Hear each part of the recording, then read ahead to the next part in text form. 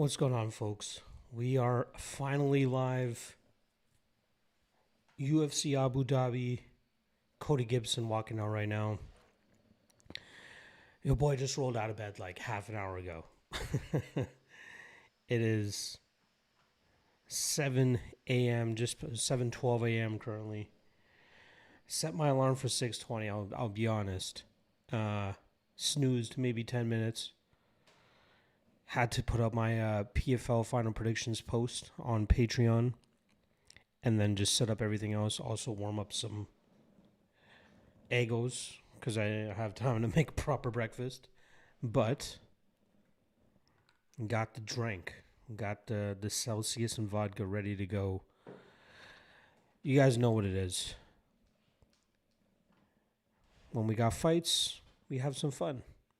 We have some drinks. See, some of you guys are in here nice and early already. Cookie Monster Trader in the chat. Critique yawning, but I'm glad you're up. My guy Bankroll King in the chat as well. Nice to see you in here. Bernav in the chat. My guy Billy Closet in the chat as well. I was looking forward to Dulatov as well. That would have been a great fight. That would have been fun as hell. All right, let me get these graphics up for you guys real quick too. First and foremost, cheers. I'm hoping that I didn't make this too strong. A little strong, but we'll a little strong, but we'll get through it. We'll push through it. We've had worse. The thing is, I don't have my shot glasses. Everything's packed up and headed to my new place. So I just eyeballed a shot of Smirnoff with a shot and a half of Celsius. It probably should have been I should have tried to eye out 2 shots of the Celsius.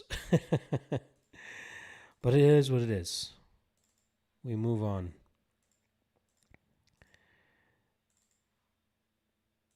All right, first fight up, Gibson and Hussein. This one should be fun. This one should be a banger.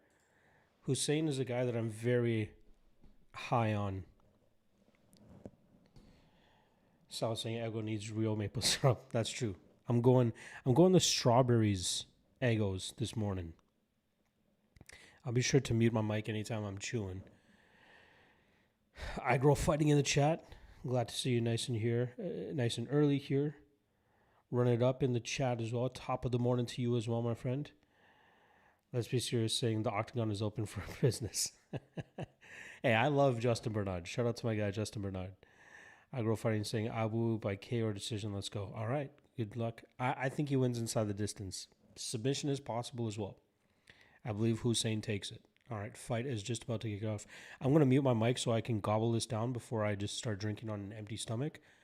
But I will react as if anything crazy happens. Round 1 has begun.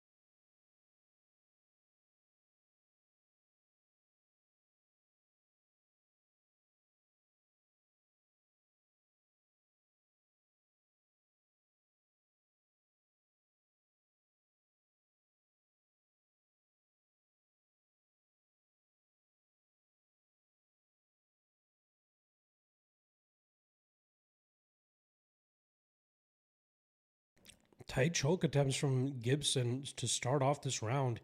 He is on the neck. Switching over to guillotine now.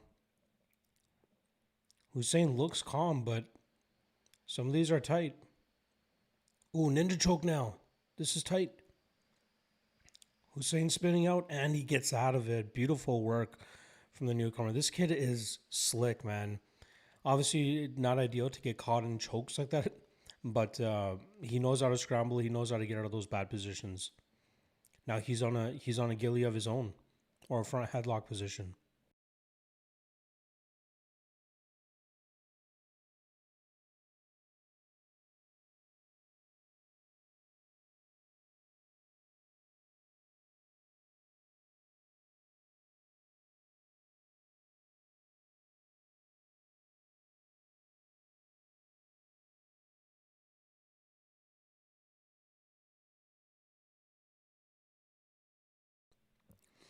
Solid front headlock position so far from Hussein here after battling out of those chokes. Goes to the back. Gibson rolling, going heel hook. I'd be surprised if Hussein falls victim to a heel hook here. Oh, possible calf slicer, and Hussein gets back to his feet. Clever work from Gibson to start off the fight, trying to utilize his size advantage here. We know he had a rough weight cut. I know he made the weight, but it was a short notice fight, rough weight cut. You got to wonder if all that squeezing has probably slowed him down a little bit quicker than he would hope to have slowed down.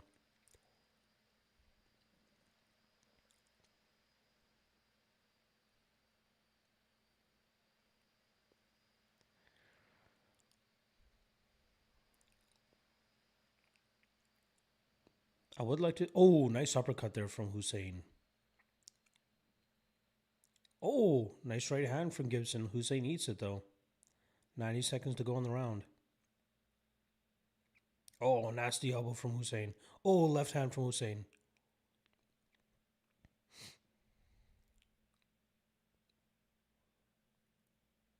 Oh, another jab from Hussein.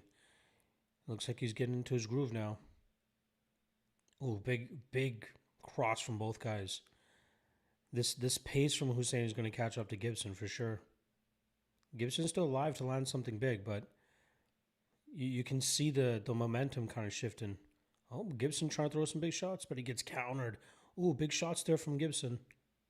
Hussein eating them. But Hussein just trying to continuously crash the pocket, make Gibson uncomfortable. Oh, nice right hook in tight. He tries throwing a knee to the head, but Gibson's too tall. Oh, big knee to the body from Gibson, but eats a 1-2 on the return.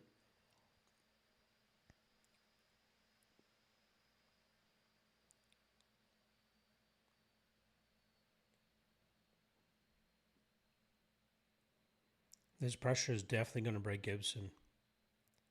Oh, big head kick from Hussein. Oh, big knee from Hussein. Gibson looking stuck in mud right now. 10 seconds to go. Oh, big elbow. Takedown attempt from Hussein to end off the round. Solid start from Gibson, but great way to battle back from Hussein, especially steal that round back.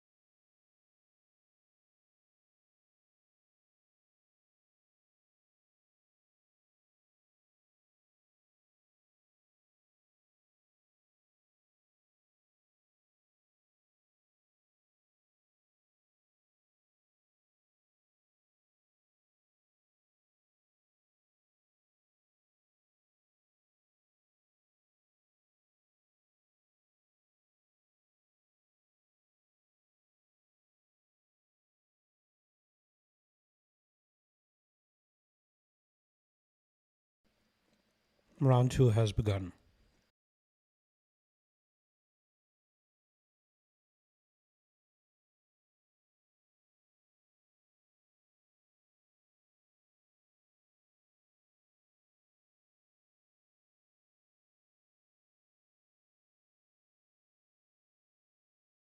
Big right hand from Hussein drops Gibson. 15 seconds into the second round.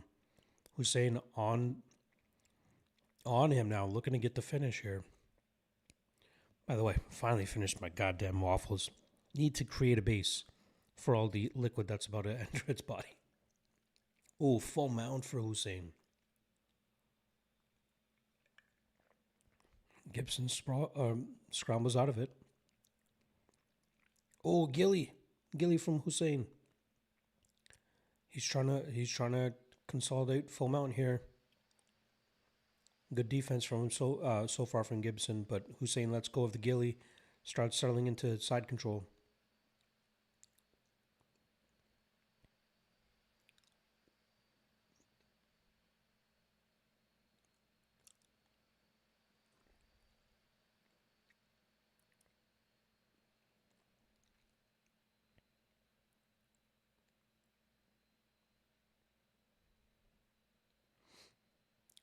Gibson just trying to roll to his belly to try to work back to his base, but Hussein doing a good job of digging the underhook to push him back onto his body. Gibson rolls, gives up his back, and he ends up in half guard now.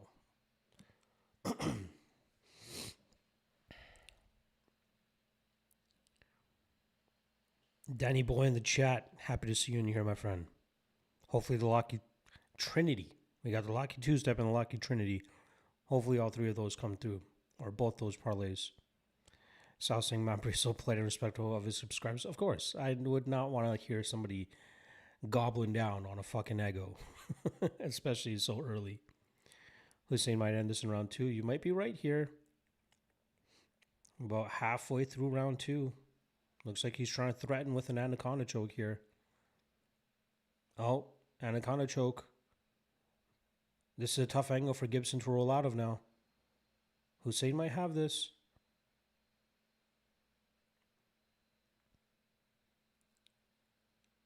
This might be over soon. Oh, Gibson did a great job in terms of getting his hips away. That prevents Hussein from creating the leverage. But Hussein still on that front headlock position. Rolling to the back now.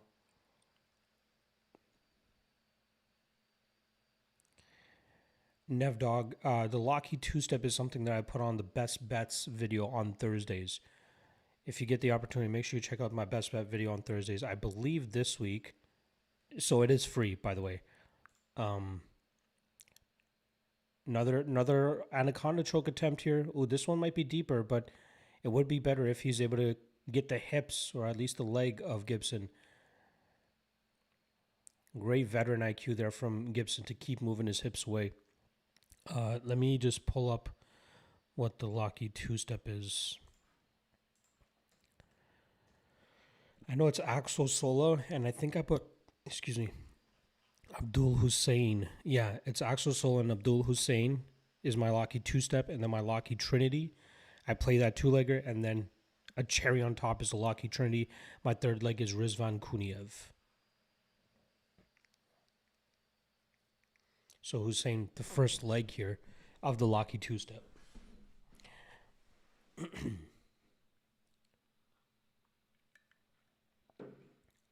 1 minute to go in the second round. Credit to Gibson for still surviving.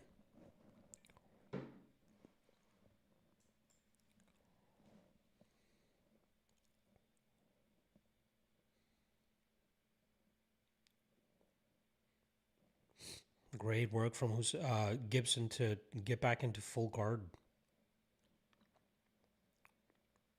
30 seconds to go in the second round.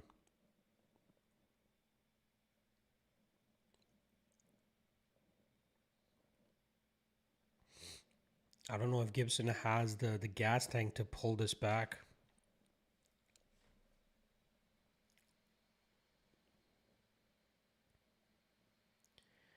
Looks like the second round is going to end with Hussein kind of just settling into half guard. Clamp down from Gibson as well. All right, let's see. Calm under the canopy in the chat. Long time no see. Oh, Gibson taking his time to get back to his feet. That guy's gassed. Nev's Dog in the chat. Happy to see you in here, man. Gibson a dog. Glad I didn't bet this one, but Gibson is gassing. Yeah, for sure. It looks like he's just dead right now. Hussein is possible to get the finish in the third here. Guillotine don't work unless you KO the guy first. More often than not, yes. More often than not, I would agree with you there. JK in the chat. JK in the chat. Let's eat. Hopefully. That's what you're saying. Almost had the sub like 3 times. Yeah. Good IQ from Gibson, though, to avoid those submissions. Nev saying, I got Sol and Kunyev 2-man. Let's cash. Let's go, brother. Happy to hear that. JK saying, I won't mind a decision. I'm hoping just for a straight-up win. So, yeah, I'm with you, whether he gets the finish or not. Volume is way too low. Let me turn this up a little bit. Let me know if that's better. Let me know if that is better, my friend. Borderline 10-8. Yeah, borderline 10-8. Also, thanks for the heads up there, Cookie Monster. Let me know if this is better. If not, I have one more notch I can turn up, but I don't want to start clipping for you guys or making it too loud.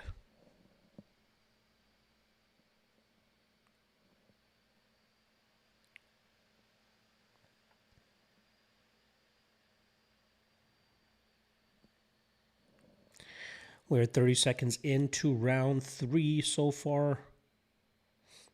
Oh, big uppercuts to the body from Gibson in the clinch. You can tell he's just trying to do his best to muster up something, man. Ooh, nice body shot. Ooh, uppercut from Hussein. Ooh, another uppercut from Hussein. Elbow. Oh, uppercut, left hook. Gibson is a dog, man. He's barely staying on this. Oh, wow. Gibson kicks the base out from Hussein, who gets a little bit overzealous. Now he's in the front headlocks position. And Hussein drags him onto his back. Bad position here for Gibson. Hussein could maybe just try to pin down that left arm with his left knee and start rolling down with some base shots.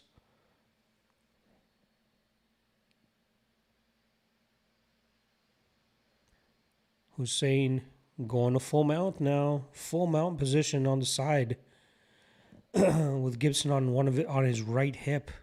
3.5 to go. Let's see if Hussein can muster up a finisher. I'm sure if he could put together a barrage of shots, he could potentially find a finish.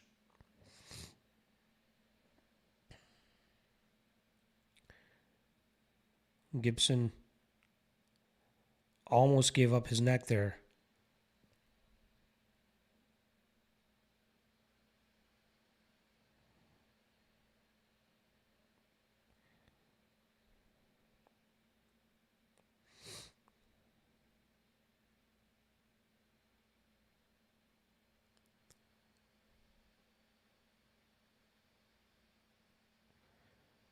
Oh, crucifix position here from Hussein. Halfway through the round. Wow, Gibson scrambles out. What a hard on Gibson to continue fighting, especially when he gets into these somewhat checkmate positions. Hussein just smothering him, though, halfway through round 3.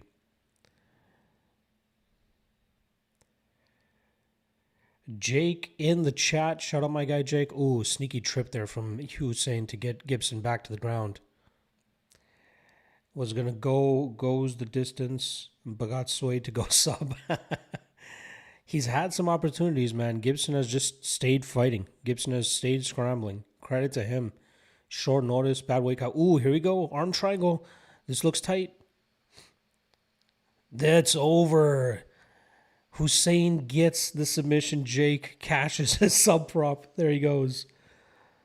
I feel for my guy who said that he had KO or decision for Hussein. Great work from Hussein to get the dub there. Freezed Ham in the chat.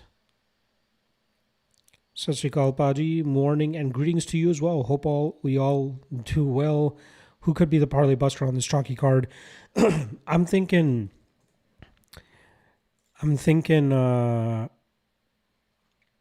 so the live dogs that I gave on the best bets video were Mike Davis, Sajid Izagakmaev, and Damian Chepetsky. So those are the guys that I think could potentially spoil things. I picked Izagakamayev. He's like I think he might be the only dog that I picked straight up. But I've picked against the other two guys. I've picked against Mike Davis. I've picked against Damian Chapetsky, but I wouldn't be mad at anybody looking to take an underdog shot on those guys. Glad to hear that it improved it, Cookie Monster. JK saying, it's weird I'm not drinking for the fights. I should have ordered some mimosas at least. Come on, my guy. You've known that this card was early.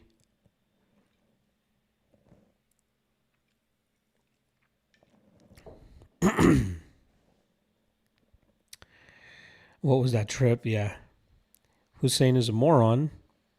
He can finish him on the feet. This fight should have been over in the second. Yeah, he probably could have overwhelmed him in the second. Sal, it's 90 degrees in Vegas. Probably hot as fuck out there, eh? Cookie Monster saying Abdul Hussein has top 10 potential. I absolutely agree. This kid is good. Although it might benefit him to go down to 125 pounds. But we'll see. You know, if it ain't broke, don't fix it kind of thing, right? We'll see how long he can stick at 135 and continue to rack up some wins. Let's be serious saying Hussein sub plus 200. I like it. I like it. But I believe we had Hussein as one of our parlay pieces. Yes. Hussein does cash as one of our parlay pieces, our official parlay pieces. But also the Locky two-step, he cashes the first leg there.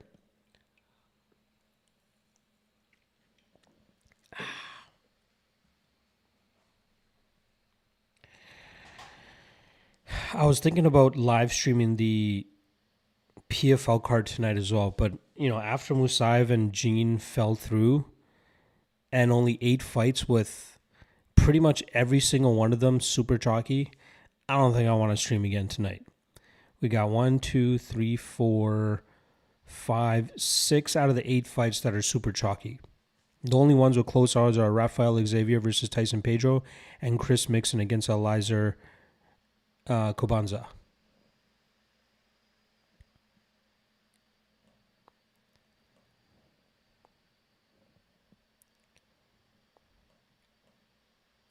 It is hilarious that both Abdul Hussein and I believe the other guy's name was Rodrigo Vera or Carlos Vera, who got passed up on the Ultimate Fighter, they get opportunities in the UFC and both win as well.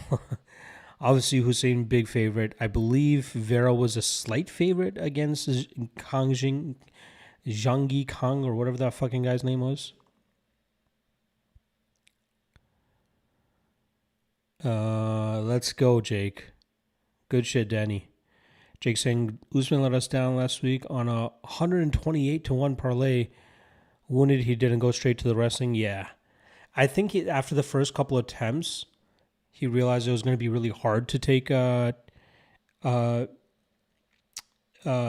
down, especially with the strength edge that DDP probably had there as well. And then he just got picked apart on the feet. Very unfortunate.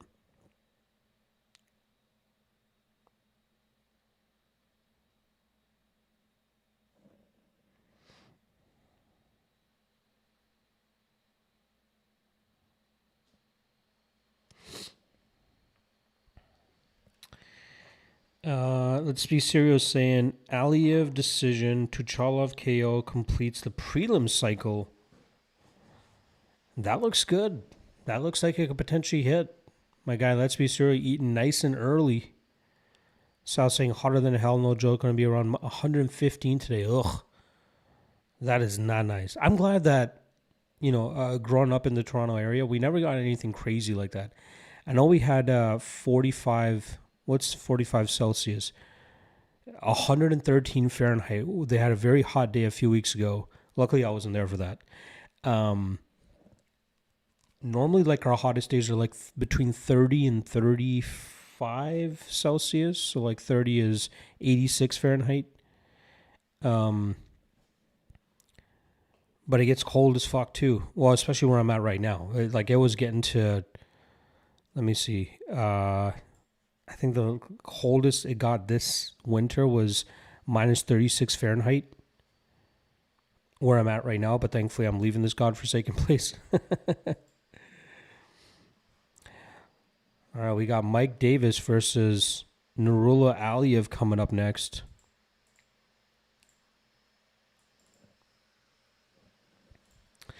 Uh, I told myself I would take Mike Davis if he hit plus 250. I think the highest I saw him get last night was plus 210. Now he's down to plus 190, mere minutes away from this fight taking place. So I did end up passing here.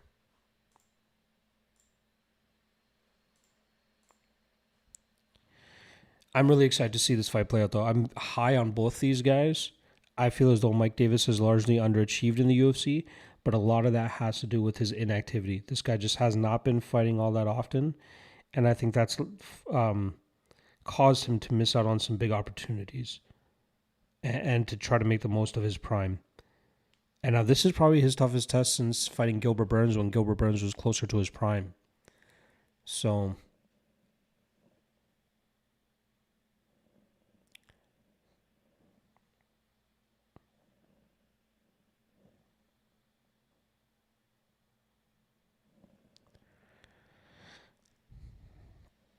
Jake saying I have the over 2.5 here. I don't hate it.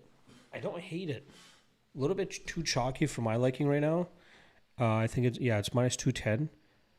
My concern is Davis is good enough to shock off the takedowns early here, and I think he has a striking edge.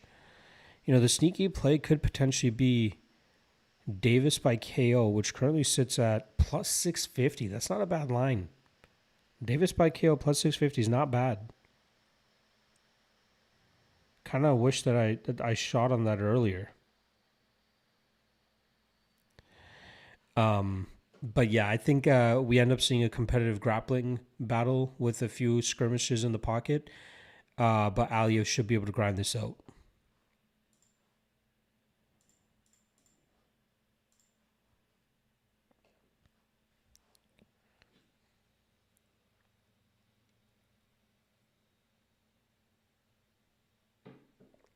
Is Davis walking out to TJ Dillashaw's walkout song? Nope, I guess not. I think it's Californication that TJ Dillashaw used to walk out to.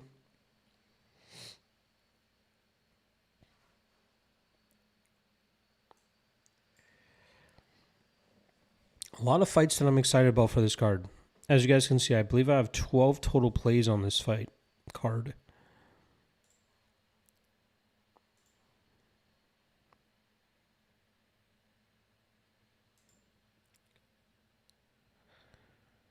This is only Nurullah Aliev's fourth fight in the UFC since earning his contract. I want to say, was it 2022 or 2023? 2022. So this is only his fourth fight since then. Marred by injuries. He had a leg injury in 2023. He did not fight in 2024. And when he fought in 2023, it was February. Returned in January 2025, fought in November 2025, and now here he is, like 8-9 months later. I'd like to see him every 6-ish months, but again, he's still very young, so there's not too much to worry about there. But I'm excited about this one. I'm really excited to see how this one kind of goes down. Minus 36 Fahrenheit. You have engine block heaters. Yeah, we do. Shout out my guy Sal. Knows what an engine block heater is. I didn't know those things existed until I moved up here, or at least when I first started visiting my in-laws. I remember coming out here the first time like 10 plus years ago, 12 years ago. I saw cars with plugs hanging out of them. I'm like, out of the hood. I'm like, what the fuck is that? Why does everybody have that? And they're like, it gets so cold, you got to plug your cars in to fucking start them out here. You got to plug it in so it heats up the engine and then you can start it. Or at least if you in a parking spot at home, you just always have the block heater on so the car is just warmed up and ready to go. It's crazy up here, man. Jake saying was going to go Davis by sub. Interesting. His sub game is not bad. I think he'd have to get to it in the first maybe round and a half if he's going to get the sub. After that, I think he might start to slow down. Danny Boy saying I took Aliev for the parlays. I don't hate it, but again, this fight's very close. My guy Nevs saying Aliev is a lock. I don't know, man. It's gonna be a close fight. Famoso in the chat saying, I've been missing your live streams, been on official business in Washington, D.C. One day I will find out who you are, Famoso. I can keep a secret, I promise. I can keep a secret. JK saying, I skipped this fight. I don't blame you, man. I just want to sit back and watch this fight and see how it kind of transpires.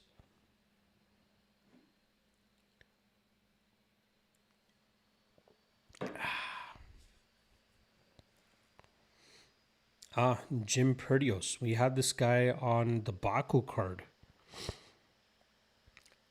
I remember there was something that he messed up on in the first fight or second fight on that card. So keep an eye on this referee. All right. Round one has begun. Davis on the pressure right away. Big takedown right away from Aliev, and he gets it. But Davis comfortable right all the way onto a knee already.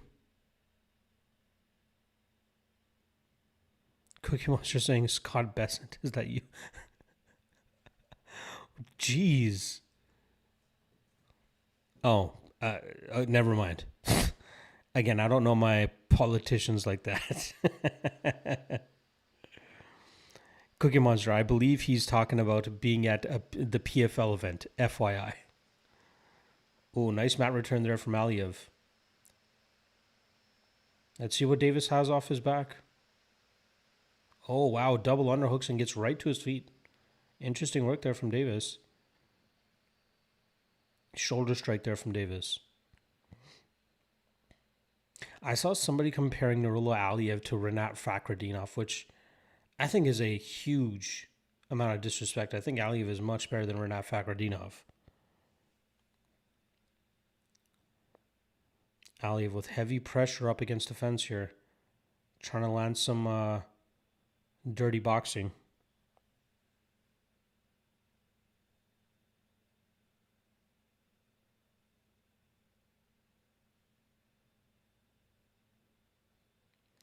A lot of cage pushing here from Aliev. 90 seconds into the round. Oh, he goes for a trip. And he fails. Now he's got his hands locked onto the butt. Gets the takedown. Drags him to the ground.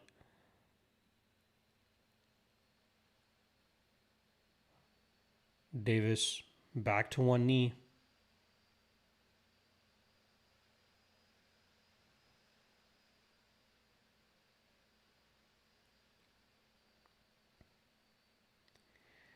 Not a whole lot of damage from Aliev. A lot of control. Davis looking like he's trying to stay composed, knowing that Aliev might start to slow down or something like that. But not a whole lot of offense from Davis. Not a whole lot of urgency either to work out of these spots. So I wonder if he's just trying to conserve his gas tank.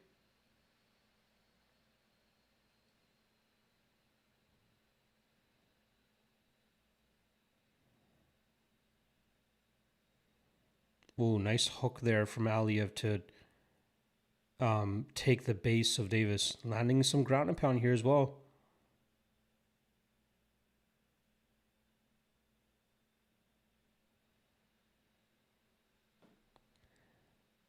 Davis doing a good job in terms of not allowing Aliev to just establish a dominant position. They're always in like a weird like transition type position. But Aliev is finding his ways to actually land some damage here. 2 minutes to go in this first round. I like the work that I'm seeing from Aliev. Again, Davis just being far too passive. Wow, Davis looks over to his corner and shrugs. Ooh, big damage there. Davis rolls back to his feet, but Aliev right back on a single, and he gets the takedown again. I think we're slowly seeing the breaking of Davis. Ooh, some nice elbows off the back from Davis there. But I believe he's just kind of conceding some of these positions now.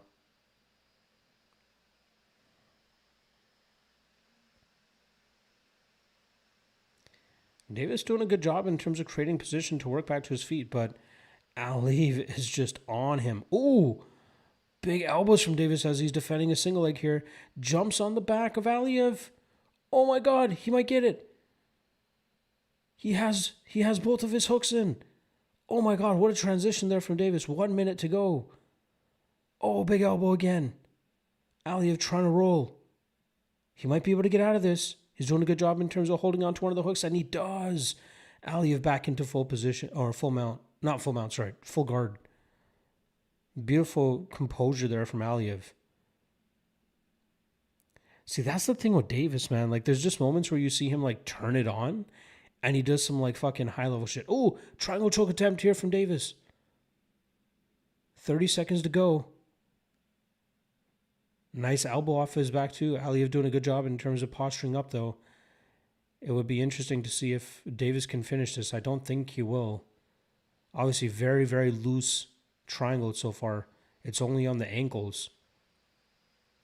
And Davis just trying to throw off his back. I don't know if that's wise here. Davis trying to readjust the triangle, but I think the lock's on the wrong side as well. Yeah. Got to give that round to Aliev. There were some, sneaky glimpses of success from Davis, but I think for the most part, we saw Aliev control that round and then some decent damage in some of those spots. Davis looking a little bit, not defeated, but he's looking a little bit down on himself. Sal saying, I was raised in Buffalo, usually only goes down to the teens in the winter, but snow is measured. I feel it wasn't unusual for snow to be on the ground in May. Yes. So again, I grew up in the Toronto area, so like roughly around the same like area. We would get snow, but like shit would melt within a day or so, right? Up here where I'm at, it fucking snowed, I believe right at the ending of November or mid-November, and that shit did not melt until May. It stayed below negatives the entire time. It was fucking brutal. Formosa saying UFC's headed to Canada later in the year. Yeah, they're going to Edmonton. Definitely not going up to Edmonton. Mike Davis is tricky. Could be a good live bet spot. Davis 3-1. I don't know, man. I think Aliev could only get stronger. All right, round 2 just begun. 10 on Aliev. I agree.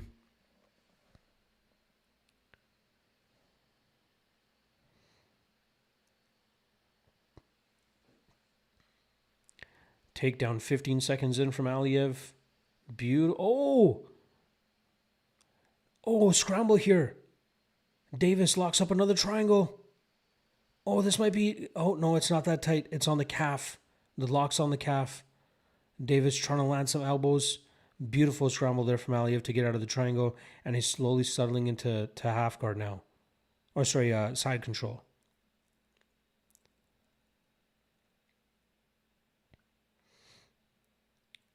Davis looks like he's just trying to stay calm, catch his breath. And Davis gets back to full guard. 1 foot on the hip. It is a half guard now, though. Aliev's ability to drive through on a takedown and then complete it is impressive, but that transition there at the end from Davis to reverse was interesting as well. Davis had a couple decent moments in the first round, but Aliev doesn't seem to be slowing down. I agree. I fully agree with you there. A lot of triangle attempts here from Davis, and some of them were close, but Aliev getting a little bit more wise to it.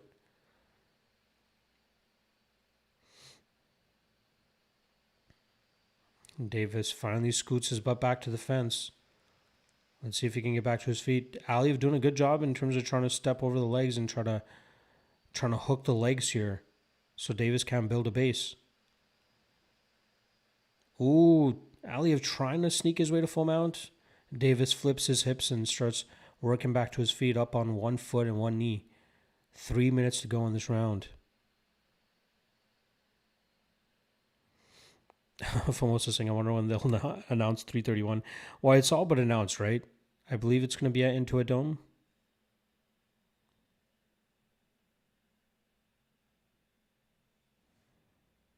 Oh, nice ground and pound. Oh, fence and pound? Doesn't have the same ring to it, but you guys know what I mean. Oh, some good shots here. Possible couple shots to the back of the head from Aliev. Aliev letting go with some decent ground and pound halfway through round 2 here. Davis just looks stuck on his back, man. I'm glad I didn't end up shooting on Davis as he gets back to his feet and lands a decent knee. Davis trying to let it go with his hands now, but Aliev landing some good shots. Davis trying to move forward. Let's see if Davis can build some momentum here with 2 minutes left in the second round. I don't know if Aliyev might be slowing down a little bit, but he might be just trying to catch his breath too. Good body kick there from Davis. Nice left hand from Aliyev. It's like a battle for who's going to be able to move first here. Ooh, nice combination there from Aliyev. Allows him to get into the clinch. Gets in on a single leg. Davis defending well so far.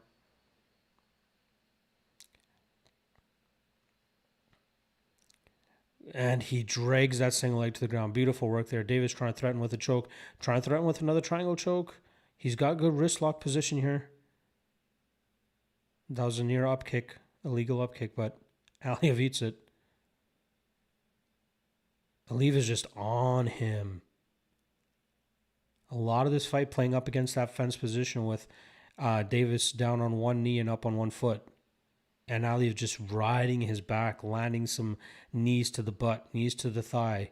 Landed some good shots with his hands too in a few exchanges.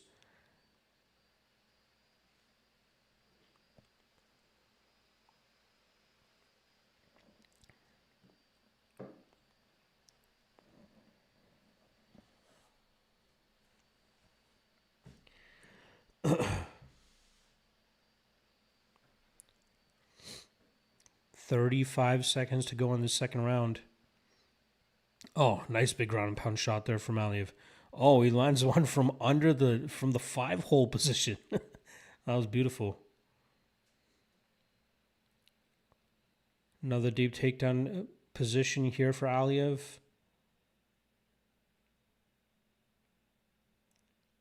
$15 seconds to go. Looking like another Aliyev round here.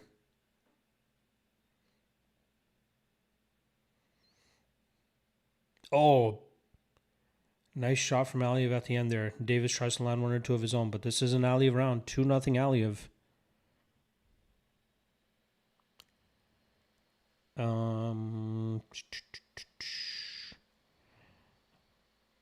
Famoso saying, Crypto Arena. I've already been assigned.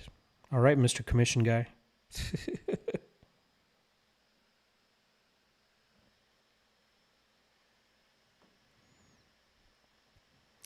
Yeah, I knew it was somewhere in Cali. Like I was supposed to be in like LA or something, right? Which again, I'm confused by. Like you got the Sacramento card coming up in August, and then you're doing one in LA. Why does California get to be so spoiled with events so quick back to back like that?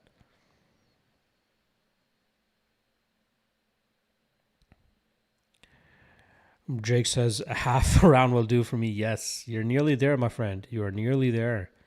Let's see if Davis can find some openings. Yeah, he's got to let it go here. And it looks like he knows after talking to his corner. This should be an interesting round. Might be a little bit of a sweat for Jake to get his over 2.5. Round 3 has begun.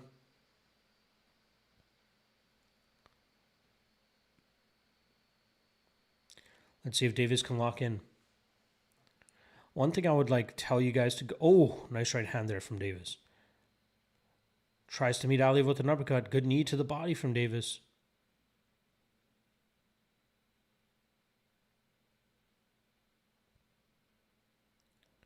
Nice calf kick there from Davis.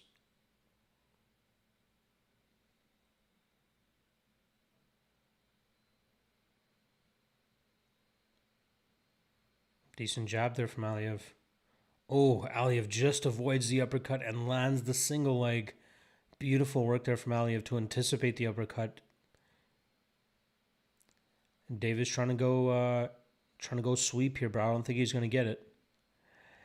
I was going to say, go check out Davis against Mitch Ramirez and then watch from the last 2 minutes of round 2. I believe it was round 2. Yeah, last 2 minutes of round 2. You see him like visibly lock in, and a minute later he gets the finish. Like he just has those moments where you can like kind of see like his body just goes through something, and he just locks the fuck in and starts going at it. And you know, I thought we saw him do that a few times in the first round with a couple of his submission attempts. But like then there's just these large lulls of kind of accepting, allowing his opponent to dictate the pace. His fight against Mason Jones was crazy back in the Apex. I wouldn't mind seeing those guys run it back either. MMA Junkie gave Davis round 1. Wow, that's crazy. Yeah, Nevs, you're right. That's crazy. Aliev's definitely up 2-0.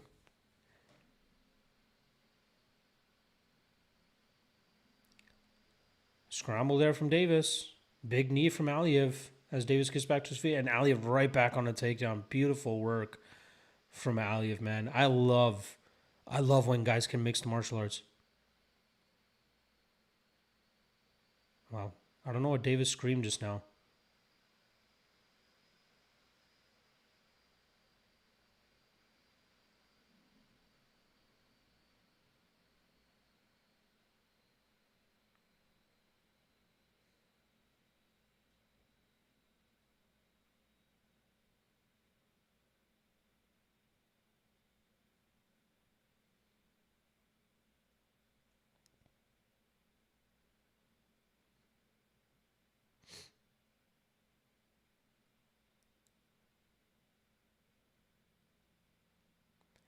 Two minutes to go. Yeah, Aliev is relentless for sure. I like that he's trying to land damage too, though. He's not just laying and praying. Like, yeah, there are a few moments where he's just trying to catch his breath, but he lands some decent damage.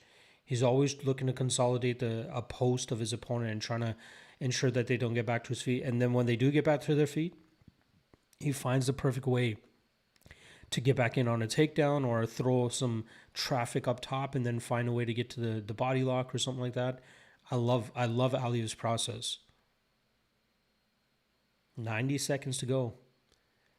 Aliev once again right in the back here. Famosa saying California back to Zuffa boxing and amending the Ali Act.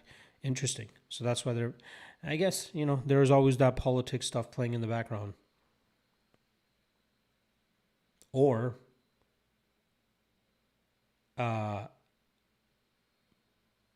places just pay for the UFC to come, right? Like, doesn't New Jersey have a deal with them? Perth, Australia had a deal with them. Vic Patel saying, fuck Narula, what the fuck he doing? Only hugging? He's doing his game. I don't know if you bet Narula by finish or something like that, but this is what Narula does, man. Beautiful scramble there from Davis, and Aliev just sticking to him like glue. I love it. By the way, the harsh lighting there is very weird to me. That's not something we often see in the UFC. 25 seconds to go with Davis walking Aliev down, and Aliev gets right back into a takedown attempt, falls to his back. Davis has got to let go with some ground and pound here. Great work from Aliev here to just try to eat some clock off his back.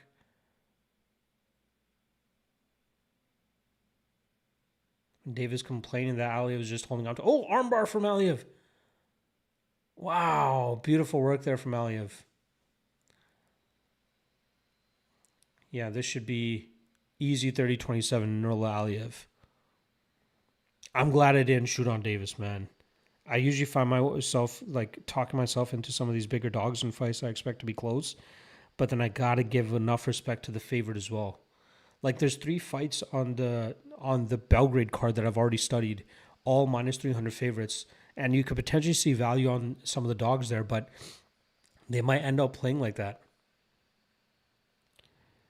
Matthew saying Aliev stuck to the script. Yep, Aliev by decision.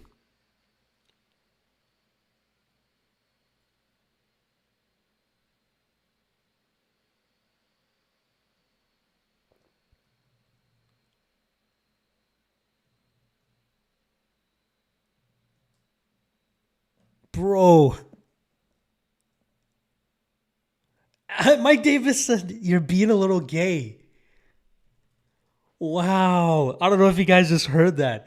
So it's in between right now. Mike Davis and Aliev are talking in the middle of the cage. He goes, oh, you're good. You're good. And then Mike Davis is like, look, I'm not tired. I'm not tired. He goes, you're being a little gay. Be a fighter. You're being a little gay. That's definitely going to get clipped, and you're going to see it on social media very shortly. People are going to scorch Mike Davis for saying that. He said, you're being a little gay. You got to be a fighter. I'm sure that's going to be on social media in the next few minutes. Wow. Davis has got to know he's on a hot mic for saying something like that. I get what he's saying, but we know in this day and age, people are going to take that out of context and run with it. Let's see the scorecards.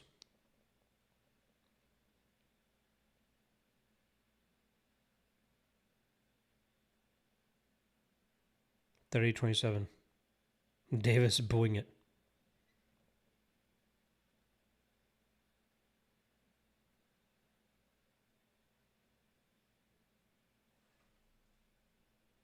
I'm gonna just rewind that. I want to hear that entire interaction.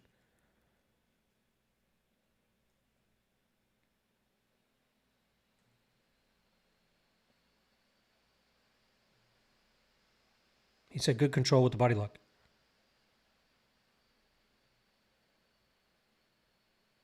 He's like, I'm not tired. He said, it's gay. It's gay. Be a fighter. You're being a little gay. Be a fighter. Oh, hilarious. Absolutely hilarious. Wow.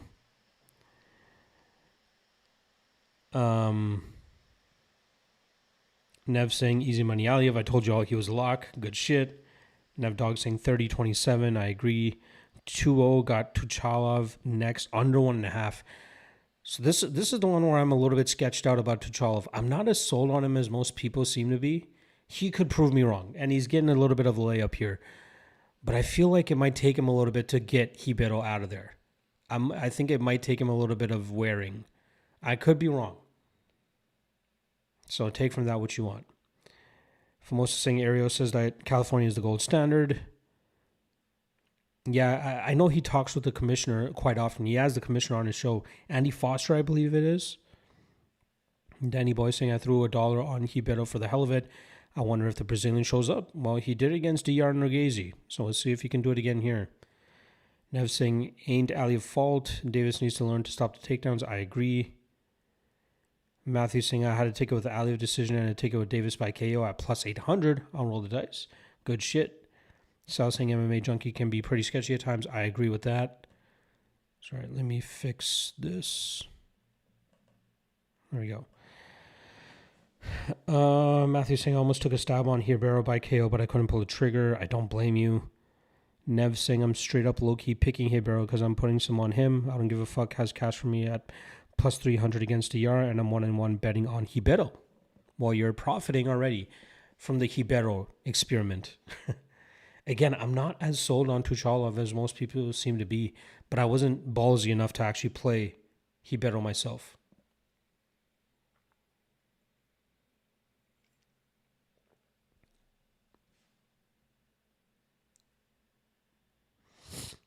Let's be serious. Saying Aliyev decision plus 100, unanimous plus 125.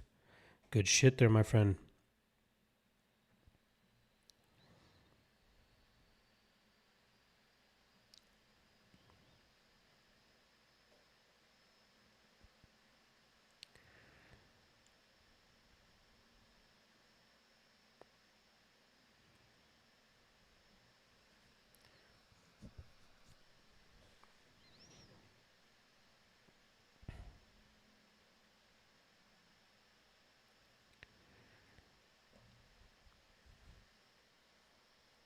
One leg closer to the cycle. You're right. What is it? You got Tuchalov by KO, right? That's not a bad way to start a fight card. Cash in a cycle on the first 3 fights? Yeesh. My guy, let's be serial. Locked in if Tuchalov can go out there and get the knockout here for him.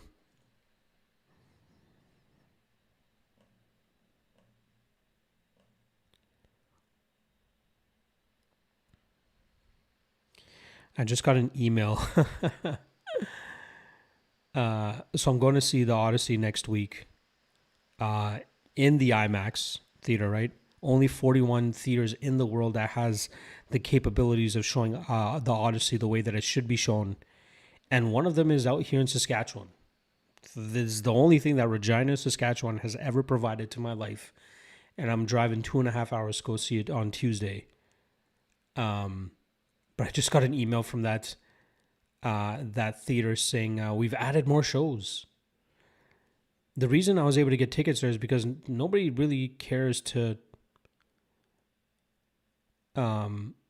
nobody cares to go to Regina to watch it.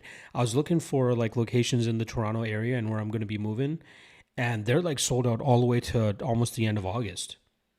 At least the good seats, right? You don't want to be in the first 2 or 3 rows watching fucking IMAX. So I'm glad that I secured a ticket for next week before I head back. I'm a big cinephile, by the way, guys. I am the guy that drives 2.5 hours to see a movie the way that it's supposed to be shown. Matthew's saying, I sat out a lot of these fights between limited experience and chalky odds. I decided not to push it. Sometimes that's the way to go, Matt. Sometimes that is the way to go. Sexy Milkman in the chat. What's going on? How heavy should I go on Sola? Again, I will never recommend betting more than you can afford to lose. To me, I stick by the unit system. To me, the unit system is 1%. 1 unit is 1% of your bankroll. And that is your affordable bankroll that you can afford to lose. And to me, my lock of the night play is always 5 units. Thus, I have 5 units. I have 5 units on Axel Sola as my lock of the night play. Sexy Milkman saying, it was fire. I'm assuming he's talking about the Odyssey. I cannot wait. I cannot fucking wait. I've been doing my best to avoid, like, we already know the story. That's without a doubt. But I've been doing my best to avoid, like, clips and all the shit. Carl Mudslap in the chat, or Carrie Mudslap? Carl Mudslap. Shaking in my boots right now. Just locked in a $1 bet on Tuchalov winning in second round. Yeah, those first 5 minutes are going to be tough. They're going to be tough. You must have gotten a decent enough number on that KO, or at least that second round prop.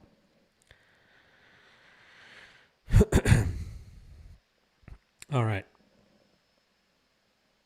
I do have a bet on this fight. I do not feel the greatest about it, but the odds were too good to pass up, especially considering what I believe of Tuchalov. Let's see. By the way, I am doing my best to just control my voice to a certain extent. So I apologize if it sounds very mundane and non-enthusiastic, but my wife is sleeping in the other room. She should be up in the next hour or so anyway. So for now, I'm going to try to keep it as reeled in as I can, especially with the amount of vodka that I've been consuming this morning. All right, round 1. And again, I always hide the chat so you guys don't spoil shit for me because sometimes you guys are ahead of me. Round 1 has begun. I'll always look at the chat between rounds or once a fight ends.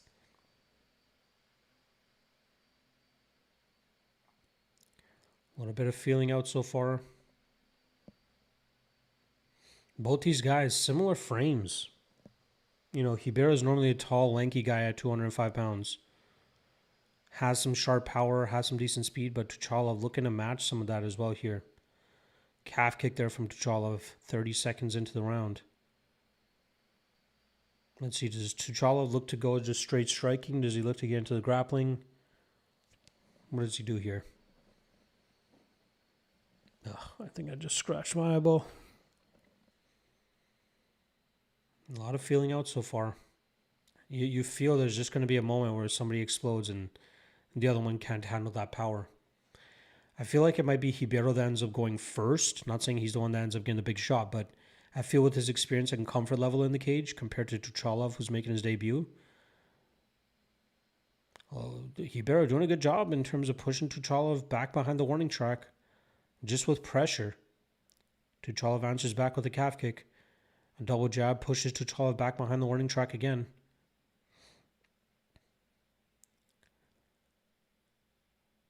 Hibera doing a good job with just pressure here. Tuchalov maybe just trying to, shake off the UFC jitters 90 seconds into this. This guy's a minus 850 favorite, by the way. Timur Valiyev, the coach of Tuchalov. Nice leg kick there again from Tuchalov. Also, if you guys remember, Valiyev, more of a striking Russian than a grappling Russian. Tuchalov on the pressure now. Excuse me. Now they're back in the center. 2 minutes down. Again, I think both guys are kind of hesitant to pull the trigger here. Level change feint there from Tuchalov. The booing from the crowd will certainly get these guys going. 1-2 from Ribeiro, just misses. Oh, big right hand there from Ribeiro. Calf kick from Ribeiro. We are halfway through round 1. Tuchalov finally getting some pressure back of his own. I love watching, like, again, I know it's kind of boring because they're not throwing a lot of volume, but I love seeing like the changes in pressure of who's able to kind of be on the front foot, what they're doing to try to get the respect, whether it's feints or just moving forward. Hey, Barrows, yeah, Senko literally just said it before I said it. Ribeiro has a lot of Tuchalov's respect. Hence why Tuchalov's not really throwing hands. Ooh, big exchange there. Both guys mostly missed, though. With not a lot of damage landed in this round, you got to start scoring on octagon control, right? And right now, for the most part, it looks like Ribeiro. He's landed a couple good jabs there. Ooh, good leg kick there from Ribeiro.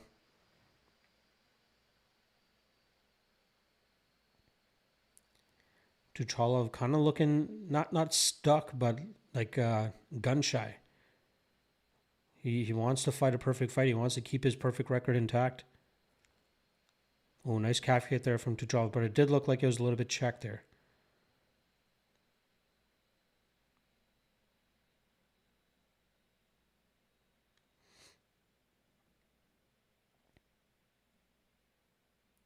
Oh, big right hand there from Ribeiro. Another kick there from Ribeiro. Ribeiro benefiting from the fact that Tuchalov looks really gun shy. Maybe UFC jitters, whatever it is.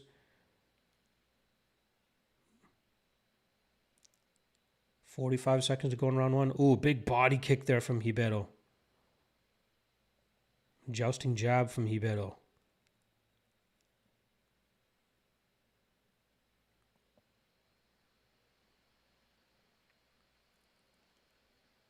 Oof. Tuchalov missing a lot on his shots.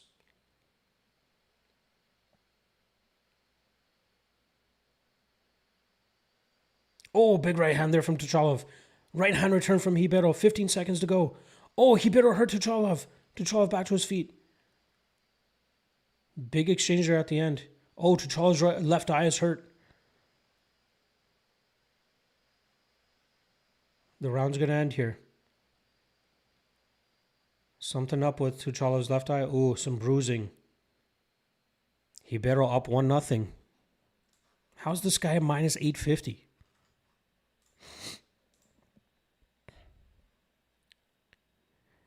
Nev saying Ribeiro upset incoming. It's looking like it, my friend.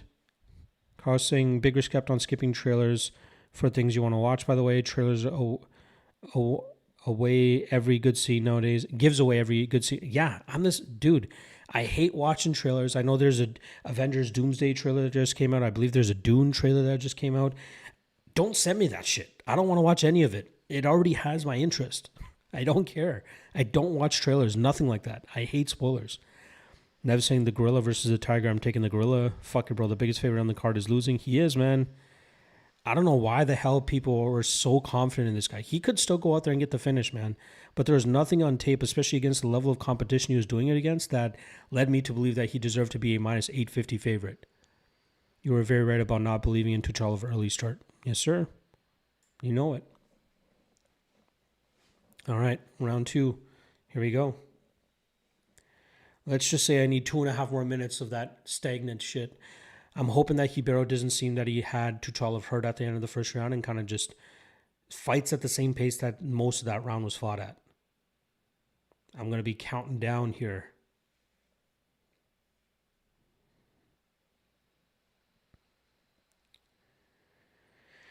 Ribeiro back on the pressure to start the round. All right, 30 seconds down. 2 minutes.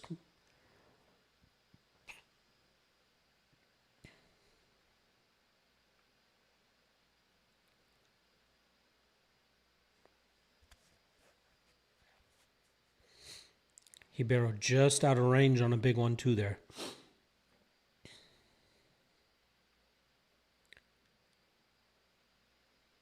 It looks like Tuchalov's like, I don't want to say breaking, but like questioning himself. He landed some good kicks there, and one to the body, one to the calf. Hibero answers back with a few kicks of his own and a jab. Wow, Hibero 53% after starting the fight at 13%.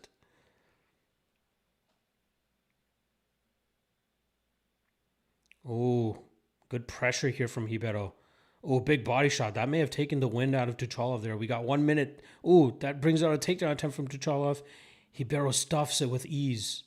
Oh, this might be the beginning of the end for Tuchalov. I think that was like a desperation takedown. That was if Hibero works the body a little bit more, he might be able to get him out of there. I hope that Tuchalov can survive 45 more seconds though. Shout out to everybody that took Hibero.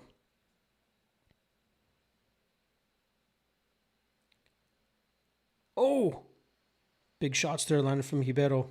30 seconds to go for this over. Come on. Win or lose at this point on this over 2.5 or over 1.5 at plus 200.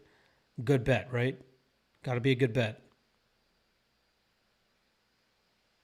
15 seconds. Come on, Tuchalov. Do not fucking get caught. 10. Let's count down. 9, 8, 7, 6, 5, 4, 3, 2. Let's go. Cast the over. Over 1.5 plus 200. And now Hibero really on the kill.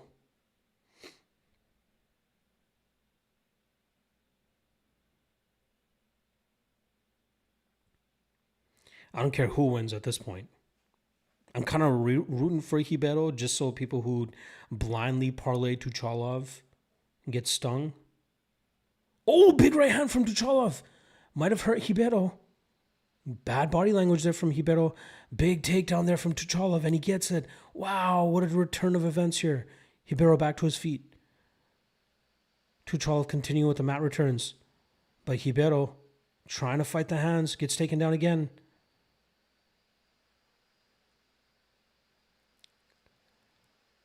Solid defense from so far from Hibero. One hook in from Tuchalov. Oh, threatening with the rear naked. Good work there from Hibero to collect the arm. And he turns back into him. Oh, eye poke. Eye poke from Tuchalov.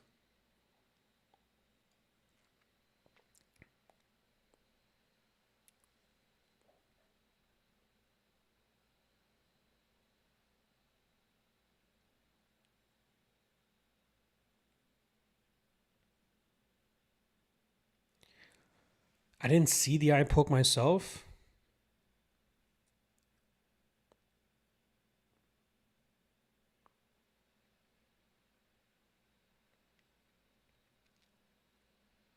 Oh yeah, definitely got a thumb in the eye. All right, return to action. 1:15 to go in this second round. Let's see if Tuchalov can build off that momentum that he got. That was a big shot he was able to land. Let's see if he starts trusting his power a little bit more. But Hibero right back on the gas. 1-2 down the pipe.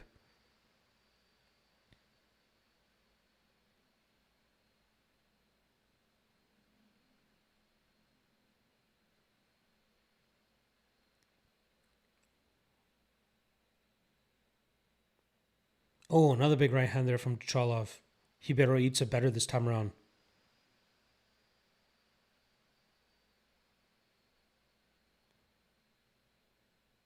Tuchalov doing a better job in terms of walking Hibero down. Right hand from Tuchalov catches the shoulder of Hibero. 30 seconds to go. Tuchalov building momentum here.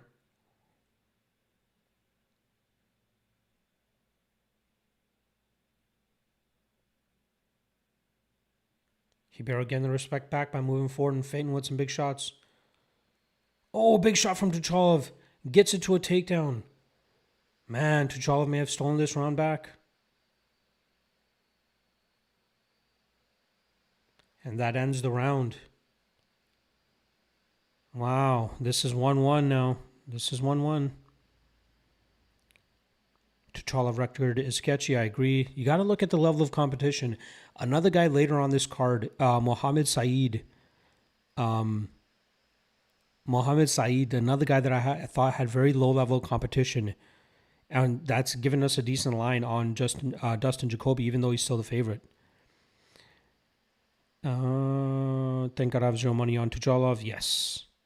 Laying $850 on it is why you don't bet the rent money. Exactly. Is there anybody going to watch Super Trooper 3? I haven't seen the first two, so I got to get around to that. I doubt I'll watch it in theaters, though. Ryan Connor saying, I can't believe it. I love bet Hibero at minus 115, but I kind of need Tucholov to win, not going to lie. It is 1-1. Tucholov showing signs of life in this round. Yep. Yeah, Neves is right here. Tucholov trash. I don't give a fuck. Minus 950 yet. Definitely not worth minus 950. He might still end up winning this, though. Again, momentum kind of in his favor here.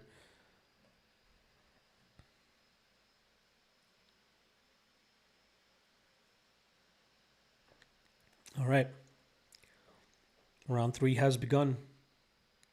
Let's see who can snatch the momentum in this. Again, momentum at the ending of round 1 definitely had Tucholov, but I wouldn't count Hibero out at all. Wow, Tucholov back up to 74%. Man, the swings in odds on these live odds is crazy.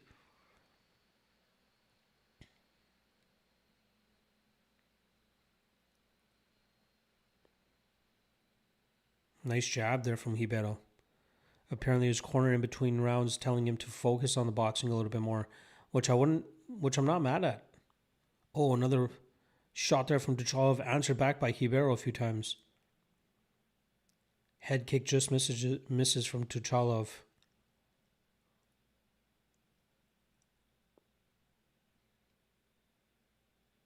Tucholov looks a little bit more comfortable and confident than he did earlier.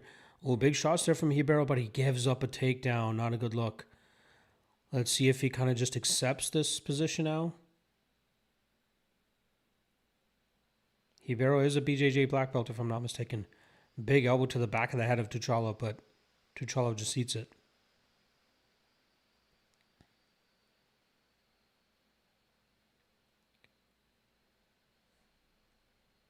Tucholov allows Hibero back to his feet with 3.5 minutes to go.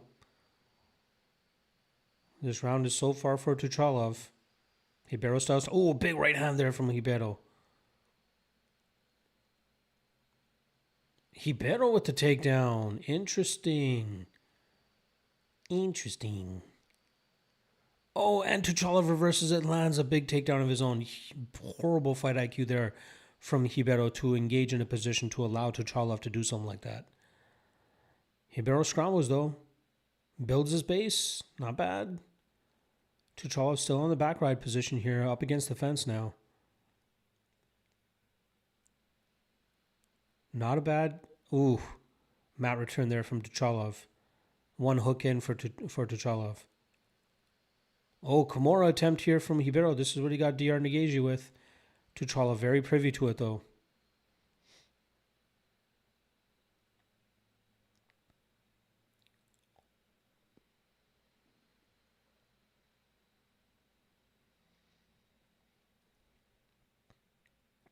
Not a good position for Hibero to be in. I gotta be honest. I feel bad for anybody that has Hibero. This is a fight that he could have won.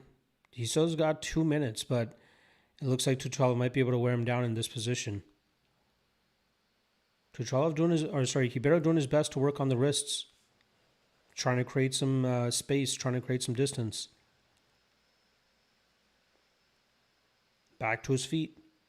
But Tucholov just on him, on that back ride position, when he sweeps out one of the legs.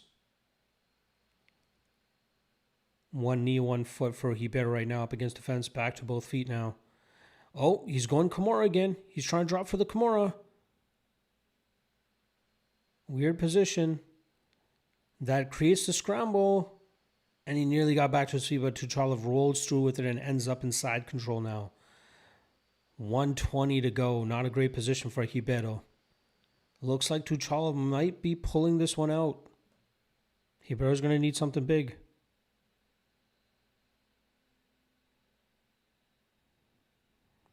Ryan O'Connor saying, I made a fade bet for $50. If Hibero wins, it's a $350 payout. Damn. It's not looking too good. Tracy Wilson saying Tucholov wins this decision. It's looking like it. It looks like he won round 2. It looks like he's winning round 3. Tucholov can stall the round out here if he wants. Yeah, I agree.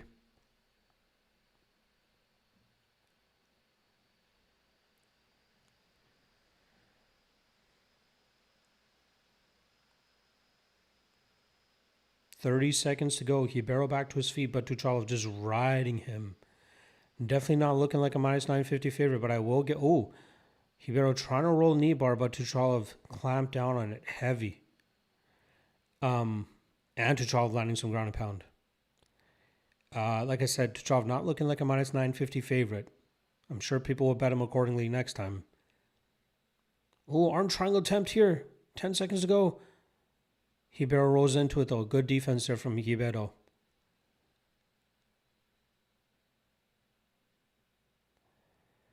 And the round ends with Tucholov in top position.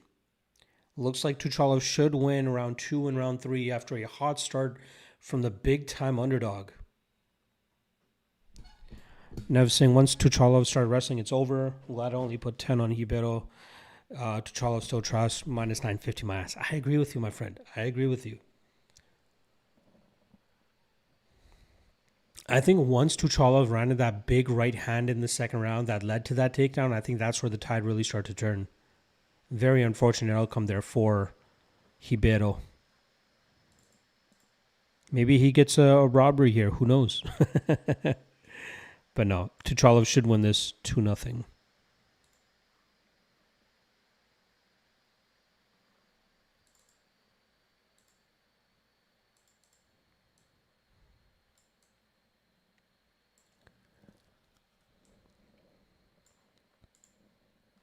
I think Axel Sola is up next, if I'm not mistaken.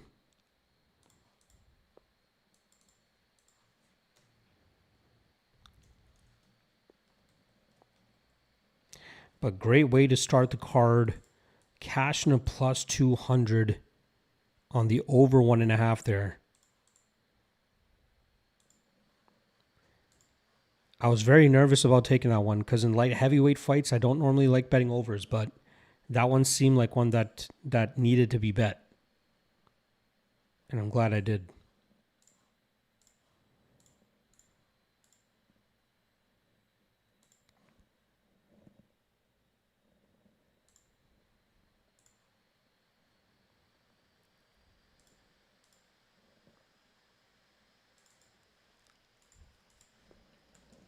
All right, let's see this. Oh, Brendan Hibero taking the gloves off.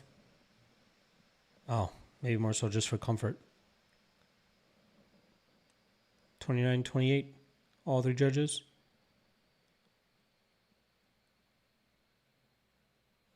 And Tucholov gets it done. And he actually gets an interview.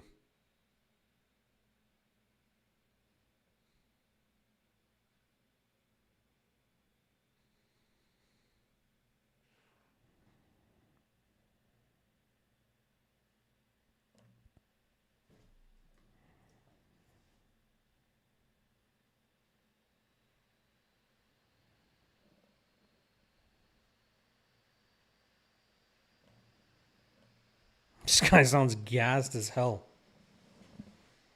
Can barely talk.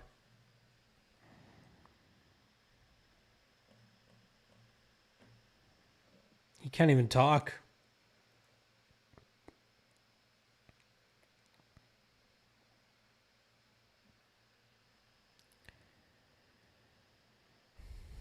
Nev saying Hibero retiring. I don't know if he was retiring. I think he just kind of took it off out of frustration.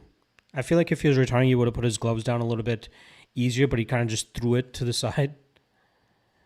What's your pick on Solo when it comes to method at round? I'm thinking round 2 or 3 KO. But the only spot that I actually have is Solo money line. Danny Boy saying next fight for Hibero, I'm taking going the distance. He's pretty durable. There's some fights where he's durable, but his last 3 fights he lost in the first round. So it's really matchup dependent. Jake says I got Solo next on the parlay. Hope he wins straight up. Comment to the academy saying Tucholov is mid. I was trying to tell you guys. Nev saying Danny, hell no, bro. Tucholov is just trash. Hibero is just super chinny. Yes, I agree with that assessment. Sao saying Solo versus Timur Bonfim brother next. Yes, it is. Let's go Solo. I agree. Carl saying, I think if Tucholov wouldn't have been so timid, he could have found the finish with the ease during the second. Maybe, but that's when he really started to turn it around. You know, I'm willing to give him a pass there just because of it being his UFC debut, but let's see how he looks next time out. Awan saying, did Tucholov win all 3 rounds? No. I thought he lost the first round. It was 29-28 on all 3 scorecards. Ryan saying, what's the pick for the next fight? I went with Ishmael. I'm on Axel Sola. And as you can see on the graphic there, he is my lock of the night play as well. So good luck to you as well, my friend. Nev saying, you guys remember when Bonfim ate a head kick, survived, and then quit on the stool? Yes. Yeah, I actually bet him that night. I think it was the Nazim Sadikov fight, right? Matt just finding out now that Dulatov is out. Yes, Dulatov is out with medical issues. I believe he fell ill this morning.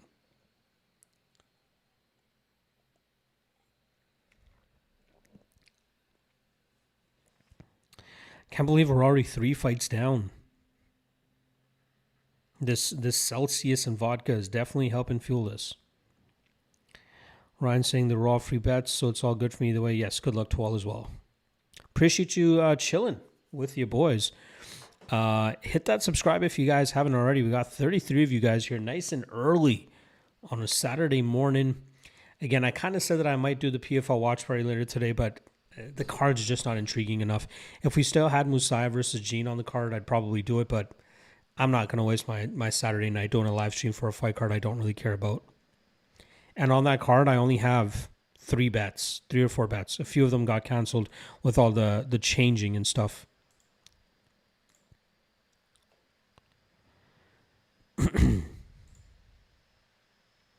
Ryan saying Axel Sola is the only French fighter I like.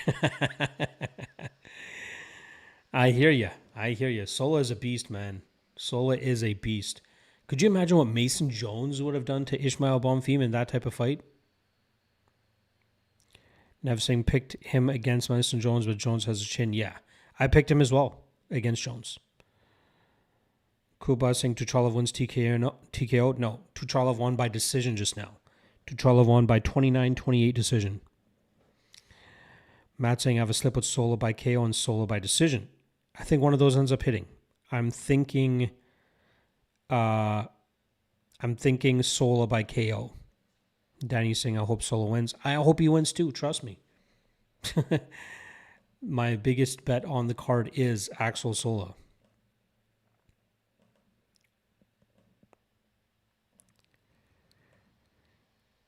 My guy Gavi P in the chat. Happy to see you here nice and early. Every fight is going to decision now. Yeah. Is that all 3 fights? Yeah, no, Hussein submitted Gibson in round 3, and then the last 2 were by decision.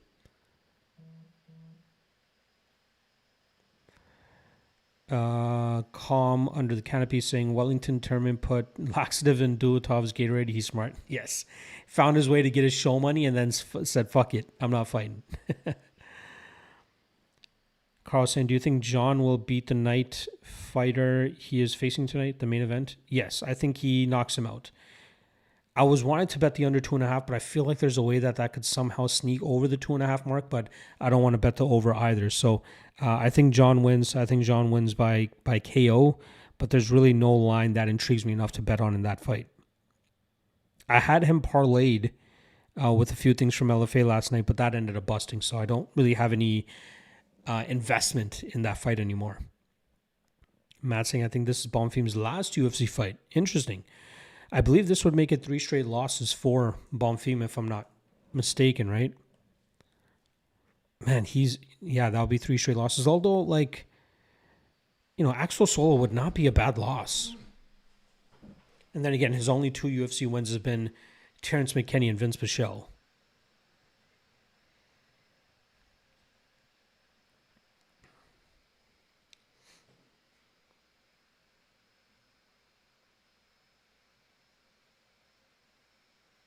Wow, the fact that DC is questioning whether the gash on the cheek of Sola is from his last night, is from his last fight, is insane. You should know that without a doubt. That was the most prominent thing to happen in that Mason Jones fight, other than all the other blood. You know where the blood came from? That cut, DC. Why the fuck are you asking? You should know that. You should be stating it as a fact. Come on, DC.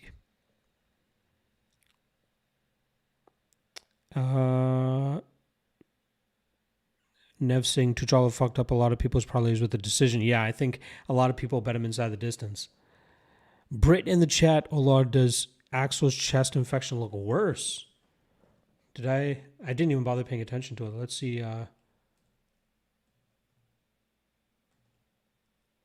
don't think it looks worse. I think it looks the same.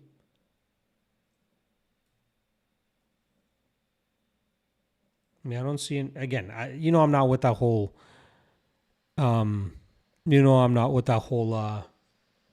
staff allegations here. Never saying Solomon Line is the best bet. Yes, I hope it comes through. Brit saying Axel's chest looks even ashier than the weigh-in. I don't think it does. I think it kind of looks the same. And again, we always know he has, look at his IG page. This guy constantly has scarring on his chest. Never saying DC is a fucking dumbass. Yeah. I want to like the guy. I like his jovial and cheerful, jolly attitude and what he brings to the commentary booth. And some of his technical work is fine. But then he says dumb shit like that. Come on.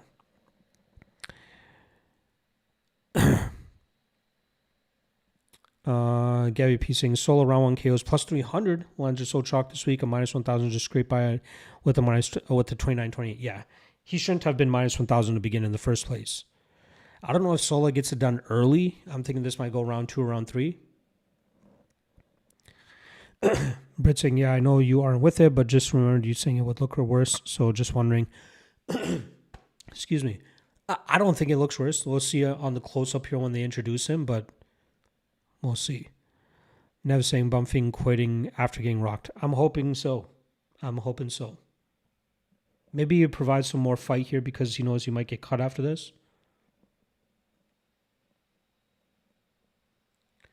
All right, let's see Solo's chest. Let's see the staph infection people are talking about.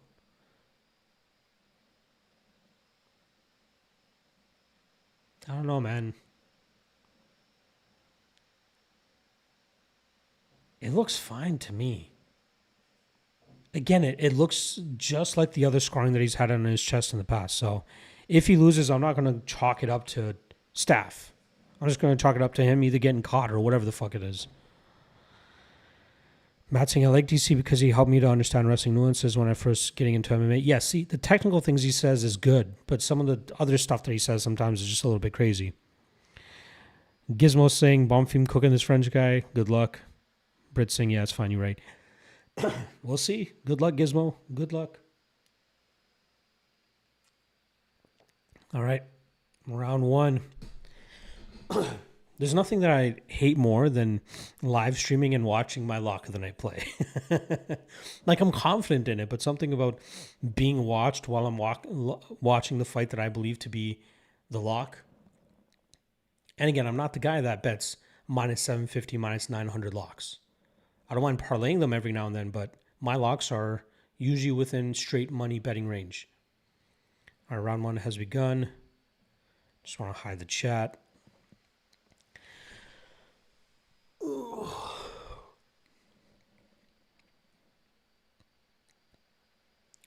Let's see how Bonfim tries to close the distance. He's at a pretty big size disadvantage. He's going to have to throw a lot of those big hooks and blitz attacks, but that could walk him into something big too. Sneaky trip there from Bonfim. Looks like grappling could be his path to victory here. But Soul is going to be a big guy to try to control and hold down.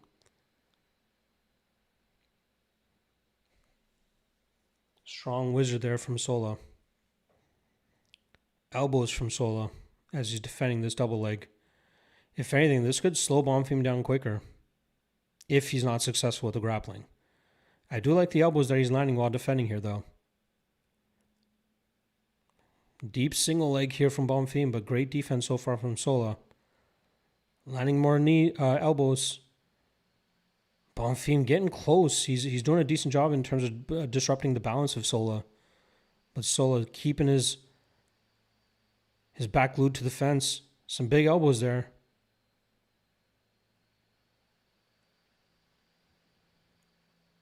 Bonfim trying to collect his arms behind the butt of Sola. But Sola providing good base here. A wide base.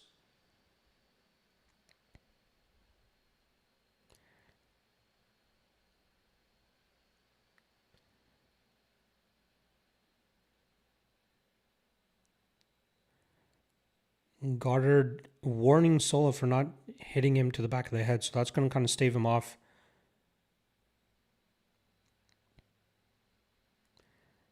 Deeper single leg here from Bonfim.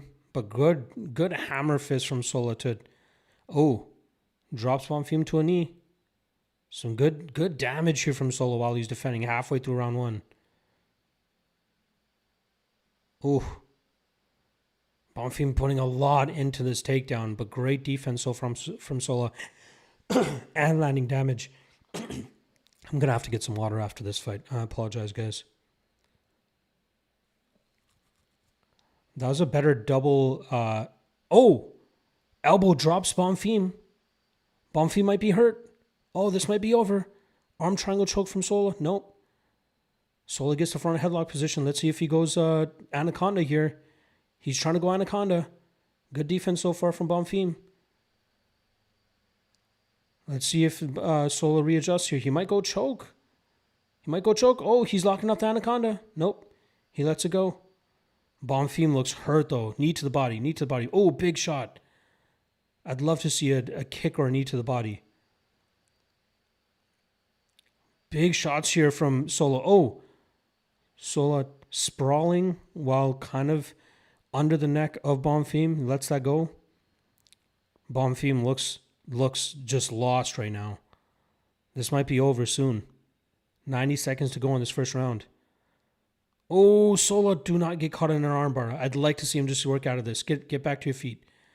Landing some elbows to try to stave off the armbar. Oh, a deep armbar here from Bonfim. No way. Good defense so far from Sola. Get out of here, man. Oh, he's got his elbow out. Thank God. Ground and pound from Sola now. Just smothering Bonfim with some ground and pound too. Bonfim slowing down. Sola just riding his back while landing some ground and pound. Bonfim slowly trying to work back to his feet. Not a good look at all, though. Beautiful work here from Sola to just stay ahead of the position, defend, and land damage. Oh, here we go. Possible choke again. He's going anaconda again. Oh, here we go. He's getting deeper on it. This might be done. And Dar's choke coming up right here. And he's got a good position. There's no way Bonfim survives this. Wow, Bonfim. And he taps. Let's go. Axel Sola, first round submission. 15 seconds left in the round. Who the fuck saying Bonfim is aside? Where are you at? Who's the guy? Gizmo's Revenge. Where you at, bro? Take that L like a man. Easy fucking peasy. Fuck out of here. Oh my God, Steph. Ugh. I'm not talking shit about you, Britt, but all the other people are saying, oh my God, Steph. Fuck out of here with that bullshit. Cash that lock in the night play. Again, I wasn't confident on the method of victory. I said KO, but beautiful submission there. And again, I don't want to gloat too much about cashing a minus 190 favorite, but is what it is. Nev Singh Soul is good yet. Grappling could tire Bonfim more. I agree. I think I said that as well, and I think that ended up happening. Solo looks huge, like he's at 170. I agree. He is a massive 55er. Best at what I do in the chat again. Appreciate you in here. I got 8-leg octopus parlay, 4 more legs to go. Octopus parlay. Is that the FanDuel commercial? Hilarious. 4 more legs to go. Plus 1943. What else you got left on that, my friend? Gabby saying, what's the obsession with the ground and pound when you got a fighter hurt? Stand the fuck up. Some fighters have zero fight IQ. I feel like they feel safer knowing that they won't get clipped in return. Like they're at a more advantageous position being on top of the fighter. And even though they may not be able to generate as much power as if they were standing and throwing back, they're mitigating the amount of risk that's coming back at them as well. So, like, I get it from a betting perspective. You see the other fighters super gassed out. Just let them stand up and unload on them. But that also raises the opportunity for the other fighter to land a counter shot of their own. So maybe that's what's playing in a fighter's mind. We got a fighter in here, Jake. Jake, let me know your thoughts on that. Let me know your thoughts on that question and my analysis of it. Love that submission. Yes, sir. Cookie Monster, let's go. Thank you for the love, Jake. Bumping quit like always. Yes, he does. Cookie Monster, thank you. Congratulations to you as well if you tailed. He is not his brother. That is right. Let's be serious. Ishmael is not Gabriel. Ryan O'Connor saying, oof, congrats, guys. I tried telling you, but you got in here a little bit too late. Nev saying, I love Axel Sola. I do too. This guy is really good. Calm under the academy saying, I'm assuming you meant FML. I had Sola by TKO in third, but I'll take it. Let's go. Danny Boy, let's go, boys. Thank you. Let's go. Kuba saying, easy win for Sola. Just wish it was a KO. Yes. That's why you can't get too greedy sometimes. If you get a good enough number on the money line, like that's how you build a bankroll, man. Bet who cares about betting a minus 200 if you feel good enough about it? And just taking the straight up money line. Betting a money line is already hard enough. And you want to make it harder by trying to get the exact method of victory right as well. It's hard. Just take the easier plays, in my opinion. And what I mean by that is like the money line or the total. So look, minus 2,000, minus 190 was tremendous value. I agree. Famoso, celebrate with your boys. Thank you for that. Carl saying, have you ever hit a crazy ass plus 2,000 parlay on a UFC card? A while. It's been a long time since I've made like crazy big parlays. I don't do that as much anymore. I'd rather just put bigger money on one leg or two legs at most. But there was one that I hit way back in the day. I want to say 2021 or 2020. This one I was just throwing around big money like a dumbass. But I had a $500, I want to say 12 leg parlay or something like that. It was something crazy, and it hit. It was $500 for 18,000. That's the biggest parlay I've ever hit. But again, I don't make those anymore. Nev saying that's what a minus 950 looks like. Exactly. Exactly. What do you think of Magomed over 1.5 rounds? I don't know, man. I feel like Guskov is going to come in and try to just go at it quickly. And I think that ends up getting him countered and put away. But like we know, Magomedov doesn't mind taking his time. So for me, it's more so on Guskov and the fact that Guskov, might look to replicate what Pereira did and just kind of overwhelm Ankalaev early and try to get him out that way. So that's kind of my concern. So I'm more so leaning like if you have access to the 2.5, going under 2.5. Because I think by then, even with Magomedov's approach, he should be able to catch Guskov with something and eventually put him away. Ryan O'Connor, forever late. Set the notification next time, my guy. Gabby saying, what's the play for Patterson? I honestly, I like the under. I like the under there. I think Pons is just as capable of throwing a big shot. Wow, the under is plus money now. I think we see Patterson get an early finish here. KO or sub, I'm not completely sure, but I think we get an early finish there.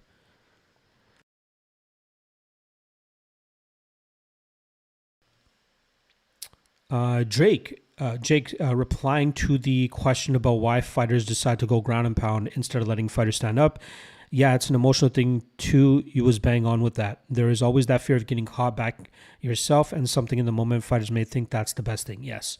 Again, you're at an advantageous position when your opponent's on their back. Sure, it might allow them to catch their breath, but it allows the attacking fighter to feel safer. Matthew saying, I've got Patterson inside the distance. That's probably a little bit chalky, but I don't mind it. Carl saying, Zooey Mama. Yes, it was a fun night when I cashed that ticket. I remember one of the legs was actually Alexander Romanov over Juan Espino. And if you guys remember that fight, it was like a technical decision win for Romanov after Espino nut-shotted him, I think, and Romanov could not continue. That was a technical split decision. That was one of the legs. And then I believe Ricardo Ramos was one of my legs there too. So the Romanov Espino fight was April of 2021. Let me see which Ricardo Ramos fight was there too. April 2021. April 2021. I believe it was a. Yeah, no, actually, yeah, I had him against Bill Algeo that night. And then that fight got canceled. Yeah, Ramos got removed because he had COVID. But I can't remember the other legs on it. But I remember it was a pretty big parlay. Jake saying it's easy to see what needs to be done from a third person view. That's why a good corner is important. Tunnel vision when you're in there, for sure. I absolutely understand that. And again, the most that I've done is corner and amateur fighter. That's the closest I've gotten to live action myself. But you can definitely see the intricacies from that part, especially when you're invested in a fighter in the cage as well. Like more than just a bet. Like it was close friends of mine that were fighting. By the way, let me just quickly update the graphic here. Let me add this lock of the night play that we just cashed.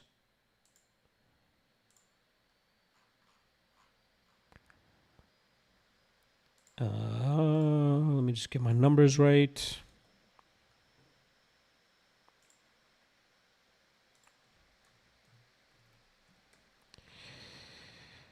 Doing pretty well to start the car, boys.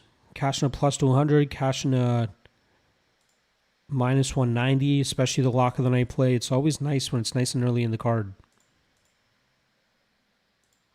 Plus 4.63 units, 77% ROI. Plenty more to go for the night, so we could still potentially fumble the bag here big and still end up losing. But so far, momentum is on our side, so I cannot be mad at that.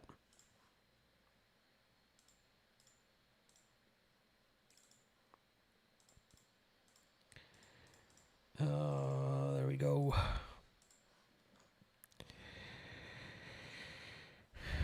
Nev saying, let's go. We rocking with Patterson next. I like it. I'm hoping more so violence more than anything. Pat McCrotch, love the name. Did anyone else put a live bet on Hibero? I feel bad for you if you did. I feel bad. Even pre-fight. Nev saying Ponzi's last 3 wins are Carl Harris, Alex Morona, and Miguel Baeza, and he hasn't fought in a year. I agree. I think Patterson, just like Carl says here, I got Patterson TKO round 1. I agree with that. Woo forever in the chat. Happy to see you in here, my friend. Nev saying, Pat, I was picking Hibera, but only put 10 on him to win 60. Nevs is usually on point with these dogs. I'll give him his respect there for sure. All right, I'm just going to go quickly refill my drink and grab a water because my throat's been getting a little dry. So give me 1 second, guys. I'll be right back.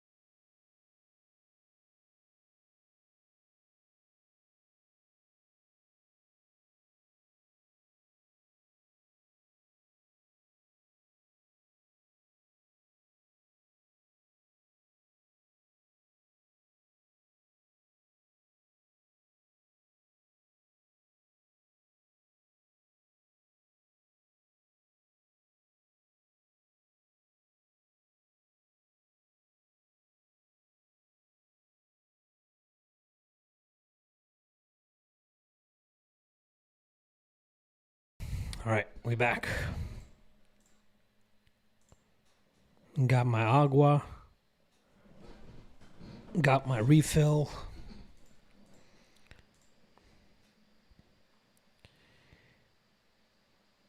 Ooh, you guys been going at it in the chat. Let's see. Pat saying Miguel was undefeated in the UFC at the time, and Alex was on a good run as well.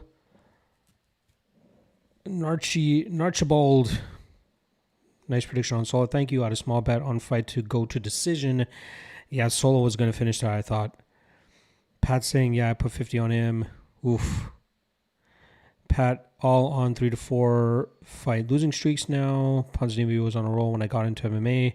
Yeah, that was like pre-COVID, right? Pons is old as fuck now and hasn't fought since May last year. I thought Patterson would smoke Page, but they apparently agreed not to fight. Page is always just a very tough fighter to predict. So that was a hard one. I think Patterson would score the round 1 KO here. Don't trust Ponzi chin at all. I agree. I wasn't willing to bet on it, though. That specific outcome specifically. Well, just because it didn't age well doesn't mean it wasn't good at the time. I agree with that sentiment. Danny Boy saying like Patterson. Famosa saying Khabib runs the corner and the entire locker room. Too much respect to tell him anything. Makes sense. Jake saying 3-1 so far and need under 2.5 on the parlay and the under 1.5 also on the other side. I like it. Is Patterson modern day James Vick? Tall man defense, great boxer, great chokes. I'd say calling him modern day James Vick is a little bit of an insult. I think he'll go down as a better fighter than James Vick. Billy Claus is saying you like Patterson by KO. If I was to choose a method of victory, I would say Patterson by KO. Danny's saying if Patterson loses, he will F up 6 of my parlays. Need Patterson. Good luck, my friend. Axel Solo by sub plus 950. Holy Betsam. Let's go. Nice. Good call from Betsam. Plus 950. That's sneaky. Cheers. Pons, Patterson just about to kick off.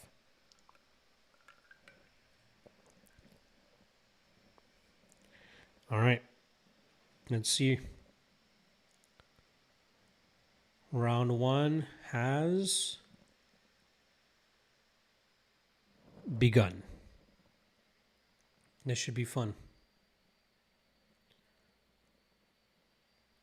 Let's see how aggressive Pons is. Both guys carry some decent power. I feel bad for Pons, man. Like that crazy, I think it was like a 7 or 8 fight winning streak that he had. Then he had that like near career ending disease.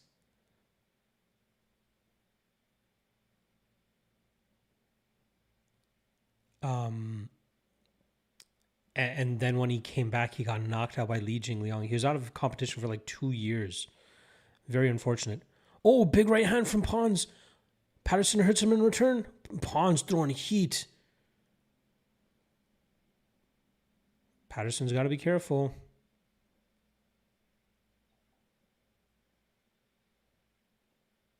Pons has power still. We always hear that old cliche. The last thing to go for fighters is power. Good shot from good spot for Patterson to eat that big shot. Pons is throwing heat. I feel like Patterson should be able to catch him with a counter.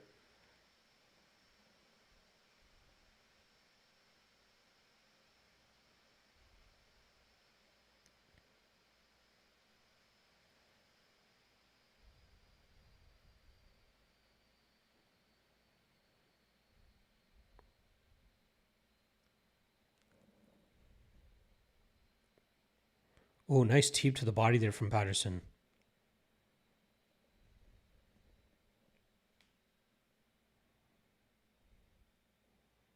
Oh, I feel like Pons is going to get himself knocked out here the way that he's throwing those wide-winging hooks. If Patterson can just hone in on a perfect counter, I think he sleeps Pons. Here we go again. Nope. Good defense so far from Pons to not get hurt too badly. Patterson on the gas now. Oh, Patterson might be locking in now. He's trying to walk pawns down now. Watch for him to line up that big shot behind the jab.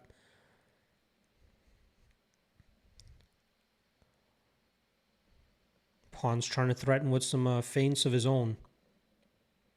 Halfway through round one. Pawn's throwing heat. Leaving himself to be countered pretty bad, though. Patterson's just got to find the right shot. 2 minutes to go in this first round. Ooh, big right hand there from Patterson. Might have staggered Pawn's a bit. Pawn's might be a little bit staggered. That was a good shot from Patterson.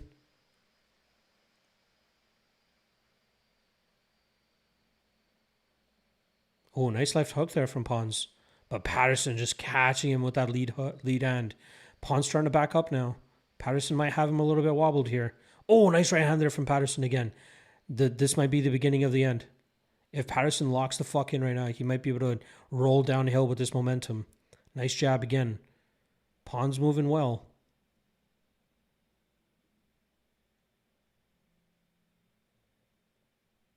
Pons 14% on his strikes. That's Ricky Tercios numbers. Oh, nice 1-2 there from Patterson. Pons eats it though. Nice knee to the body there from Patterson. I'm surprised Pons is still throwing back the way that he is. Nice right hand there from Patterson. Pons eating these shots pretty well. Oh, another 1-2 there from Patterson. Pons looks a little staggered. 50 seconds left in this first round. Pons still throwing heat. Patterson's got to be very careful. Got to work behind that range. Oh! They're throwing heat now. 30 seconds to go. Patterson had Pons on a knee for a second there.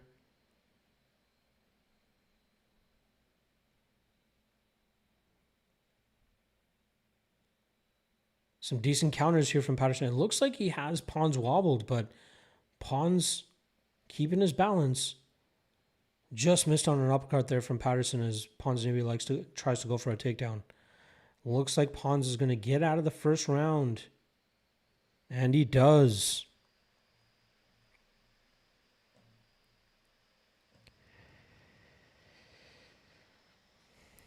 Justin saying Santiago's name sounds like he should have been a famous explorer. Yes, he should have. Oh, love that.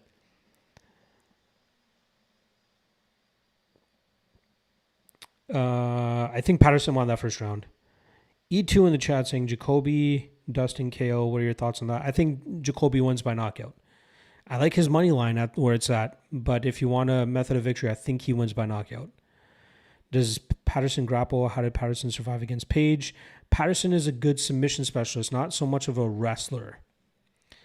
How did Patterson survive against Page? Page doesn't throw with a whole lot of heat.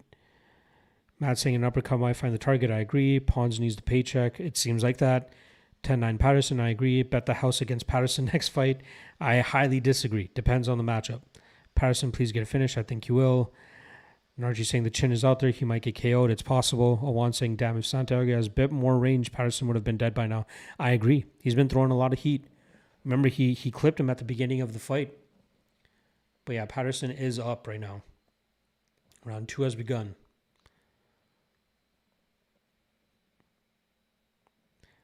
It seemed like Patterson was starting to find his range a little bit closer to the ending of that first round. So let's see if he can capitalize on that here in the second round.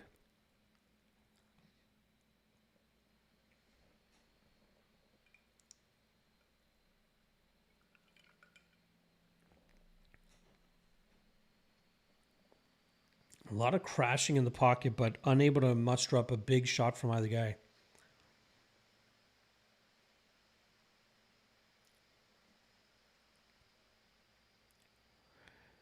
Again, this is the oh, nice right hand there from Patterson.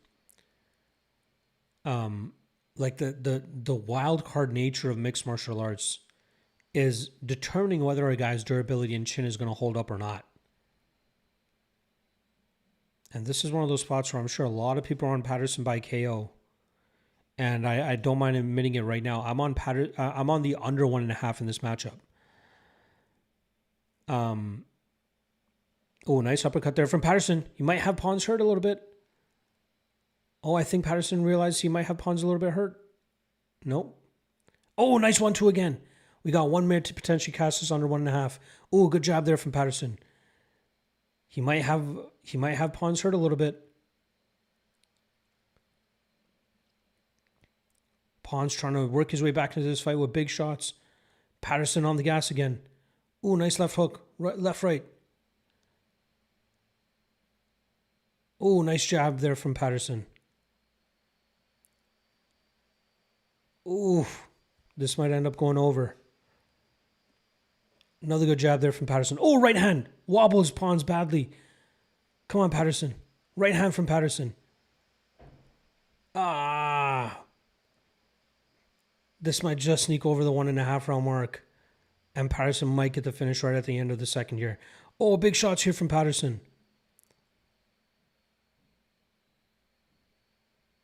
Oh, that jab is just beautiful from Patterson right now.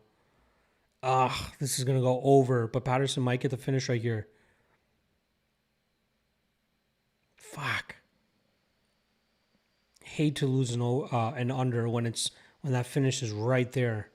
Oh, another big right hand there from Patterson. Oh, big left. Oh, Ponzinibbio's down. This might be done. Pons trying to work back to his feet, and he does. Patterson clinching. Let's go. He knows that finish is right there. Pons is backpedaling bad. He's leaking as well. Oh, 1-2. Drops Patterson, and it's done. Or drops Ponzinibbio, sorry, and it's done. We miss the under by 35 seconds. 35 seconds. Fuck. Beautiful work from Patterson to end up getting the finish there, but we miss out on the under 1.5 by 35 seconds. Damn it. First loss of the night. Still firmly in the profit, but it would have been nice to get that one.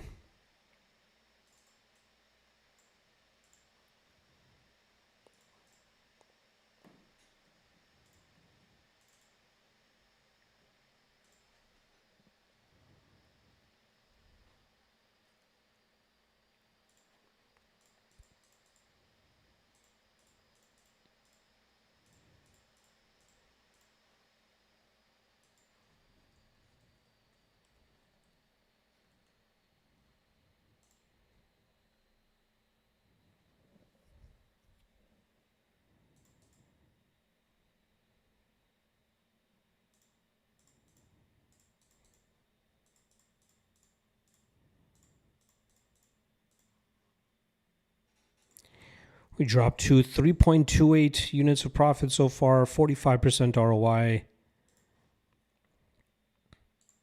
But solid win there for Patterson. Unfortunately, we do not cash the under 1.5 though. Do we classify that as a bad beat? Let's see. Damn, if Santiago has a bit more... Yeah, you're right. Patterson is terrible. How good is Ian Gary? Actually, man, I hate when Narchibald, no disrespect.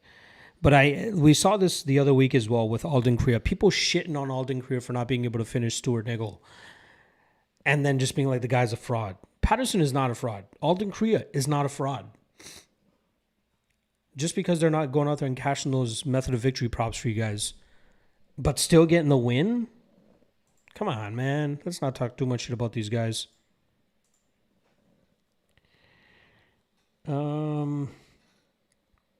Page just try hard to not get hit. Yes. He tries to counter as best as possible.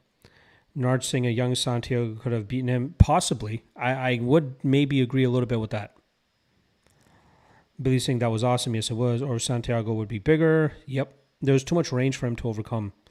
Jay saying annoying it was over 1.5. Still alive in my parlay. Had under 2.5. Nice. Let's go. Up 445 already. I like that, Famoso. Good shit. Nev saying, when is the Lock of the Night Discord coming? I already have it attached to my Patreon page. That's the only thing. I'm not super active in the Discord myself. I try to pop in every now and then, but we have a Discord attached to the Patreon page. I don't know if it's up your wheel to be a Patreon kind of guy, but that's the only way that I do a Discord. Cookie saying, Bet365 lured me in with a boost on the same game parlay of Patterson KO under 1.5 minutes. Under 1.5 minutes was wild. Now we're just getting greedy. Come on, Cookie Monster. Nom, nom, nom, nom, nom, nom. Nurse saying, I made big bucks on my treble. It was Aliev fight over 2.5. Mochaev win. I'm assuming you mean Tuchalov win and Patterson win. Good shit. Good job, man. Cookie Monster agreeing with me that was a bad beat on the under 1.5. I appreciate that. Walker by heel hook. Would love to see it, although it looks like where it's going to be Dustin Jacoby versus Mohamed Saidov next, I believe. Nevdog saying, told you guys Patterson was a lock. Well, he was minus 500. He better be a lock at minus 500, Nev. Jacoby, yes. I hope Jacoby comes through for us here. That'll be a big spot.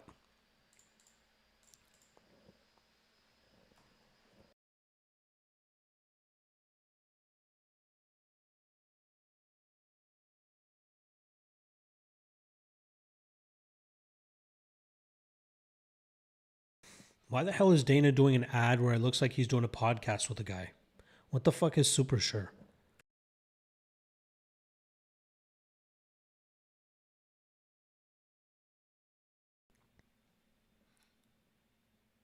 Wow. Dana just doing all the fucking ads out there. This is not Dana White of the 2010s. Dana White of the 2010s was a savage motherfucker. He still tries to front it a little bit, but this guy used to be an absolute savage back in the day. Matt saying, I have Jacoby Moneyline and Jacoby KO. I like this as a mismatch. I agree. I like Jacoby Moneyline straight up. I feel like he'll end up getting the finish here. But I think he wins Moneyline. KO would be my method of victory. John Davidson in the chat. Happy to see you stop by, my friend. Jacoby been looking nice. Yes, he has. And I think this side-off guy could potentially be a little bit of a fraud like Tuchalov. Nev saying, I don't do props, and I actually like the Jacoby KO. I was kind of hoping for a better line on that KO prop, but it's not bad. You're saying, hell no, a whole different guy. You think, I'm sure Saidov could be better than Tuchalov, but like I don't think by a whole lot. Like the way that I broke both those guys down was they both had a very sketchy level of competition, right? Strength of schedule was very low level. There's one guy that was just a juiced up Brazilian who was gassed after round one, and Saidov still struggled to beat that guy. Like he out grappled him and stuff, but like you should be finishing guys that you have that much of a skill advantage over.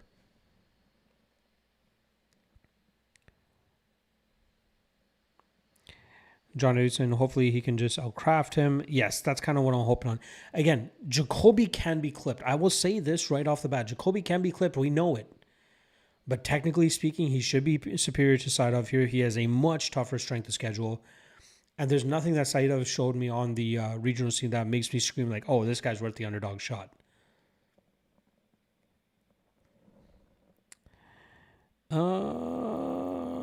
Loco saying just lost everything on KO under 1.5. You can't be putting everything on KO under 1.5, my friend. Come on, where's the discipline? Where is the discipline?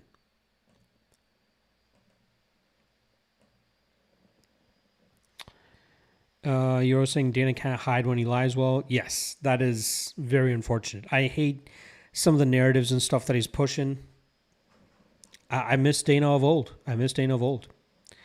Awan saying, I have only 3 bets in this whole card as it is very tricky. I agree with you, although I have 12 bets on this card. Let me know what your 3 bets are. I'd love to dissect them a little bit. Nev saying, Jacoby split with Roundtree and he's supposed to be main. Jacoby ain't getting clipped by a debuting fighter who's taking this on short notice. Again, like I fully agree with you, but Jacoby has fumbled here and there. I think Jacoby wins. I think he looks damn good doing so, but I'd be a little bit, There's a reason he's not my lock of the night play, but I still feel pretty good about him. And yes, I agree with you. I believe I was on him against Khalil Roundtree, and I thought he should have won. I thought Jacoby should have won that decision. I thought that was a bad decision, if I remember correctly.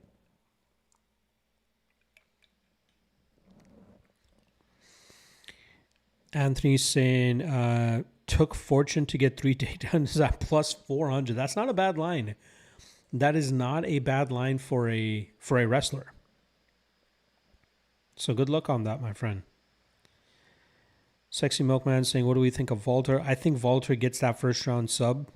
I think he collects another knee or another calf. Shout out to Mark Montoya with the mustache of all mustaches. I'm a big Mark Montoya fan. I've done some content with him on the YouTube channel. Very good guy. Beat cancer as well. Shout out to Mark Montoya, Dustin Jacoby's head coach. Awan saying, first parlay Abdul Hussein, Sola, and Chanko plus Big Unk. I think that hits, although that John Pork one might be close. Matthew Tower saying, I was looking forward to Ankalaev versus Roundtree. Me too. I hope they end up rebooking that. Justin saying 3-leg Sola, Jacoby, Walker. I think it hits. Good luck. Don Dunn in the chat saying easy Jacoby. I hope so.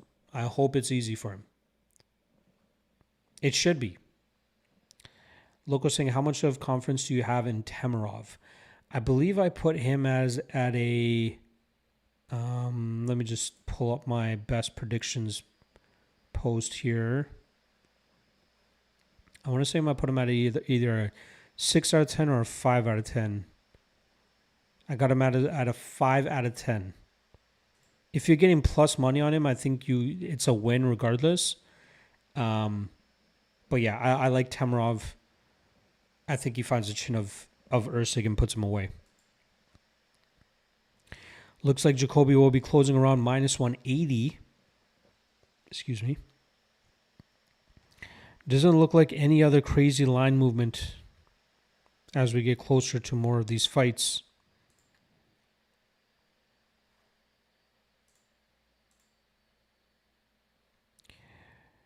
Second bet, prop Solo by sub.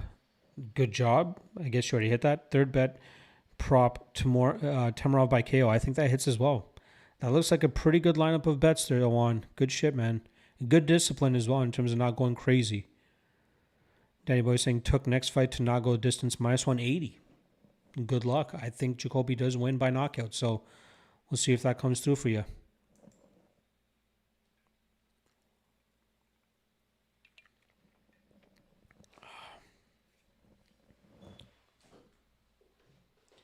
Your boy needs some lotion. Got some dry hands out here. I'm like right at the bottom of the bottle as well, so you gotta do that thing where you gotta like play with the straw a little bit to try to scoop up whatever you can from the bottom.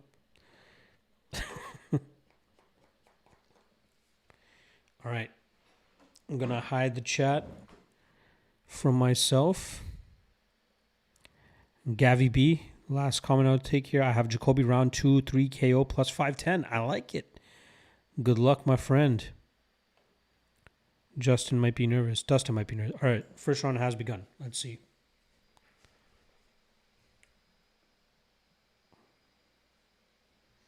Snappy kick there from Saidov right off the bat. Look for the volume. The improved power of Jacoby as well. That's something that he's managed to do over his last few fights is put guys away. He should have a decent enough striking advantage here over Saidov, but again, one punch definitely could change anything.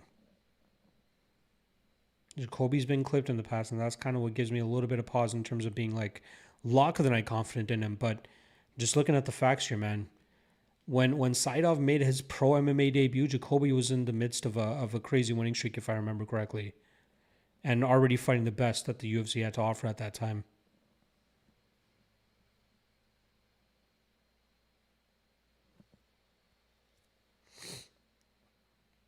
I feel like Jacoby's, like, again, Jacoby is easily the toughest guy that Saidov's gone up against.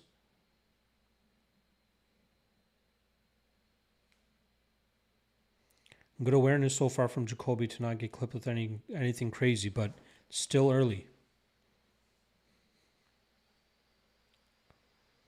Saidov is big too, by the way. Jacoby is usually on the bigger end of the light heavyweight division as well, but Saidov looking big. A lot of wild shots there from Saidov, and Jacoby just trying to stay tight, trying to stay technical. Feinting a lot with his legs, looking to open up that jab. Constantly backing Saidov up. He's got to make sure he doesn't walk into a big shot, though. 2 minutes into the round so far. It's a lot of just Jacoby walking forward, kind of just feinting with knees and kicks and teeps up the middle, trying to chew away at the leg of Saidov. Saidov trying to throw big shots in return, but missing for the most part. Ooh, spinning heel kick from Saidov misses. Jacoby, good footwork so far. Got to be very careful about the counter as he continues to walk forward, though. Ooh, sneaky up kick there from Saidov. Jacoby blocks most of it, though. Ooh, big winging overhand right there from Saidov. Misses by a mile. Sneaky head kick from Saidov. Oh, big right hand from Saidov. Right on the chin of Jacoby. Jacoby eats it a little bit, but that allows Saidov to gain some confidence more. Right, left there from Saidov. Jacoby trying to work his way back into it with the jab. He ate those clean, though. Those are clean shots. That's definitely going to give Saidov some confidence that he can finally land it. I want to see a little bit more discipline here from Jacoby. He's back on the pressure, though.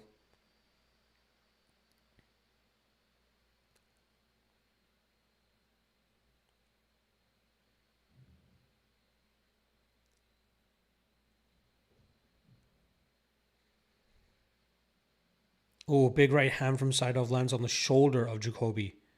Good defense from Jacoby there.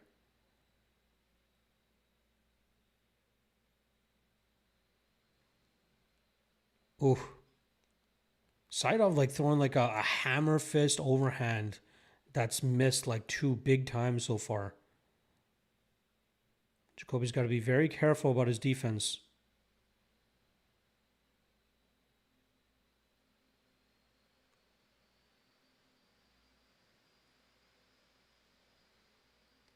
Nice jab from Jacoby.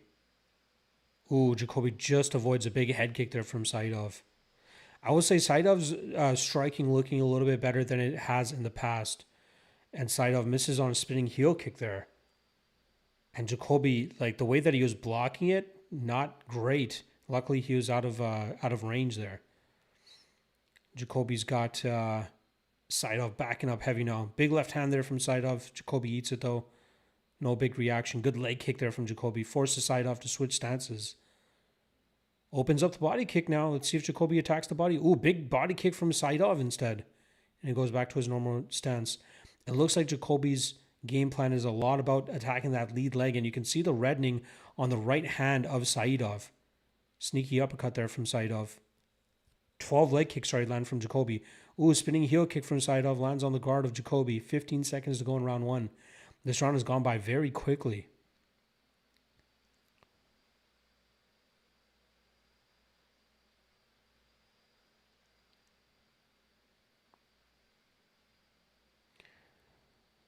That's a close round, man. I thought Jacoby was dictating the pace most of the time. There were a couple big shots that Saidov landed, but I don't know if it was enough for him to actually get the win. Calm saying, I want Jacoby to win, but I might go with the dog. At least 1 to 2 dogs have to win. It's starting to get scary. Trumpesky wins, and I'm going to have a good night. Good luck. Jacoby wins seems obvious and weird odds. I agree. Why Saidov only plus 150? I don't think... Oh, well, yeah. You're saying that he should be a bigger dog. There are a lot of newcomers on this card. I don't have balls too crazy here. Outboxing Jacoby couldn't be hard. I agree. Nothing weird. A lot of people are picking Said. Based on what? I agree with that. Saidov putting everything into these. No way he keeps up. I agree. I guess it's a wrestling threat because he's Dagestani. I don't know if he's from Dagestan, actually. I think he's from Moscow, if I'm not mistaken, or St. Petersburg. I would have loaded up on Dustin, but had no idea on Saidov. That's why you run the tape. Jacoby just isn't imposing as well. I agree. He's threatening. Round 1, Saidov. Fucking Jacoby about to sell the parlays. That's why was 150. Let's see how Jacoby's team approaches round 2. Was way too good to be true. I don't know, man. It was a close round. I'm not sold completely that side of round 1, but he did manage to land a big shot, I guess. Jacoby's just not throwing enough impactful shots, so I could see that angle as well. All right, round 2, we are 17, 18, 19 seconds into it. I'd like to see Jacoby throw with a little bit more significance. Again, it looks like his game plan is largely leaning on attacking that lead leg of side off. But again, that doesn't look all that good to the judges, especially if he's eating some big shots in return. So he's going to have to start working off that leg kick. Silly Goose saying that Saidov had more volume. I don't know if Saidov had more volume.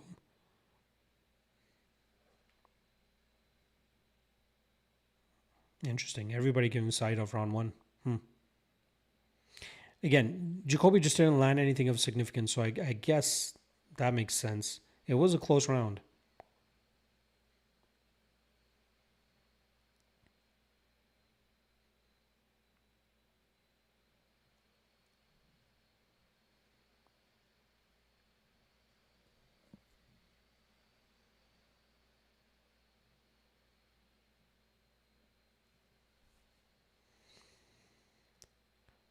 I'd like to see Jacoby throw with a little bit more heat, though.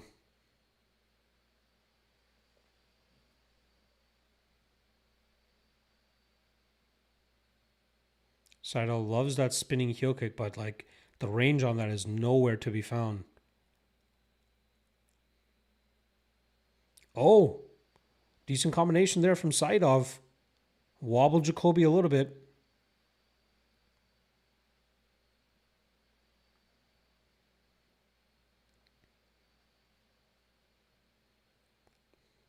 Oh, nice jab there from Jacoby.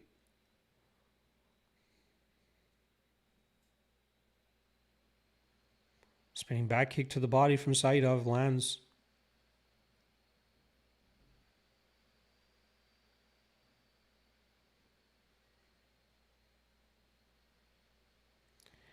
Looks like Saidov loves to throw the kicks whenever he's in the southpaw stance.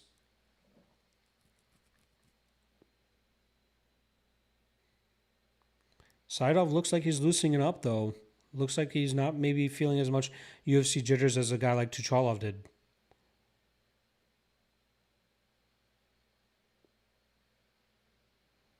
Jacoby just not throwing anything of significance. Most of the offense going to the legs, and it's not big shots either. That's getting a reaction from Saidov.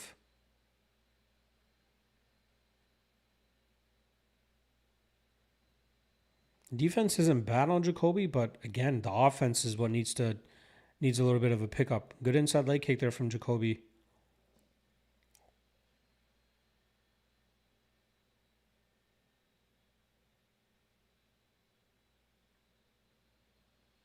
Head kick just misses. Ooh, spinning wheel kick from Saidov just grazes Jacoby. A little bit of a cut over the left eye of Jacoby. I'm not sure what opened that up.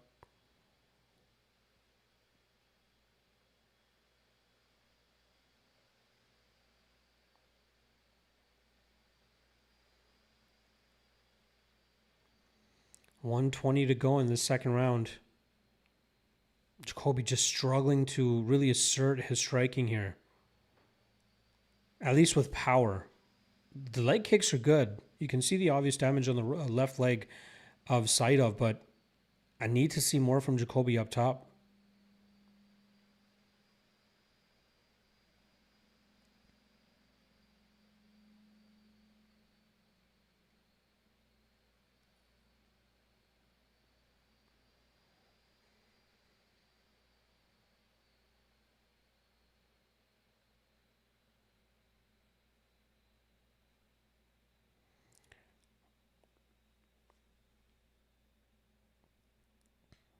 Oh, big shot there. Right hand, left high kick from Saidov. Drops Jacoby. 30 seconds left in the round. Saidov trying to go with big shots here. He's got Jacoby wobbled.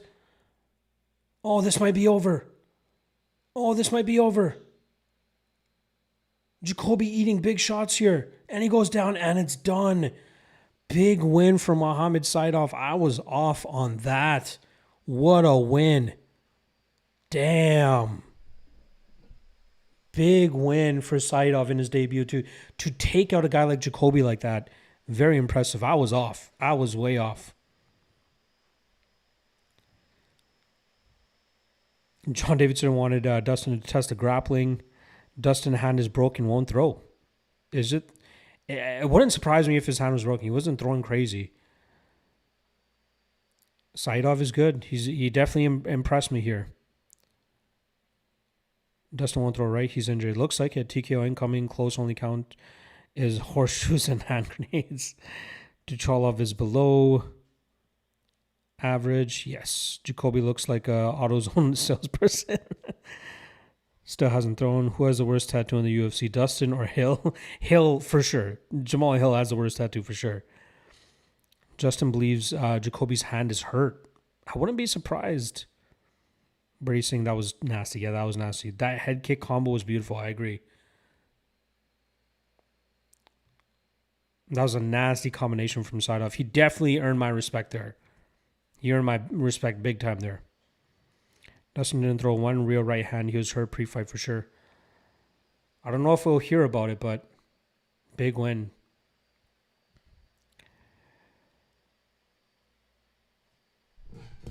Ugh. Saidov is legit guy to look forward. Yes, he definitely impressed me here. Nurjabal saying good fighter. He definitely looked better than he did on tape. I'll give him that. Man, to do that at Jacoby as well, dude, is a problem. Yeah, in your debut as well.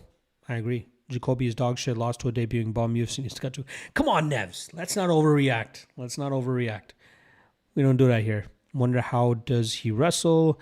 I don't think his wrestling was that great from what I saw on tape.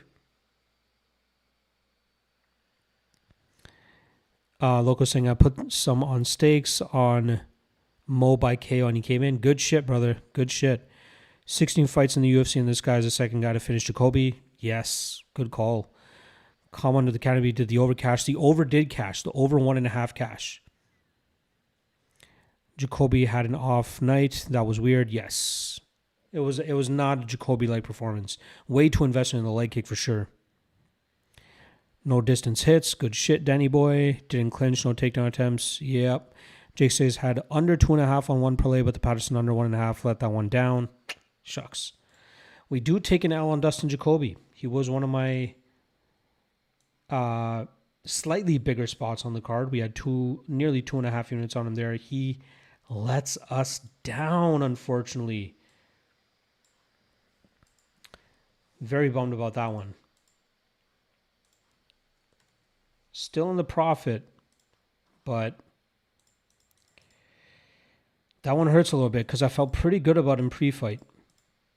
It's that durability, man. That durability is going to fucking bite you every now and then.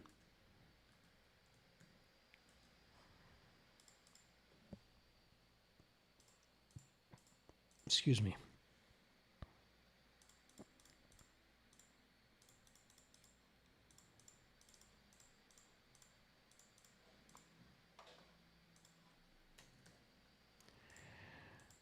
Just under a unit of profit still, but still plenty more to go.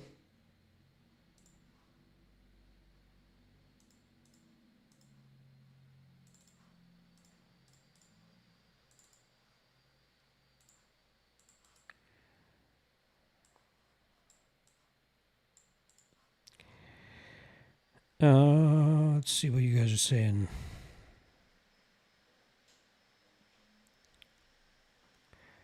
Imagine getting headbutted by Saidov. Yeah, dude. That guy has a noggin on him. That guy has an absolute noggin on him. Digao Cart in the chat. Disappointed performance by Jacoby. Not for losing the fight. Just he didn't try anything to win that fight. Seemed like it. He just seemed to maybe try to want to kick the leg off of Saidov, but like not throwing any punches of significance. Even head kicks there weren't many of those. Jake says if Sajid wins, that Patterson under 1.5 will be the only loser on that slip. I like Sajid. Loco saying John Pork, Walker, Ank by KO, Tamarov KO. I like it. Good luck, my friend. We got Walker and Peterson up next year. 74-1 on that Patterson under 1 parlay. Damn. Cookie Macho saying 50-year-old Blachowicz versus Saeed next. Well, Blachowicz is fighting Navajo Sterling next week. So maybe after Sterling starts, then maybe. John Davis is saying, I'm taking all favorites, fade the co-main event. Matthew saying, impressive debut. I'm not that mad. Yeah. It was impressive. Will Walker win? Is Thomas Peterson is a wrestler? Thomas Peterson is a wrestler, but I don't think that's going to keep him away from getting his heel snatched up. I'm sure we're going to see him try his best to continue to roll out of these spots, but I think Walker just has such a good grasp on the torque of these spots. We'll see. I'm going Walker heel hook again. Walker heel hook again. South saying first round sub for Walter Walker. I think so. Cookie Macho saying Walker told Peterson that if he wins, he should call out his brother Johnny so he can beat him up too. Walter is hilarious. Walter has really gained himself a bit of a following. He's showing his personality more, which is great. I love to see that. And I love that he has this. I love that he's having this resurgence and having these heel hooks as well to deal with. Loco saying, have you got anything on the fight between Vagaev and Sajid? I'm going Sajid. I'm going Izagok Maev there. I think he has enough to pull off the upside. I think there's just too much in market overcorrection there because Izagok Maev lost to Dhabi. It wouldn't surprise me if Dhabi kind of did the same thing to Vagaev. So, again, I'm not overly impressed with Vagaev. I think he has a bit of a chin issue as well.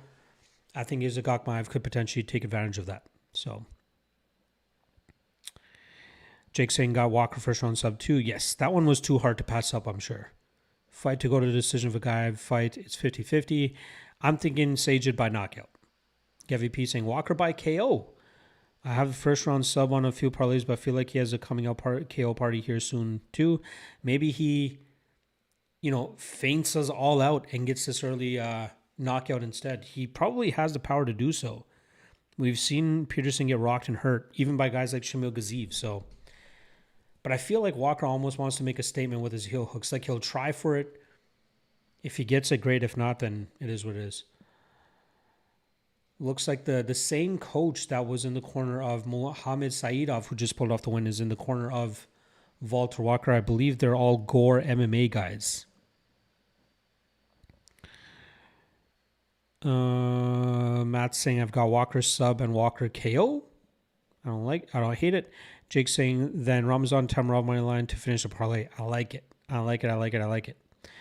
Narchibal saying Walker was the worst opposition from the UFC promotion, the lowest ranked UFC fighters. Touche. I'm thinking of betting large on Tamarov. Will he be able to go inside and land shots? I think he will. I think Usyk will struggle, especially early, to keep Tamarov out of the pocket. Comment under the canopy saying Thomas Peterson has a talking dog and he's from Rhode Island. He also has a friend in a wheelchair and wears glasses when he's not in the octagon. I believe Thomas Peterson is actually from Minnesota. So I think you're off on the Rhode Island thing. Unless he was born in Rhode Island and then moved to Minnesota, but I believe he's a Minnesota boy. Walker, baby. I don't see a sub. Walker is poor. If Walker doesn't get that early heel hook, things could get shaky. Peterson is that underrated guy often, right? So we'll see. My guy Nev's fading Walker. Let's see how it goes. Got the fighter introductions just going down right now.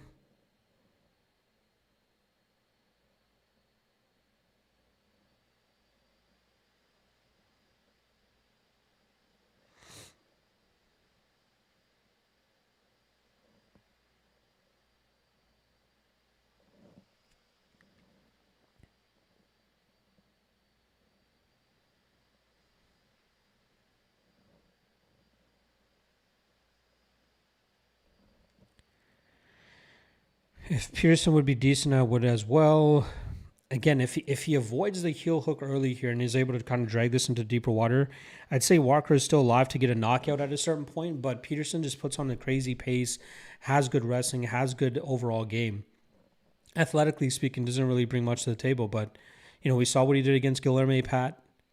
He was having some good success against Vitor Petrino. Wow. Walker going all the way up to Thomas Peterson. I love it.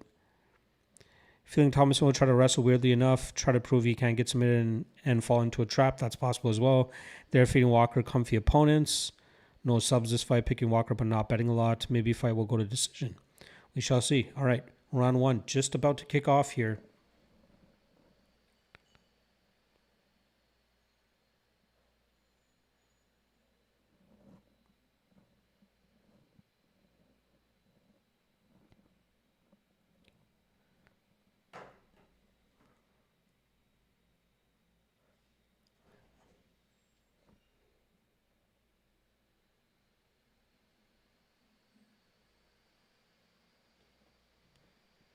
Peterson on a takedown. We're already 22 seconds into this round.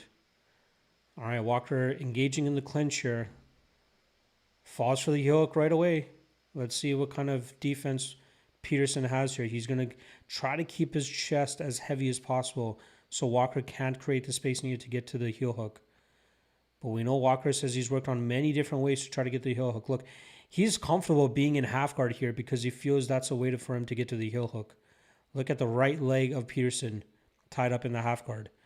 More often than not, people look at this as an advantageous position for the guy on top, but knowing Walker's style of trying to create space to get to the heel, here he goes. Oh, he goes for the other heel.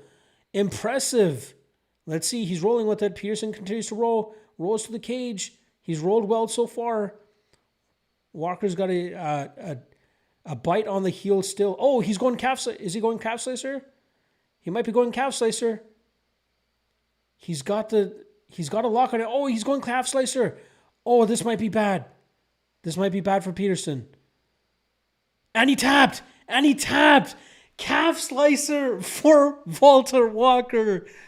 Cashed the under 1.5, which was our dog of the night play, and cashed the first round submission. It seemed like Patterson was like, I'm fucked. So he just tapped. What a finish for Walter Walker. Not just heel hook.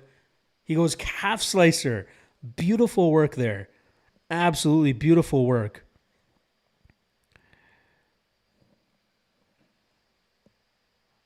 Good odds. Peterson by decision. Seems I was right. Let's go. Get in. Let's go. What were you right about, Archibald? Spoke too soon, Archibald. Gavin P told you I had a feeling Thomas was going to wrestle and grapple. Yeah. I like his transition, though. Look, most people give up on the heel hook after the guy gets the knee past the waistline. But Walter seemed like he knew that he could potentially turn this into a calf slicer. So he holds onto the knee as tightly as he can, and then he just grabs the waist of Peterson.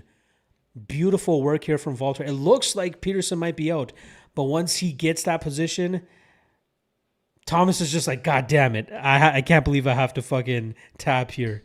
Hilarious. That wasn't even a heel hook. That was a calf slicer as well.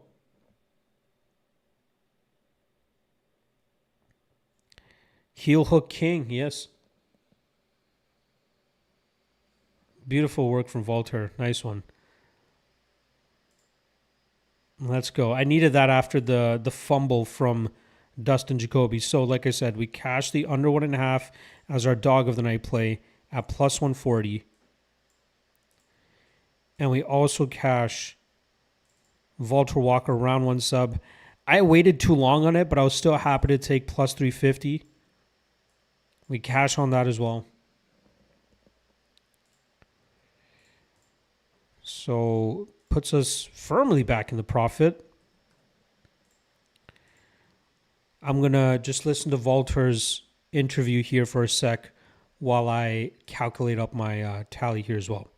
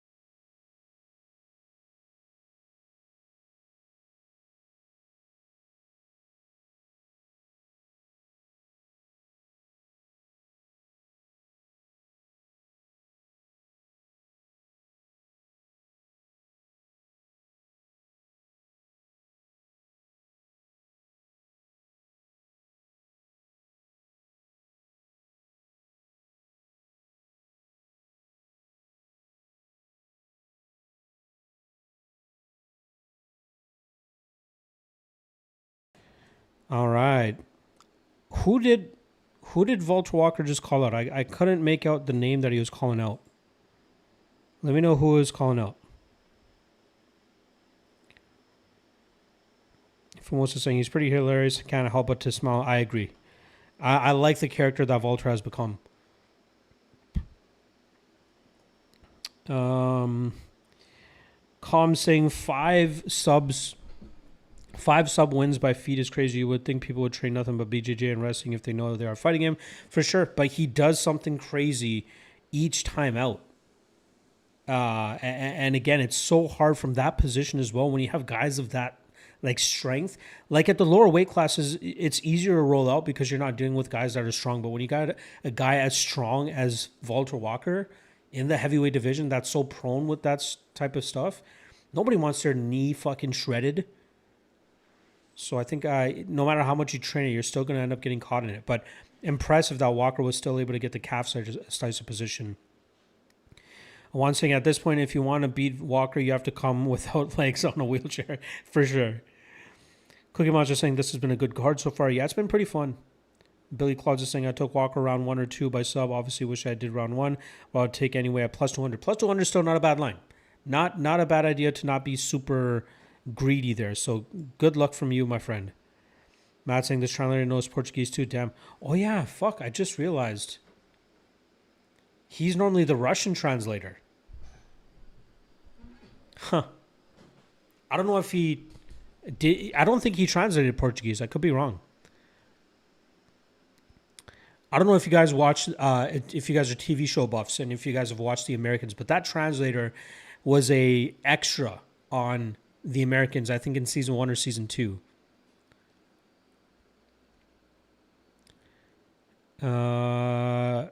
Cookie Monster saying, no, I think Walter is speaking Russian. I'm confused too. Yes, I think he's speaking Russian. Well, I wasn't even listening to it closely, if I'm being honest. But he trains out of Russia, which is very weird. Nev saying, second dog of the morning going to win next.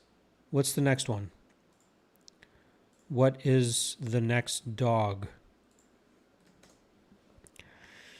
I want to see if I should be cheering for or against you.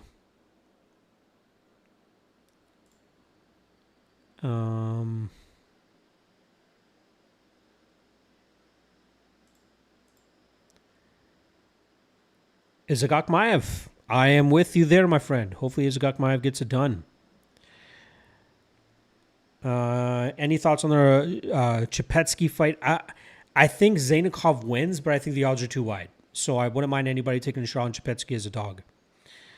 Gavi asking who? Oh, he called out Cyril Gane. Yeah, he's not getting Cyril Gane right off the bat. I wouldn't mind seeing that eventually. Speaking of which, I think Cyril Gane has a heel hook submission on his record as well. If I'm not mistaken. I think he heel hooked Dontel Mays way back in the day. Colin Daniels in the chat. Appreciate you stopping by. Great call. Walker by sub and the under. Hell yeah, man. Midwest can beat a full day of fights. Yes, sir. Although I won't be doing a watch party for the PFL card after how shit it's turned out to be now. But I will continue drinking throughout the day. Are we getting to the main card now? Is it main card time? Because there might be a gap in between the fights now if we're headed to the main card. Yeah, main card. So the first fight probably won't happen for another 10 or so minutes. So we can chat it up. We will chat it up. Love seeing the Patreon guys in here as well. You guys are the fucking bomb. Shout out to my guy Midwest, Colin Daniels. I know there's a few more of you guys. We got a solid community over there. Appreciate you guys showing nothing but love every time out.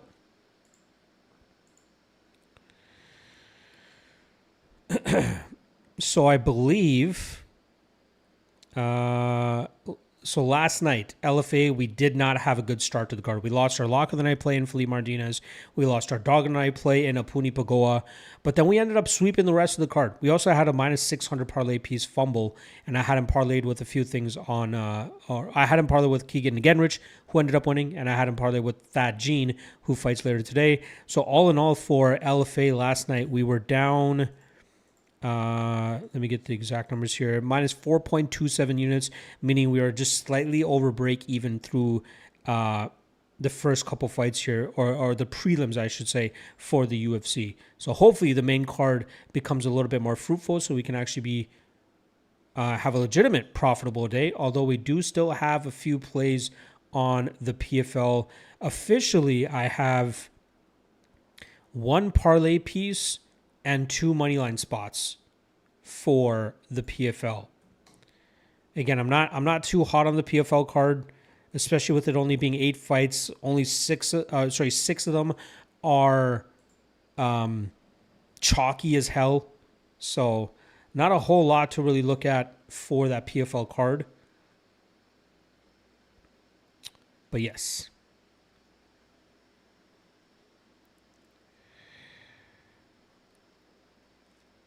Shout out to all the viewers as well. You guys have been fucking awesome today as well. Thank you guys for chilling, watching the fights with your boys, with your boy. You know, averaging roughly about 30 viewers. That's a win for me. You know, I know I'm never gonna reach the mountaintop like the gurus and the Lucas Tracy's and the Joeys or whatever the fucking guy's name is. But I'd rather have that like closer knit community where I can actually chat with you guys in the live chat rather than just having the fucking live chat looking like this. You know, I think at that point, that's when the super chat comes into play where, you know, if you want your comment read and recognized, that's where you have to send a super chat so the guys can actually read it. I'm fine where I'm at. You know, I don't need crazy super chats or anything like that. I do appreciate whenever people do send the super chats. It's always appreciated. But again, it's never a need or a must.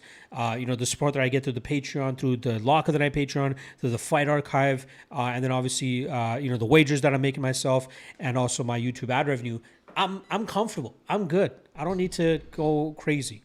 So I'm happy where I'm at. I don't want to be fucking famous. I don't want to be all over the place. I just want to continue doing what I'm doing at the level that I'm doing it at.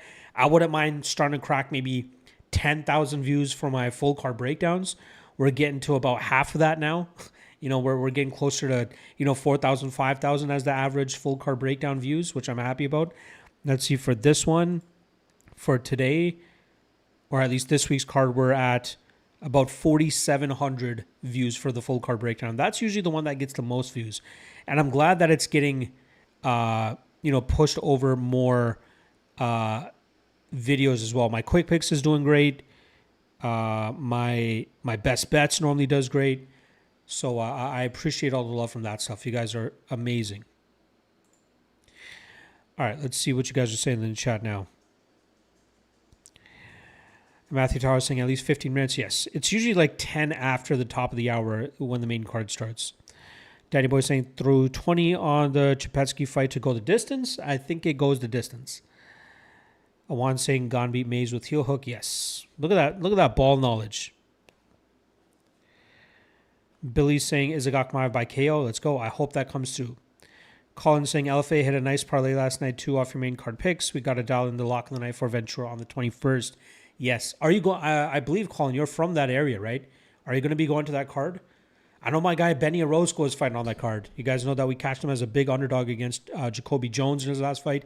He's fighting a dangerous submission specialist this time around, but I think he's going to run through that kid. I love Benny Orozco. Benny Orozco is my dude. I've been connecting with him a lot ever since he started showing me love after I picked him against Jacoby Jones. Me and him have been like chatting. We have an affinity for Drake, so we connect a lot on that. But he's... Benny Orozco is my guy. I'm looking forward to him fighting on that card. Midwest saying initial thoughts on the debut fighters. Good question. Let's see. The debut fighters. So Hussein, I thought showed great discipline in that first round against Gibson after he got caught in some close chokes. Ended up getting out of those and get that third round finish. I think that kid is going to be a problem. I would like him to eventually go down to flyweight, but if he's going to continue to get dubs at 135, all respect to him. Magomed Tuchalov, clearly not worth minus 290 or minus 950. I think I still have my questions for him going into that fight are still valid after the fight, but credit to him for being able to dial in after starting off slow the way that he did. Mohammed Saidov, I'd say he's the one. Well, I think Abdul Hussein was the one I knew was going to impress me already. But I'd say the more surprising one was Mohamed Saidov. I was very impressed with his debut. You guys obviously know that I was on Jacoby, so I was willing to bet against Saidov because I didn't think he was that good, or should have been, that less of an underdog. But I'd say the one that surprised me and I'm most impressed about is Saidov. I'll give him a little bit more respect now. Let's see. Matthew saying, early thoughts on Money Moicano versus Brian T. City. Gotta go with Moicano, man. Brian has just looked like dog shit as of late. It's very hard to be confident in this form of Brian Ortega. I believe Ortega beat him as well, because this is a rematch, right? And that fight, I think, took place in like 2018, 2019, if I'm not mistaken. 2017. Brian Ortega defeats Renato Moicano third round submission. I remember that was that crazy run where Ortega was getting his ass beaten in all these fights, but then would pull off a last-minute submission or last-round submission. His first official UFC win against Thiago Tavares, round 3 sub. Diego Brandao, round 3 sub. Clay Guida, round 3 sub. Renato Moicano, round 3 sub. Cub Swanson, round 2 sub. And then he had that crazy knockout over Frankie Edgar I thought it was a pretty big upset that night. Back at UFC 222. But yeah, I'm going to go with Moicano there, but I'd be interested to see what the odds are. Narchibald saying, serious question, people. I guess I got to switch over from prelims to the main card now. There we go.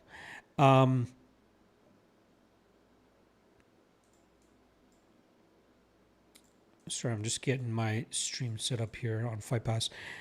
Serious question, people. For large bets, what do you think of Temerov to win? Usyk isn't anything special. His pinnacle was the fight against the champ. Forgot his name. Small Brazilian that broke leg. Alexandre Pantoja. He nearly won the Pantoja fight as well, by the way. I think Usyk is skilled. His one issue is that he continuously gets clipped by big punchers. Kai Kara-France took advantage of it and got him out of there. Ode Osborne nearly got there with it as well, right? He hurt Usyk very badly. I think Usyk was judged a little bit too harshly post that fight, but I think that this matchup, stylistically speaking, is one that Temerov can showcase his power. And once he gets that bite and once he gets that knockdown, he's a guy that will not let go. He will smell blood and he'll go for it. So I'll be very surprised if Usyk eats a big shot and survives. I think Usyk will get dropped. I think he'll get put away, and I think we see Temerov get the dub there. I can understand people's perspective on Usyk and why the line is as close as it is. Technically speaking, and from an all-around perspective, he is the better fighter, but I just feel like Temerov has enough knockout power and speed to eventually find that chin. Archibald saying, will Temerov easily go inside and land shots, or Usyk keep the distance and win? He did terrible against Osborne. I think Temerov it will be too fast and too powerful for Usyk to continuously keep the distance. Colin saying, parlayed Hart, Lee, Genrich, Lagrange, and got some nice plus money return. I'm glad. We had a very tough prelim, but I'm glad we did very good on the main card as well. So glad you're able to get some money back on that one, my friend. Danny Boy saying, love Usyk, but I think he takes a loss today. Keep this fight out of parlays. Yeah, for sure. If you bet that fight, you bet it straight up to begin with. Famoso saying, love your channel. Keep it genuine. Thank you, brother. I don't want to get crazy, right? I don't want to be the fucking crazy talking head spewing all this craziness and talking negative and picking fights with fighters or saying clickbaity, rage baity shit. I don't want to do that. Like the most heated you might see me get is watch the recap video that I did this past weekend for this fight, for today's fights. When people were like all about the whole staph infection thing about Axel Sola, that might be the most heated you'll see me get. I felt like I needed to go in on a few people there. But again, I'll keep it genuine. If something does piss me off a lot, I will show off my pissed off, reaction. But I'll make sure to keep it reeled in to the point where I'm not saying crazy dumb shit. That's not me. Awan's saying, no disrespect to anyone, but I watch most of the cappers, but only rely on you and the boys from We Want Picks. Thank you. Shout out to the guys from We Want Picks. Those guys really started to pop up around the COVID era. And just maybe a few years after that, they really took it to another level. I respect their business acumen. Like they've created a legitimate business for themselves, and they're doing very well. I got nothing but respect for those guys. In what I do, this is a very crabs in a bucket mentality. People want to step on others. People can't wait for somebody to fuck up and just drag them through the mud.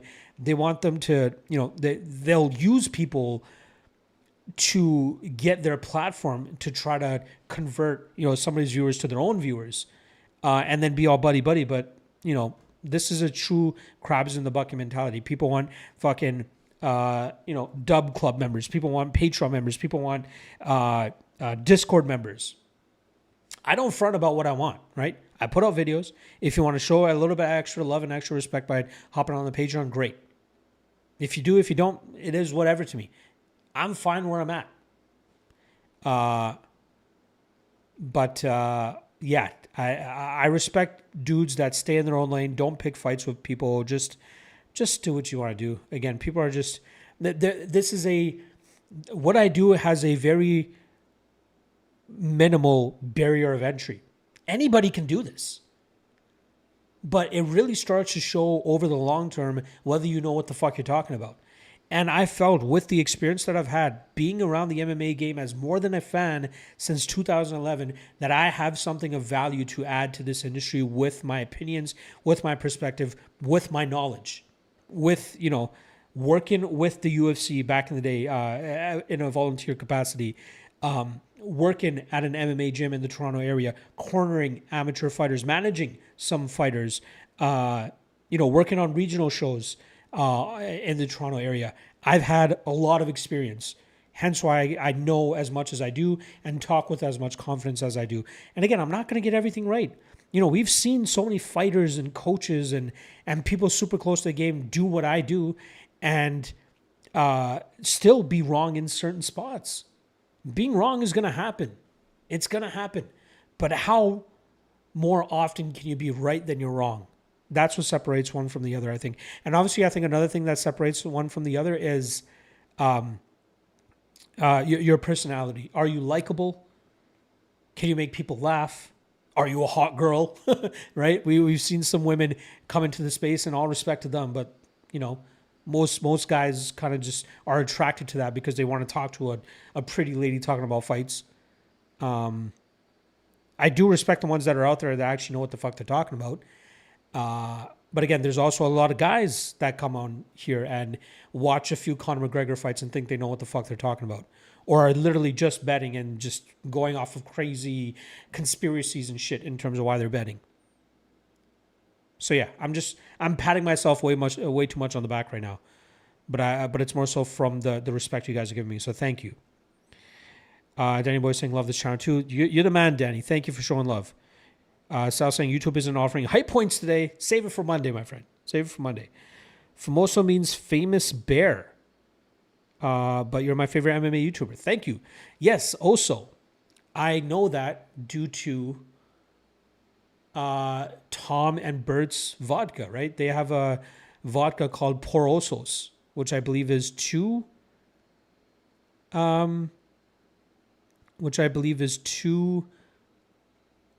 bears, right? No shit. Colin saying, yes, I'll be front row to the right of where fighters come out with my wife. Hell yeah, man. Hell yeah. I want to grab a hat like the one from you. Do you sell those? I'll rock it at the fights. I don't sell them. I gave away a bunch years ago. I had like the black with the white logo on front. But again, in the next couple months, I know I've had a few people actually ask me for it. I don't know if I'll sell them. I'll probably just give them away. But that's definitely something I'll be looking to do in the future. And I'll definitely keep you in mind, Colin. Thank you for the love. I'll keep my eye out for you. Make sure when you go to the fights, you take a picture. I don't know if you're in the, I believe you're in the Discord. I believe you're on the Patreon, right? If you're in the Discord, when you get to the fights, take a picture of where you're at, and I'll try to scope you out. But enjoy the fights, man.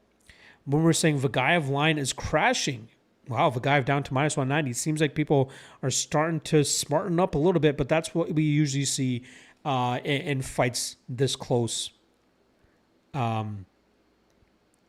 Or at least when we have a lot of chalk on the card and in between fights, people love to chase. So maybe they're chasing here.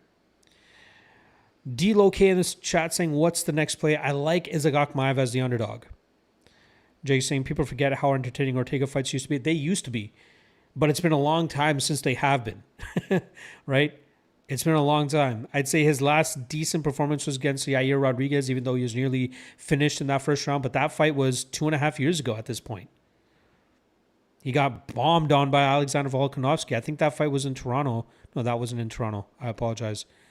There was a fight that I saw with Ortega in Toronto. Yeah, against Max Holloway. I was there live for that one. Let's see.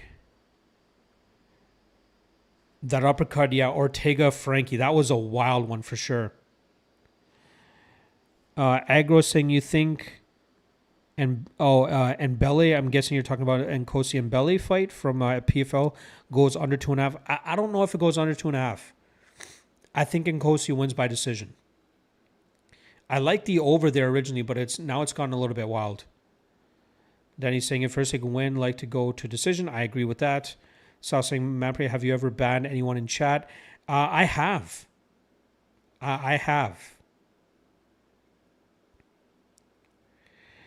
Boomer saying Lachlan is on different league. Don't compare him with WWP.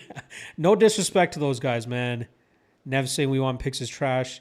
I don't know. I don't like to talk bad about guys.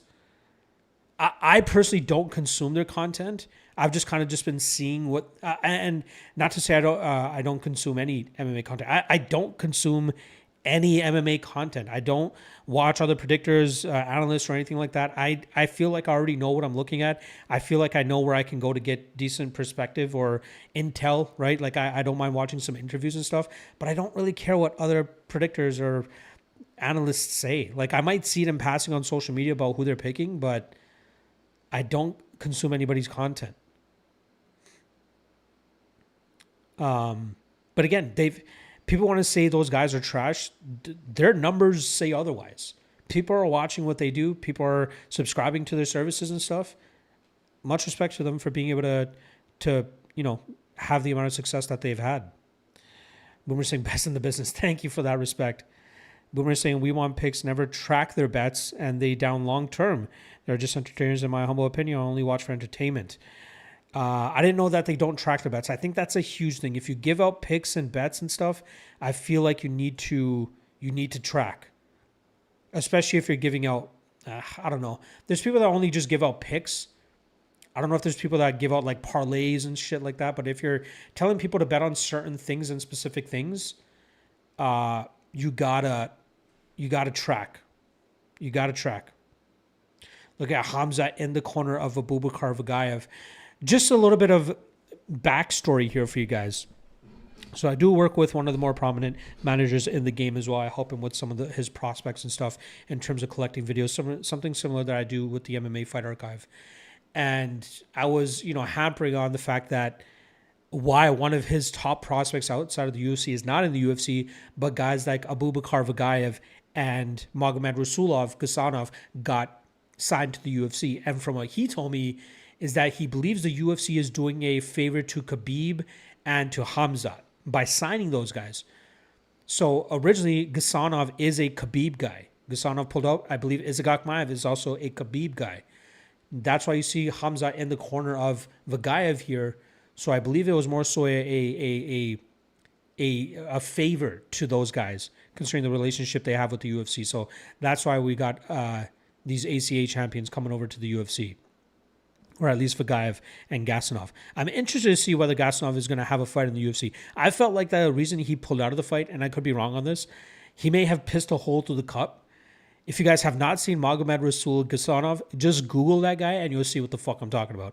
That guy is a long-standing champion over there in ACA, and it's largely because that guy has juice to the gills. I thought Vagayev was a little bit juiced as well, so we'll see what he looks like fighting in the UFC. Still looks in great shape, but we'll see what he can do here. Sal saying Fight Fury is pretty good looking. Don't know who that is. I'm assuming a female, unless you like to swing the other way, Sal, which no disrespect whatsoever. Billy saying, I'm glad that Council shouted you out. That's how I found your channel. I loved all your content. Thank you. Council is the dude. He's killing it over there on TikTok. I love seeing other fellow brown guys in the space trying to raise each other up. Shout out to MMA Council, my guy Chiku over there doing the damn thing. Thank you for showing love, Billy. So I was saying Volk got out of 2 deep sub attempts versus Ortega. Yeah, that was crazy. Was it a guillotine or a triangle choke? I remember there was one that was really deep that had Volkanovski's head like purple. Ortega definitely tried to pull that one off. Yeah, that was a very close submission, but I think that fight really showed the type of grit and determination that a guy like Volkanovski has. All right, we are getting the fighter intros right now, courtesy of Justin Bernard for this Isaac Akhmaev and Vagaev fight. I'm very intrigued by this stylistic clash. It's the wrestling and maybe the minute-winning striking approach of Vagaev versus the defensive grappling of Isaac Akhmaev and the power punching of Isaac Akhmaev. So I'm going Team Khabib here. I'm going Team Khabib instead of Team Chechnya, as my guy Narchabal is saying. Dagestan versus Chechnya, yeah. I'm going Team Dagestan.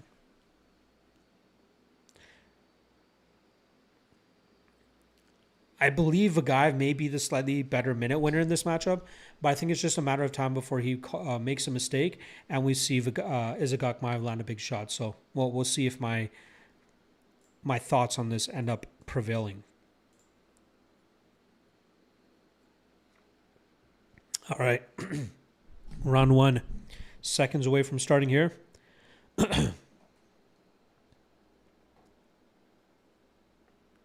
Round 1 has begun. Well, big shot off of Isaac Akhmaev right away and gets reversed by Vagaev, gets taken down immediately. A little bit too much pressure there from Isaac Akhmaev.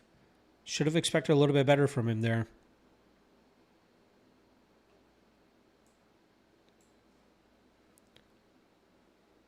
And see if Isaac Akhmaev can get back to his feet sooner than later.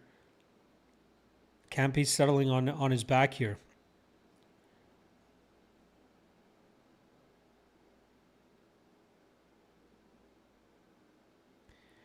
Isaac Akhmaev up against the fence, but head high from Vagaev kind of helps him maintain this position.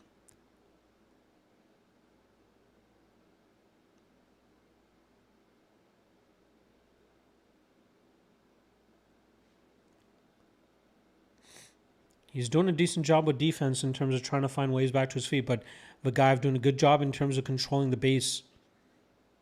He's got one of the legs shelved, but Isaac Akhmaev back to his feet. Good work here.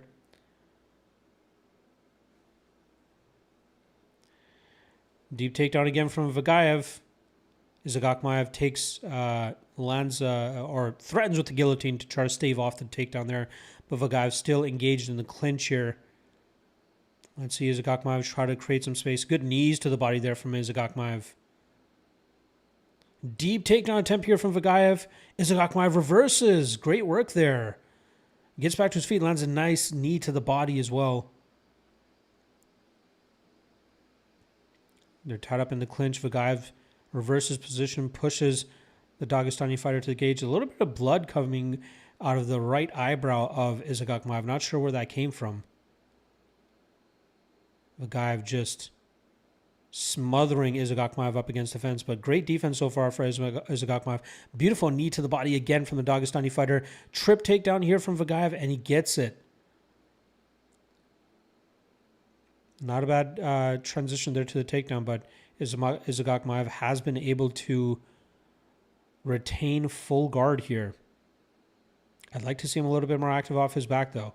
Either threatening with submissions, working to his feet. Just trying to find ways to nullify the damage and control of Vagaev. Halfway through round 1.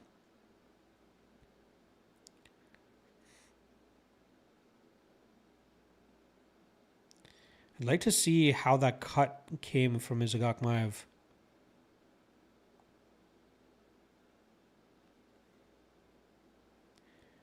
Isaac Akhmaev trying to find a way to scramble.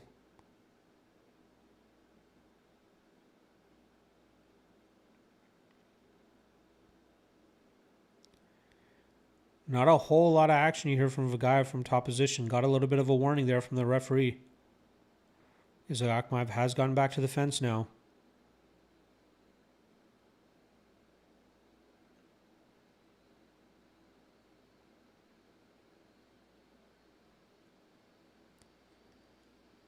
Scramble here from Izagakmaev.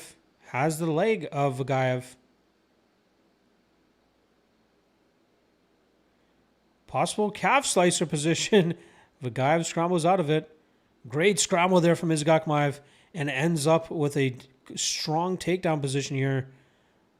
Let's go of it. I'd like to see Izagakmaev kind of just disengage, though. Vagaev looks like the slightly better wrestler. Izagakmaev might be the better BJJ specialist, but again, it doesn't look good when he's the one with his back on the fence or even on the ground. Izagakmaev looking to just wear on, or sorry, Vagaev looking to just wear on. Oh, good knee to the body there from Izagakmaev.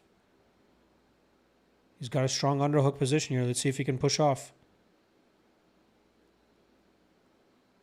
That looked like a knee to the nuts there. Ooh, couple of shots to the body now from Izagakmaev. Vagaev strong underhook position as well. Now they're in that 50-50 almost. Ooh, solid takedown attempt there from Vagaev, but Izagakmaev reverses it. We might see Vagaev start to slow down now. He put a lot of energy into those takedowns. His body language looking a little bit broken too now. Let's see if Izagakmaev can take advantage of it. 10 seconds left in the round. Good calf kick there from Izagakmaev. Oh, big right hand from Izagakmaev. Vagaev eats it though. Round 1 done. That might be a Vagaev round, but it seems like momentum might be shifting here. I like how this round has kind of been going. I like the activity level. Danny Boy saying no bet on this fight. Didn't Dulatov's brother pull out just a few weeks ago? Also, yes, you're right. He was supposed to fight on Octagon. Same, I don't know enough about these guys to put money down. I got you. Check out the MMA Fight Archive if you're looking to tape study. Matthew saying, is Steve Harvey in the building? I know he likes this part of the world and shows up sometimes. You're right. I wonder if he's in the crowd. They haven't really done. Sorry.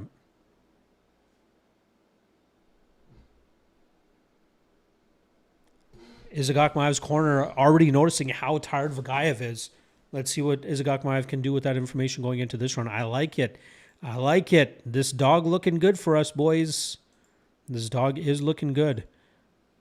All right.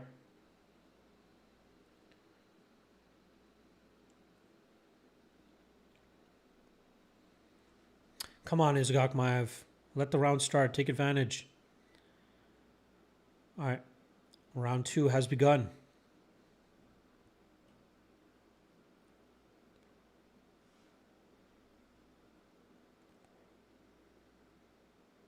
I'm sure Vagaev will still be able to land a takedown or two here, but if Izagakmaev can continue to show his level of discipline and defense and work back to his feet and make Vagaev work hard, Vagaev should be able to start taking over. Oh, big uppercut missed by Izagakmaev there.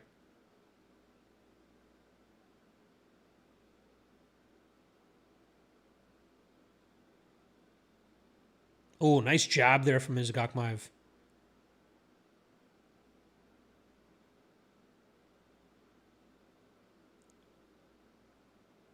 Nice right left from Vagaev.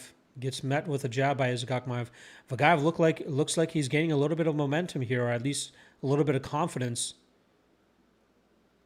Oh, big combo there from Vagaev. I think Izagakmaev is anticipating Vagaev to wrestle, which is why he's throwing the uppercuts and knees, but while waiting, he's getting picked apart on the feet. Now he's picking it up a little bit more. Good jab. Goes for a takedown of his own, and he gets it. Izagakmaev with the takedown against Vagaev. Interesting. Going to the back. Not a bad position here. A little bit of a fence grab from Vagaev. Didn't change anything too much. Good defense from Vagaev to push on the lock. Izagakmaev just trying to hold on to the position here. Vagaev breaks the lock. Goes chest to chest. Reverses the position almost immediately. Look for him to get the takedown now. Good underhook there from Izagakmaev. Eats a little bit of an elbow. I want to see a little bit more work from Izagakmaev. Reverses the position. Lands a knee while doing so. Position reversed again.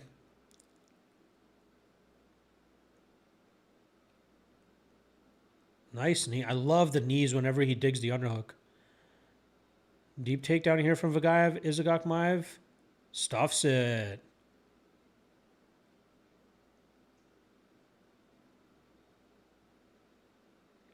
Nice calf kick there from Isagok Maev. Whoa, what was that?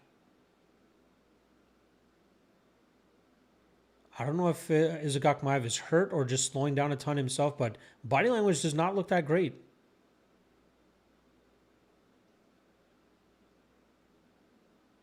Oh, big shots here from Vagaev. Big knee. Isagok Maev not looking great. Body language has changed significantly. 2 minutes to go in the round still.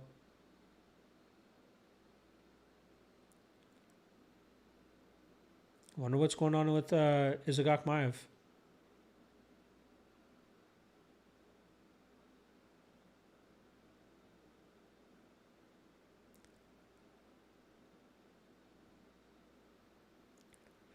I like the knees from Isagok Maev, but again, it's not going to do enough to nullify the optics of him getting pushed against the fence and obviously the work that Vagaev is doing here. It feels like Vagaev might be sensing that Isagok Maev is slowing down a little bit. Oh, nice knee to the face there from Isagok Maev. But again, optics of him getting pushed against the fence, not a good look. I like that he continues to dig the underhook, but I want him to get off the fence.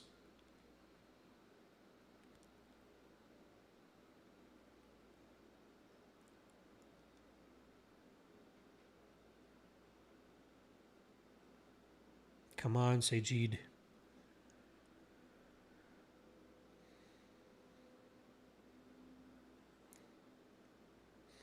Isagok Maev landing some good knees again, but again, he just keeps getting pushed against the fence. Not a good look.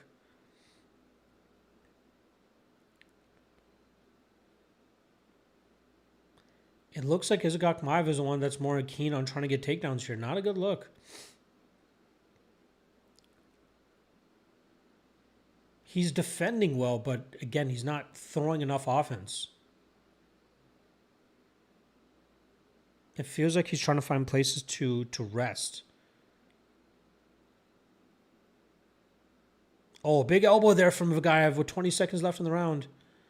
This is probably another Vagaev round here.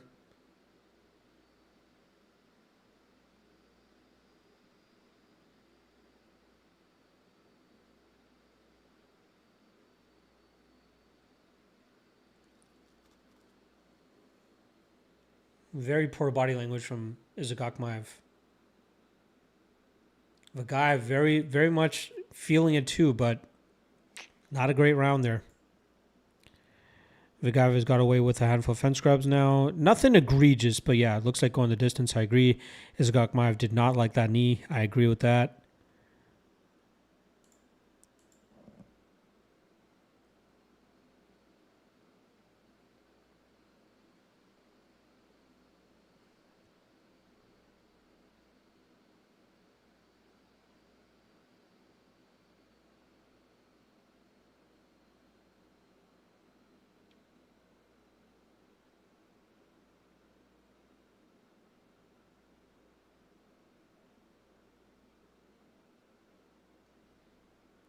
Gadji Ramadanov in the corner of Isagok Maev. I think they're giving him good advice.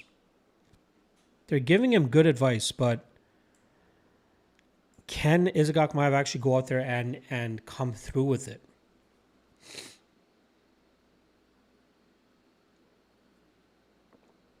All right, round 3 has begun. Arman Sarukian, first row. Isagok Maev a little bit too friendly here. I want to see him tune in a little bit. Let's see. Oh, throwing heat into shots. His corner just told him not to throw heat into the shots. Just throw volume.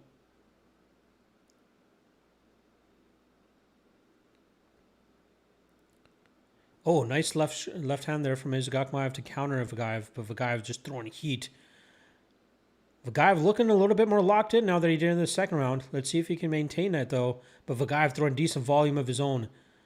Oh, nice job there from Isagok Maev. He might be able to steal this back. Good right hand from Isagok Maev. Takedown from Vagaev. Isagok Maev stuffs it. Threatens with the guillotine. Vagaev pushes off. This is good work from Izagakmaev to start off. Good jab there. Oh, nice right hand there from Izagakmaev. Momentum seems to be on the Dagestani side. It looks like Vagaev is slowing down. Oh, volume here from Izagakmaev. Lands a big right hand. Let's go. Keep going. Oh, misses on a big right hand. And then he goes for a takedown. Come on, man. Allowing Vagaev to tie him up a little bit. Just throw. Just throw, Sajid.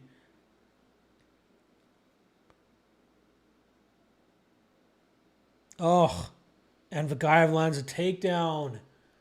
Izagakmaev. Poor fight IQ, man. Great start, but no need to go for a takedown. No need to clinch up. And now Vagaev is going to eat a few seconds off the clock here. A little bit of a turtle position here with Vagaev on the back of Izagakmaev. Ugh. How demoralizing. Izagakmaev is slowly working back to his feet, though. He's back to his feet. Clinch position from Vagaev from the back position, though. Pushing Izagakmaev up against the fence. Izagakmaev pushing on the hands as best as he can to try to break the lock, and he does. Now can he turn? Oh, he attacks Kimura here. He rolls Kimura. Allows him to try almost get the back of Vagaev, but he reverses position, and he clinches up again. Fucking break off, man. Break off. Break off. 2:45 to go. And he allows Vagaev to get the clinch position and reverse him against the fence. Izagakmaev might just be too tired. And Vagaev nearly landed another takedown. Good defense from Izagakmaev there, but just cannot break the clinch.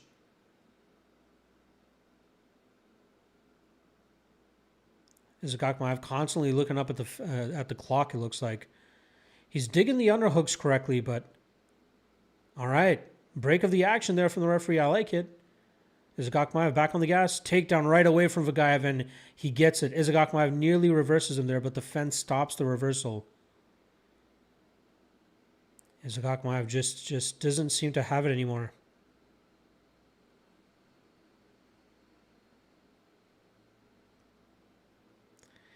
He's building his base again. He's back to his feet. Oh, gets a clinch position of his own. I don't know if he feels more comfortable trying to grapple Vagaev, but like, oh, good knee to the body there from Izagakmaev. Oh, he drags Vagaev to the ground. Big position here, full mount for Izagakmaev. He has the back of Vagaev. 90 seconds to go. He could threaten potential arm triangle choke here. Oh, arm triangle. Fence is in the way though. Let's see if he can get a good enough squeeze. Oh, Izagakmaev with the arm triangle. Vagaev rolling into it as best as he can, and he gets out of the position. But still a dominant position here for Izagakmaev. Trying to get the back. He's got the back position. Oh! Izagakmaev on. Oh my God. We got 1 minute. This is on the table for us. Come on, Izagakmaev. Full mount. 50 seconds to go. Vagaev trying to buck. Vagaev needs a finish, man. Ground and pound or submission. Let's go. Vagaev gives up his back. Izagakmaev landing some ground and pound. Threatens arm triangle again. Oh, this is deep. Nope. Vagaev turns into it. Oh, big elbow there, or maybe a hammer fist. Vagaev doing a good job in terms of just staying on his hip. Oh, rear naked choke attempt. This might be... Nope. Vagaev turns into it. Full mount from Izagakmaev. 15 seconds, not enough time, man. I don't think Izagakmaev might go armbar here, but not enough time. He's going armbar. 8 seconds. Nope. Gives up the position. Oh! Oh, he had the armbar deep. He had the armbar deep there right at the buzzer. But Vagaev survives. Fucking Izagakmaev, man. He let that one slip. Looks like Vagaev probably won those first 2 rounds. You probably give round 3 to Vagaev. Sorry, to Izagakmaev. But the first 2 rounds probably to Vagaev. Big underperformance there from Izagakmaev. Man, he almost had that armbar. And Colin, I absolutely agree with you. Why you don't throw ground and pound there, especially with like 30 seconds left, ground and pound. Ground and pound. You're not going to get a submission with 20, 30 seconds left. I know Paul Craig will tell you something different concerning how quickly he locked up the triangle choke against Magomed Ankalaev, but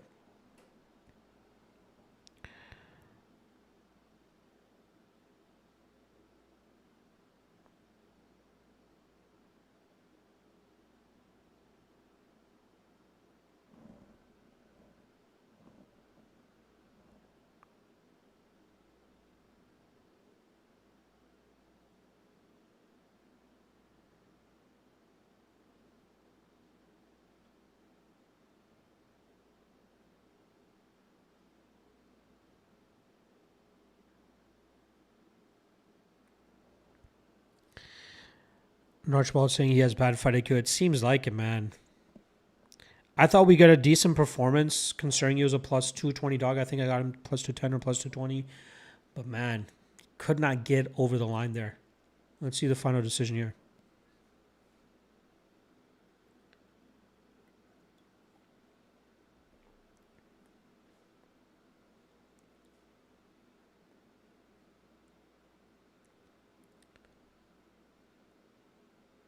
Yeah, 29-28.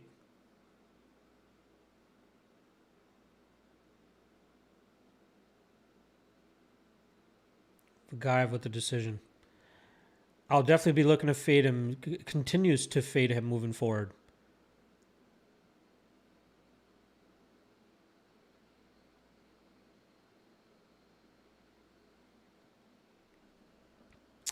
We take an L on Isaac Mayev there. I thought the line was wide.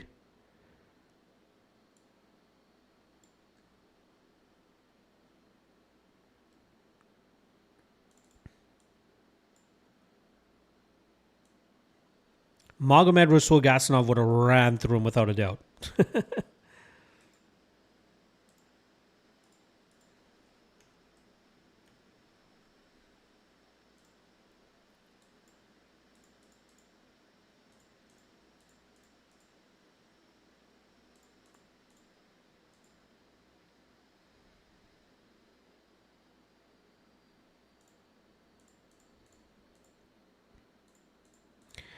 Just listen to the interview, guys. One sec.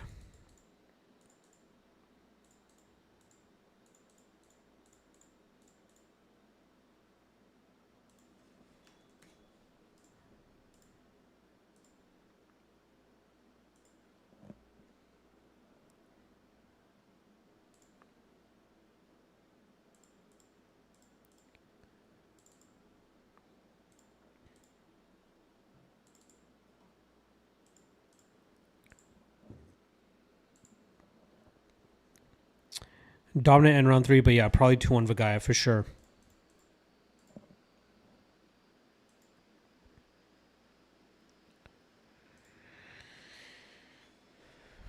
All right, let's see what you guys are saying here. Edward in the chat. Edward Oliveira, my man, the best MMA prediction channel on YouTube. Thank you for the love, my friend. Thank you. What's your opinion on next fight? I heard that Fortune hurt his shoulder a couple weeks ago. I personally, I don't like going off of like sketchy rumors and stuff like that. I'm still going Kuniev. I think Kuniev should still get the dub. Yeah, I think he'll be able to stop most of the grappling from Fortune early. Fortune might be able to land a takedown or two, but I think he'll still struggle to kind of have success against Kuniev. And then I think Kuniev is the better striker as well. So, yeah, I'm going Kuniev, and I think Kuniev maybe even gets the TKO. Danny's saying, all we need is Kuniev. Let's go. Made enough money today to just throw away long shots. Let's go, boys. Love to hear it, Danny boy. Love, love, love to hear that. Comment to the canopy saying, let me borrow about 350. I love you guys. You guys.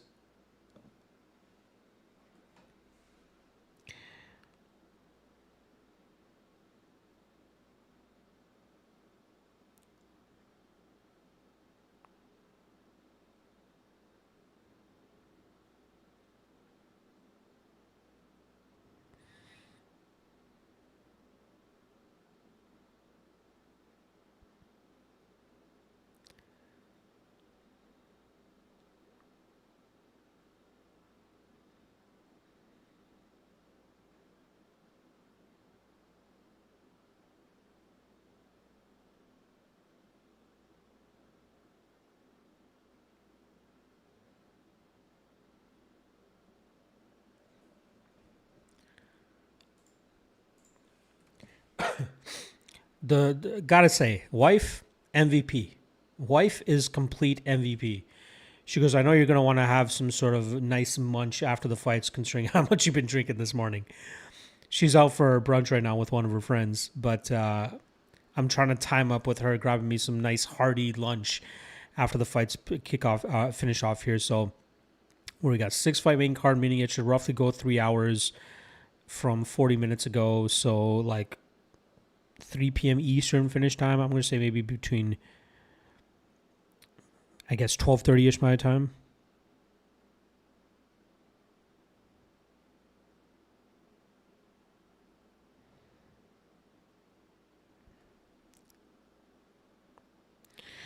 All right, let's see what you guys are saying in the chat here.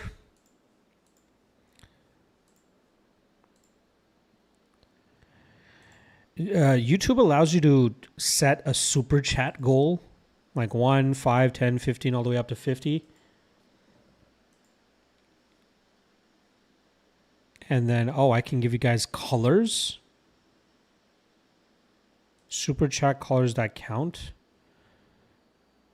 Like, what kind of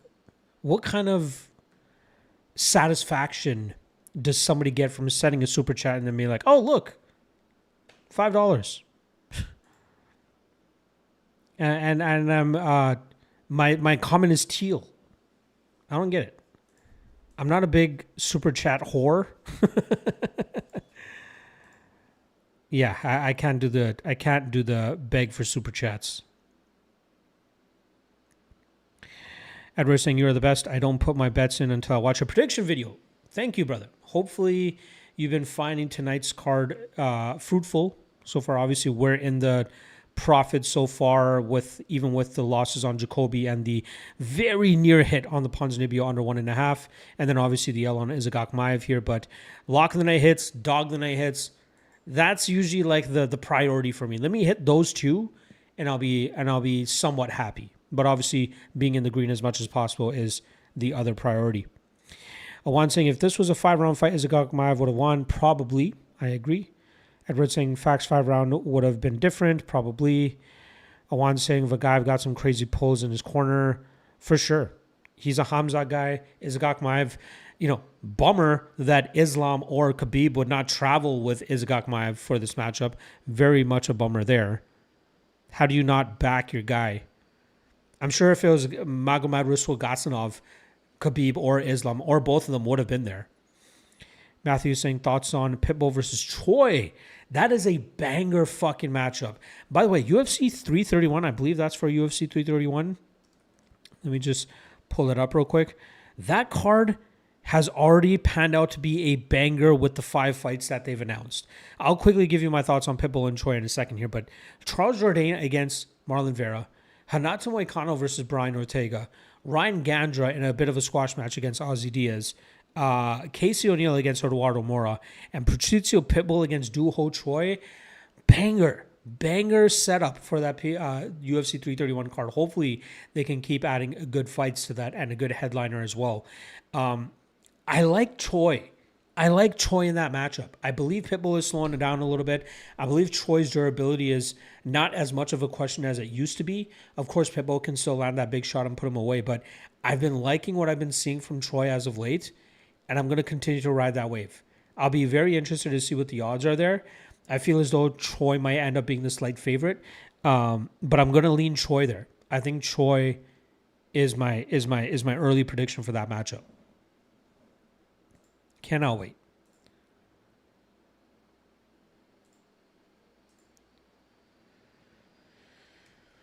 Fortune walking out right now.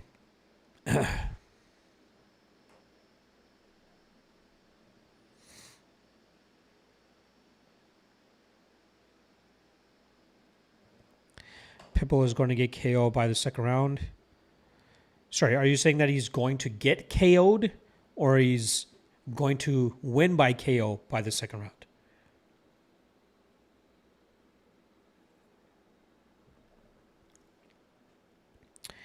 Will Islam stay in Chanko's corner? Why not?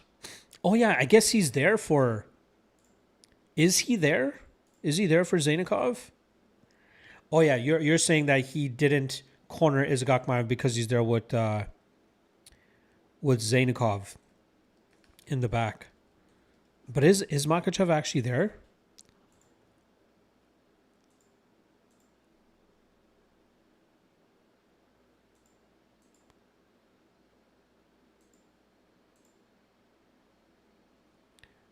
I don't see like pictures of them together on fight week, or at least I haven't seen any. So maybe he's not even there to begin with. Famosa saying swept the entire card already on the money line except Jacoby. Let's go, brother. Let's go. Yeah, how am I doing with actual predictions? I know I took an L there on Sajid.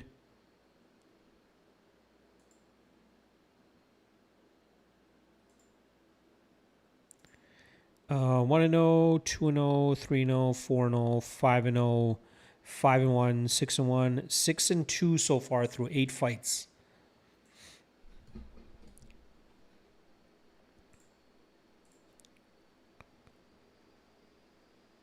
One saying I'm asking, not sure. Yeah, he's not there. It looks like Islam is not there. So very weird. You know, for these Abu Dhabi cards, you would expect these guys to be there.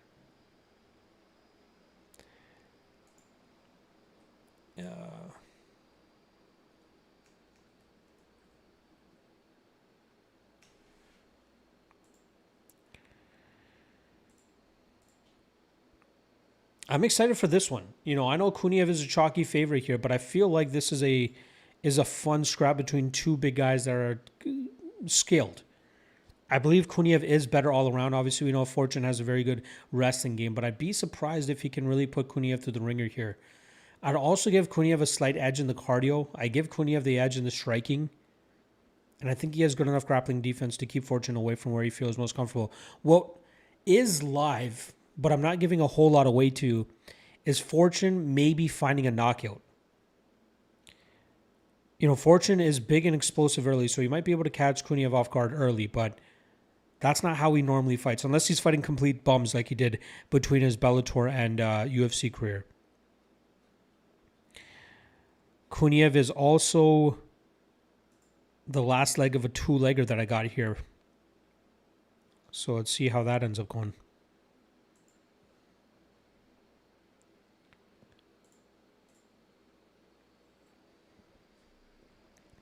Matthew saying I need Kuniev decision or Kuniev KO.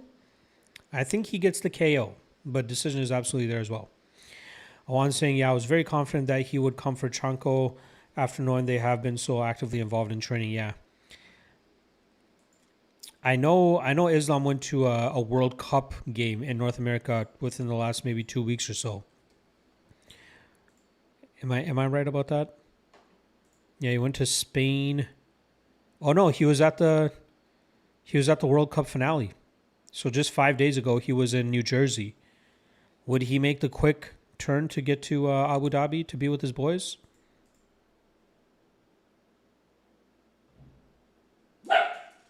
Alfred.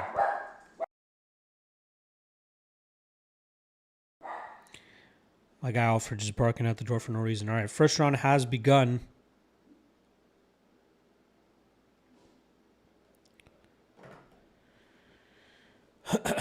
Ooh, big leg kick there to start the fight from Fortune. Kuniev on the pressure, though. Got to be wary of the power coming back his way, though. Fortune has power in his hands. Not a striker by any means, but working with Waldo, knowing guys are mainly expecting him to wrestle. I'm sure he's going to try to surprise Kuniev with a big punch on the feet. Oh, there's that shot. Right hand from Fortune finds the chin. Kuniev eats, though. But Kuniev still heavy on the pressure here. And they engage in the clinch. Big knee to the body there from Kuniev on the exchange or on the exit. I love that.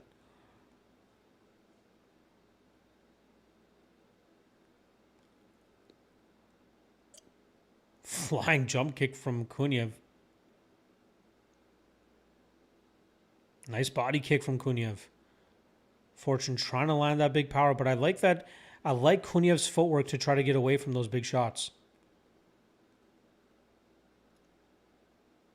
I cannot believe a few fights ago that Fortune... Oh! Big calf kick there from Fortune. Got a little bit of a reaction from Kuniev.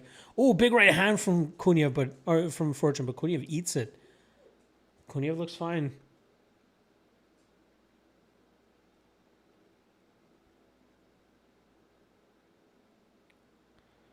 Fortune already drenched a minute and a half into this fight from his sweat. Punches his way into the clinch. Kuniev defends decently. Lands a good knee. And they push off.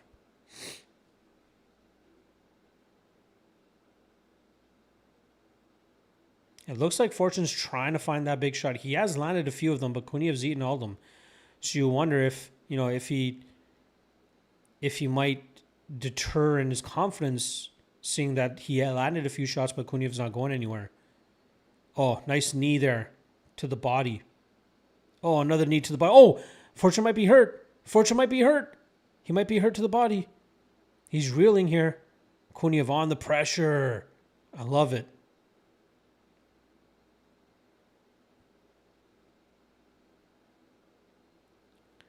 Fortune trying to find that right hand, but it's going to get harder and harder to get.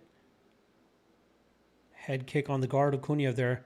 Big leg kick there from Fortune. I think for Fortune to be successful, I think leaning more so into a leg kick could be helpful for him here. He got a big reaction from Kuniev on the first one that he landed.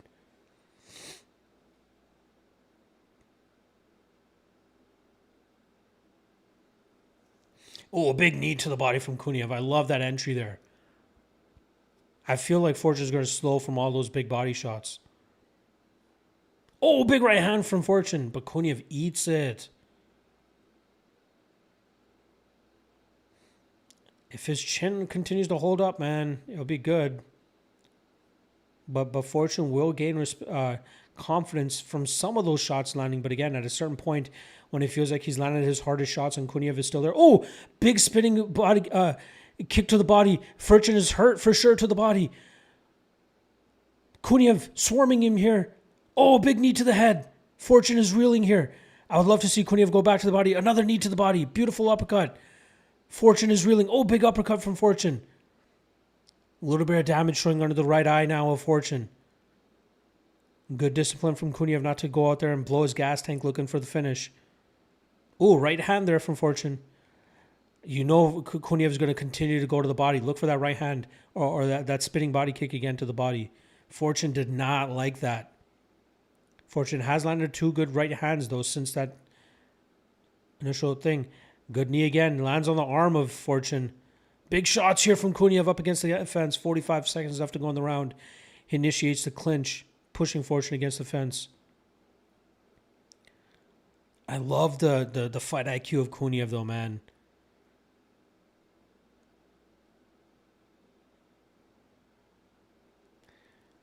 Maybe Kuniev's just trying to catch his breath a little bit here. They break. He's looking for another knee. Looking for another knee. Getting the Muay Thai clinch. Or he has one clinch, half clinch. Oh, sneaky uppercut there from Fortune, and Kuniev eats it. They're tied up in the clinch in the center of the cage here. 10 seconds to go. Kuniev looks like he's trying to posture for like an elbow or something. They break. First round done. Big round there for Kuniev, landing big damage the entire way through. Easy round to score for Kuniev there. Fortune almost lost to Tyboro. He has no chance of winning tonight. I never say that a fighter has no chance of winning. It's mixed martial arts. We've seen crazy shit happen. But yeah, it's looking like this is leaning more and more so towards Kuniev. Fortune small bet early in the week for $10. Juan saying, yeah, he was at the World Cup finals. That's right. Miam saying easy TKO. It should be coming. Fortune has a tough blockhead. He does. Fortune is trying to pull Kuniev into a fight. Or into a right. You're right. Yeah, he's banking big time on the right hand. Edward saying 1-0 Kuniev. I agree with that. Got to watch that right hand of Fortune.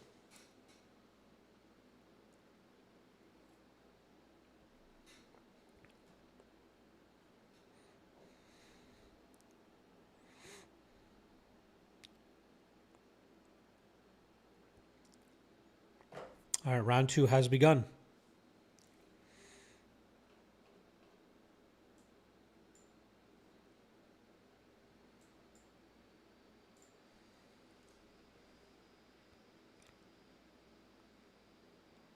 Oh, Fortune keeps landing that right hand, but Kuniev's chin. Oh, big shots here from Kuniev. Has Fortune reeling. Loves the knees. I love when he throws those knees, but some of them are landing on the arms.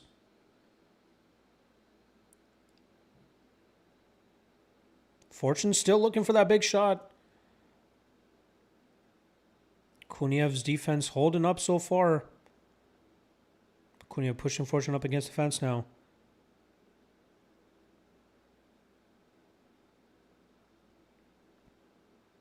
I'd like to see Kuniev throw some more knees in the clinch here.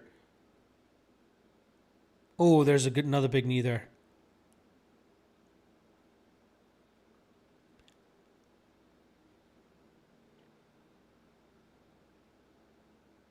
Fortune trying to lock in here. It looks like he's trying to find... Oh, big knee to the body of Fortune. Fortune's hurt. Fortune's hurt. Perfect timing on the knee from Kuniev as Fortune was throwing the overhand right. Fortune is hurt bad. Kuniev throwing big shots here. He's got to be careful. Fortune somehow still in this. Kuniev just stalking him. Another big knee to the head now. Another knee to the head. Elbow, elbow. Fortune staying in the fight somehow, though. I'd like to see... Oh, another big knee there from Kuniev. Fortune is hurting bad.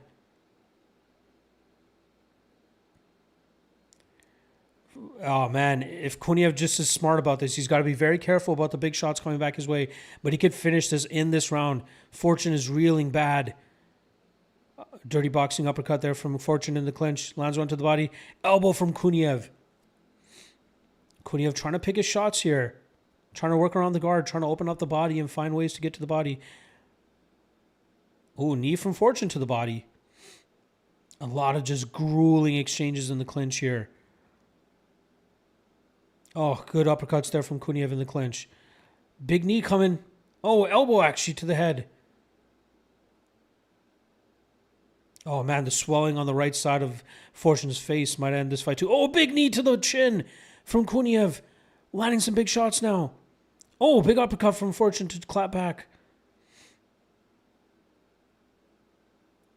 How is Fortune still in this fight? I'd like to see Kuniev almost just primarily focus exclusively on that body of Fortune.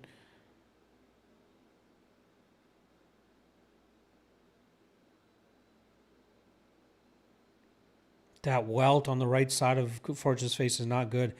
Luckily, it doesn't seem to be impeding his vision at all too much. Kuniev's got to watch for the right hand, though. He's got to watch for the right hand. I'd like to... Oh, he eats the right hand there. Just as I said. But Kuniev eats it clean. Does not look rattled by it at all. He's doing a good job with rolling with it. But still, man, one of those shots, perfectly timed, perfectly placed, could really end the fight. 90 seconds to go in this second round. They're engaged in the clinch again. Knee to the body from Fortune. He's getting pushed up against the fence now. Nice elbow from Kuniev. Oh, more elbows from Kuniev. Beautiful work inside the clinch there.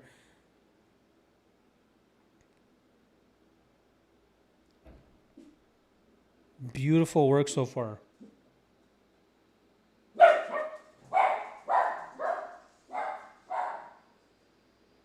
My guy Alfred just loves barking at the door. I apologize, folks. 1 minute to go. I don't know how Fortune is still in this fight and throwing heat too.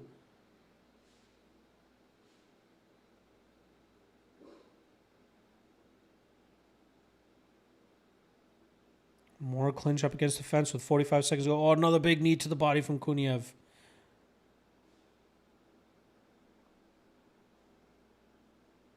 Kuniev doing a good job. Forehead in the chin. Oh, that knee crumpled Fortune a little bit. You saw his posture break there. 30 seconds to go. Kuniev picking his shots decently here, but I feel like he can show Fortune the door if he just pushes it. I understand managing your gas tank and not trying to gas out.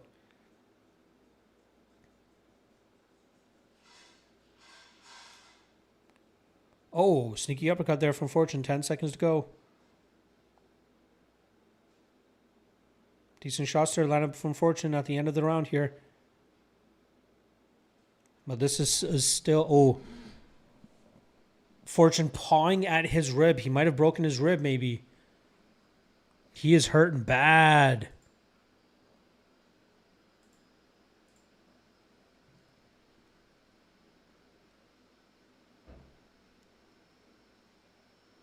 Fortune saying he can't breathe because of his rib.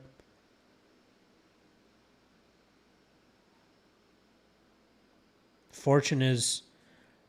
He's nearly broken. His rib is fucked. Good old tummy fighters love it. You're a bitch saying, I'm drinking at 7 a.m. So am I, although it's 11 a.m. over here. Cheers.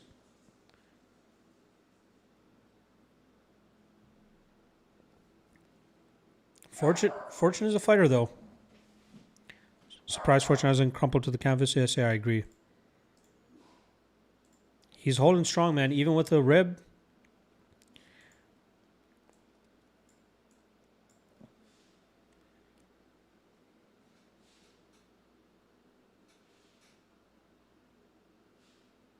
All right, round 3.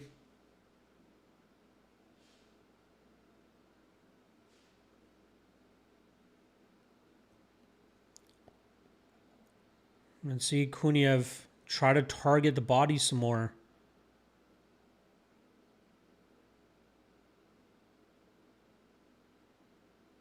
That knee was so nice. Oh, big shots here from Fortune.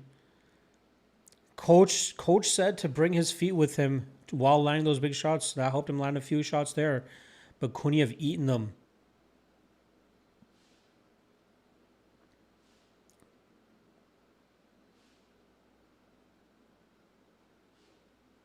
Oh, big knee to the head there. Fortune is hurt. Oh, up kicked as well. How is he up? Oh my God, Fortune eating so much damage right now. Kuniev just throwing shots.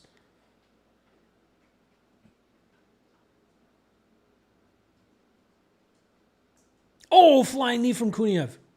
Oh, and Fortune goes down. Big knee. And it's over. 3rd round finish for Rizvan Kuniev by TKO. Oh, there was a big knee that opened up a big cut under the left eye now of Fortune. Big win for Kuniev. We cash our parlay. I believe we cash our... Yeah, we cashed the Locky Trinity as well with that dub. That's a big win right there. I'm not going to gloat too much considering he was a minus 350 favorite. But we picked our spot there, folks. And we cashed an official 2-leg parlay, which we had on...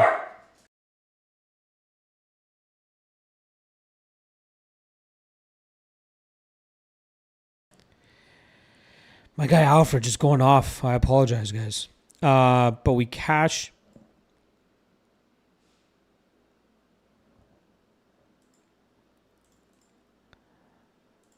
Big parlay cash for us there. Cash the Locky Trinity, cash the Locky 2-step, which already cashed with Sola and Hussein earlier. But Rizvan Kuniev cashes the Locky Trinity for us as well. But he also cashes an official track parlay for us with Abdul Hussein and Rizvan Kuniev. A little bit chalky here, but minus 149, we cashed 2 units there. Let me just update the graphics here real quick, and then I'll get to the comment section. Very happy with how that parlay ended up playing out.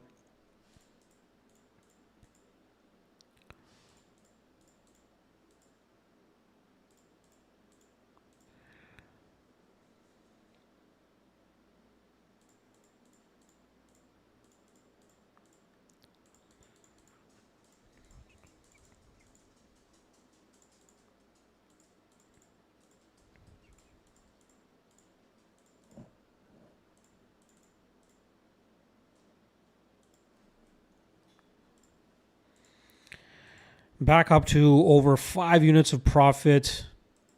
Again, still got 1, 2, 3, 4 more plays on the night. Or on the day, I should say. Did I not have my matchup bar up the entire time?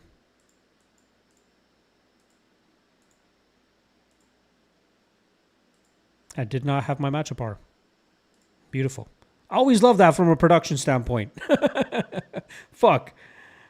Should I have this up the entire time? Whatever. I'll be sure to have it up for the next one. All right, let's see what you guys are saying here.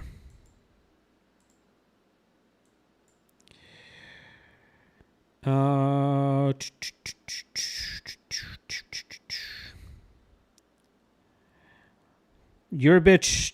Cheers. Cheers to you as well, my friend. Danny Boy saying on TikTok, is this considered dad bod? It is definitely a dad bod. Kuniev is a dark horse in this division. I agree with that. Famoso, let's go. Another win. Let's go, my friend. Let's go. Man, Fortune's not coming back for a year now. Yeah, he might be out for a little bit. Danny's saying all day we hit. Love the extra money. Thank you, bro. You the best in the business. Let's fucking go, my friend. Let's go. Love to hear that. Damn, tough to be a fighter for sure. For sure. By the way, the other night, my wife accidentally poked me in the eye. So as you guys know, I'm in the middle of a move right now. So right now we're sleeping on a foam mattress on the ground. All done. Alfred, all done. I don't want my guy Alfred barking again. So we're sleeping on a foam mattress on the ground because our mattress is on its way to our new place. So as I'm getting on the ground to sleep, she's already sleeping. I kind of startled her by accident, and she kind of jolted up a little bit, and one of her fingers went right into my eye. If you go back and watch some of my content for UFC Oklahoma City, you'll see one of my eyes is a little bit red. She poked me so hard in the eye that it looked like it was bleeding a little bit.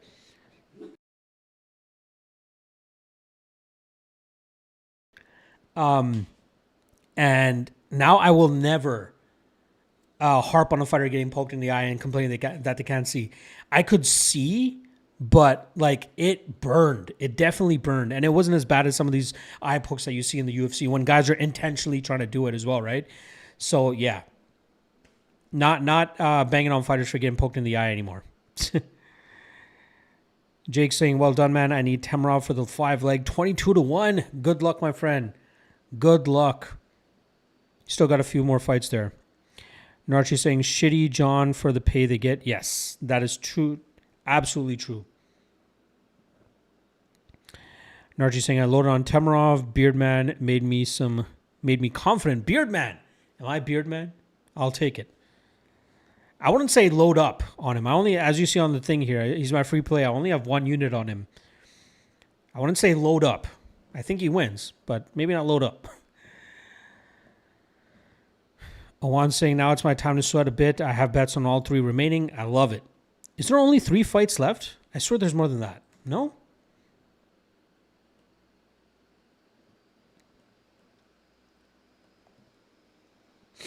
There's got to be more than 3 fights left. Ooh, UFC Abu Dhabi officially returning. UFC returning officially to Abu Dhabi for October 24th, UFC 333. They always do. My birthday is October 22nd. They always do an Abu Dhabi card close to that weekend. So it looks like they're back in Abu Dhabi. Pay-per-view card as well. Curious who would headline that, right? We got Islam headlining next month. No way he turns around in 2 months. But like I said, 3. Oh, yes. I guess there is 3 fights left considering that the Dulatov fight is canceled. So, yes, Zaynikov versus Chapetsky next up.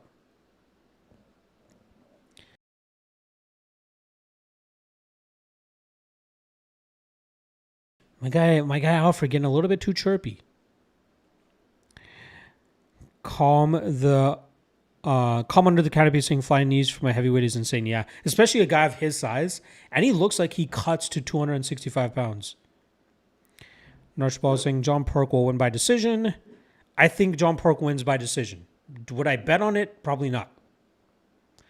Modern Gladiator saying, how are we feeling, guys, on this next one? Again, official prediction is Zaynikov by decision, but I don't agree with the line. So take from that what you make. Modern Gladiator saying Checo by decision a lock or KO.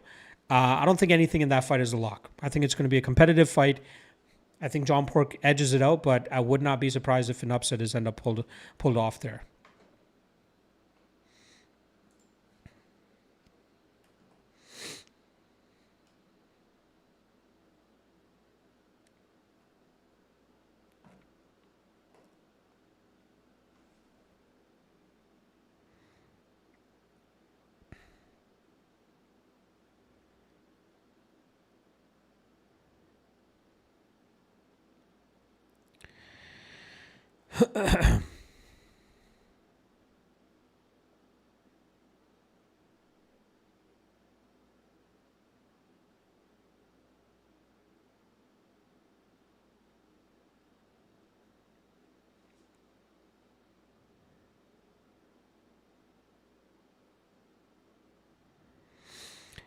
Sorry, guys. Just replying to some comments in the YouTube videos. Again, you got to connect with your followers and your viewers, right?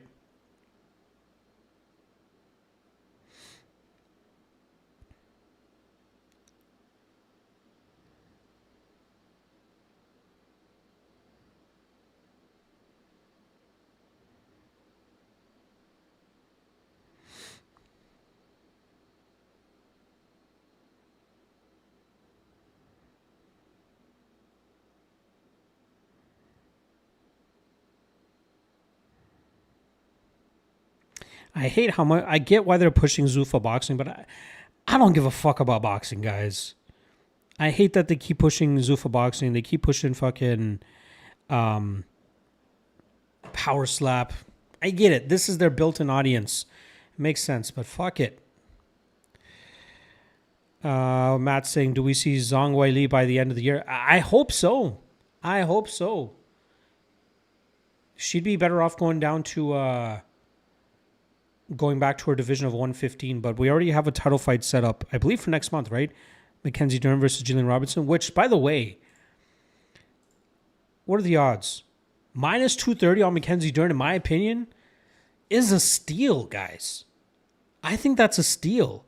Who the fuck is saying that Jillian Robertson is going to out-grapple Mackenzie Dern? Are you kidding me? Dern is the slightly better striker, and that's not by a whole lot at all. But in jiu-jitsu, Jillian Robertson's going to out-grapple Mackenzie Dern? Are you kidding me? Mackenzie Dern will more than likely be my lock of the night play for that card. Again, it's still a little whiles away.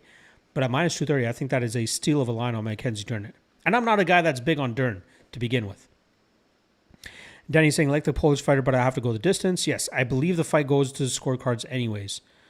Fight goes to decision on BetOnline currently for Chepetsky and Zainukov sits at minus 115. That's not a bad line. It's going to be a competitive fight, I think. I'd be surprised if either guy gets a finish there. Agro Bupkis saying John Pork minus 3.5, minus 130. Play it. Man, minus 3.5. I'd be very surprised if that hits, man. I think Chepetsky could steal at least one round. Will there be a bantamweight championship scheduled before the year's end? Jan or Harrison? They should do Jan. Actually, now that you're talking about Jan as a headliner there wouldn't be bad. Maybe they do Jan versus Merab rematch. Or Jan versus O'Malley. They did Jan versus O'Malley, their first fight, I remember, on a pay-per-view October Abu Dhabi card. Maybe they do the rematch there as well. Narchabal saying if John Park wrestles, easy win. I disagree with that. I don't think it would be easy for him to do that. Awan saying maybe Hamza returns for 333. It's possible. I never want to speculate with that guy, though. Who the fuck knows? Calm saying John Park better not win. We've got a couple guys waiting out back for him if he decides to try and mess my day up. Good luck to you. Danny Boy saying the trilogy hit. Love it. Best day ever. Let's go. Let's go, Danny Boy. Locky Trinity. Colin saying, so this guy's probably a favorite because he went viral. I'm taking a stab on the underdog. Maybe because he went viral, but also because he's Dagestani. We know there's always that like Dagestani Russian tax. So that's probably it as well. But again, he's skilled. I don't want to talk down on Zainukov. He's a good fighter, but I don't think he's minus 250 worthy against a guy like Chepetsky based on what I've seen from Chepetsky. Narchabald saying Jillian can, of course. Jillian is better on the ground. She's just bad with takedowns. Jillian is more dangerous, relies less on power. I don't know about that, man. She, like, yes, I agree that she's aggressive with going for submissions more. She's not submitting Mackenzie Dern. She's going to constantly get reversed. She's going to give up submission for position. Dern will work out of those submissions. And I think Dern will actually get a submission of her own. I think Robertson will make a mistake, and I think Dern will get the submission. People are way too high on Jillian. I love Jillian. You know, fellow Canadian, I get it, but this talk of her being better than Mackenzie Dern, I think, is wild. She could shut me up and prove me wrong, and I would love that as a Canadian. But I don't know what people are fucking seeing there. Narchabal saying the Brazilian has less technique, just more power and better takedowns. Oh, man, that's wild. Do you not know who Mackenzie Dern is? Wow. Wild. Jillian is not winning. She's basic as fuck. I wouldn't say she's basic. She's aggressive. She has a good jiu-jitsu game. But she is not better than Mackenzie Dern. I'm glad. DC trying to reiterate the Chonko nickname. Anyway, I'm glad that the narrative is out there that people think that Robertson is better than Dern. That will give us a better line on Mackenzie Dern. So I'll just wait that out. But Dern is winning that fight. I could be wrong and you can rub it in my face afterwards. But Dern's winning that fight. Archibald saying, yes, and because of his team, they seldom chose uncomfortable opponents. That is correct. Again, there is something to the fact that certain fighters get the choice of who they fight, and they often fight guys that are stylistically good for them. Sometimes it's very obvious, sometimes it's not. And one instance that we saw of it being not obvious to a lot of people is Paddy Pimblett versus Benoit Saint-Denis a few weeks ago. Everybody's like, oh, Paddy sucks. Benoit's on a roll. He's going to submit him. He's going to break him. But Paddy knew he was going to be able to catch him with a submission. He knew he was going to be better in the grappling game. At least in that instance. And he was. And we saw it on display there. Agro saying, I think Chepetsky too hittable. Sure, he's high volume and dynamic, but we have the better striking and will cover the spread. All right. Good luck. Again, I'm not saying it's a bad bet. I personally don't see it myself, but we'll see how it goes. I can agree with you that Chepetsky could be a little bit hittable, but I think his volume will help make up for some of it. As long as he doesn't get rocked and dropped and hurt badly, which is possible. But I think Chepetsky is game, and I think he'll make this one tough. Matthew saying maybe we'll get Harrison versus Nunes at MSG. Yes, that's usually November, right? It would be nice to see Harrison finally come back, but we know she was dealing with a significant neck injury. John Park will win by second or third round. We shall see, Edward. Good luck. Not sure who wins, but I don't like to bet on Dern or bet against Robertson. I don't like betting on Dern myself either. I usually look to a fader, but in this matchup, where there isn't much of a real striking threat from Robertson, I think Dern wins. Com saying they're both good. Mackenzie got way more tools, though, in my opinion. Dern's a good champ. I don't know if Dern's a good champion, but in this matchup specifically, I think she's better. Edward saying, whoever bet on BSD better stop betting on MMA because they were delusional. There were a lot of people picking and betting Benoit Saint-Denis to win. And people calling me crazy for betting on Paddy. So, again, narrative changes so quickly from fight to fight, from week to week. That's just the MMA game. And as doing what I do, we have to be very cautious about the hype spots that we get on and the hype spots that we try to fade. All right. Round one. Zaynikov, Chepetsky. Starting off in seconds here. Can't wait for this one. I'm excited for this one. And it's begun. Let's see how this goes.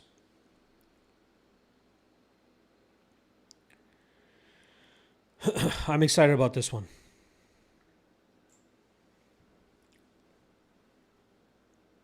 Oh, nasty elbows there from Zaynikov right off the bat.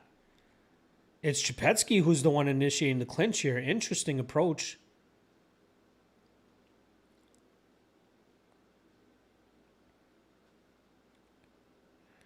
Heavy clinch here for Chepetsky. Looks like he's the one going for the takedown. Interesting.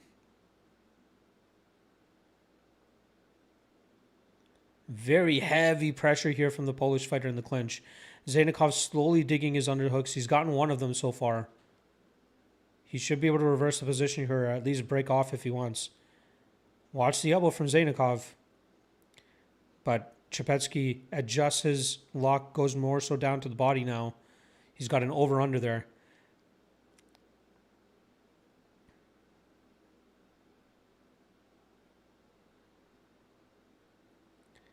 Interesting.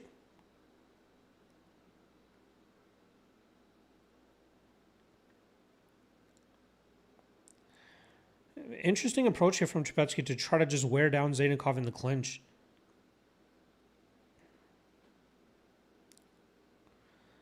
Zaynikov gets both double underhooks, reverses the position, lands a nasty knee to the body there.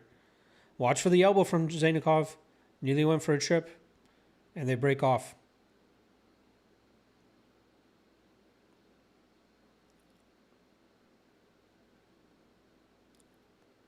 Oh, nice jab there from Chepetsky. Snaps the head back of Zaynikov.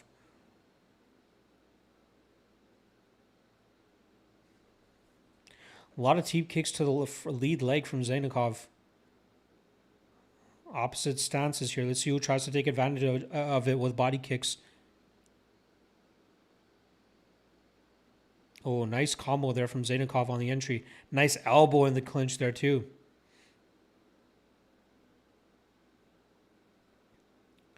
Sneaky level changer from Zainakov. And Chepetsky digs the underhook.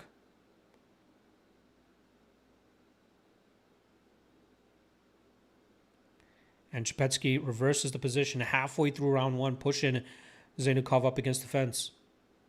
I don't mind him trying to wear Zainakov down this way. Zainakov gets the double underhook, changes the position, lands a knee, and Zainakov gets the underhook again and reverses the position back. A lot of grappling up against the fence right now. I don't mind the game plan from Chepetsky, I'll admit that.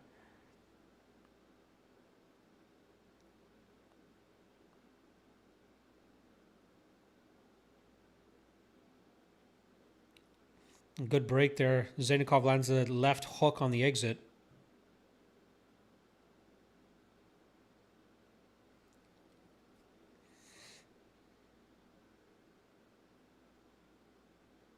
Oh, sneaky right hand there from Zainakov. Perfectly timed.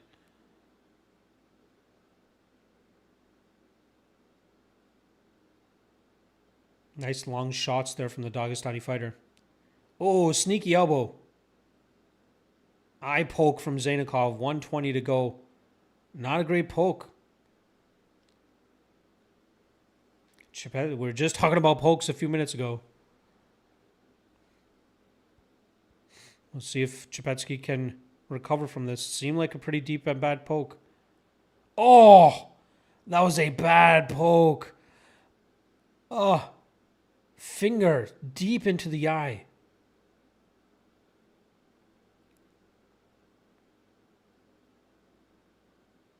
That was a bad poke.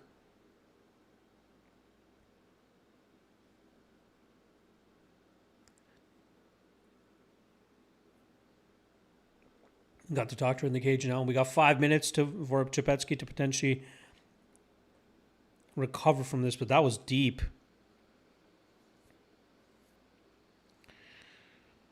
Danny Boy saying, I hope the Polish boy pulls out the pierogi. Let's go.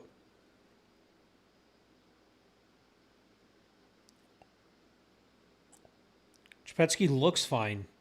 I'm sure it burns, though.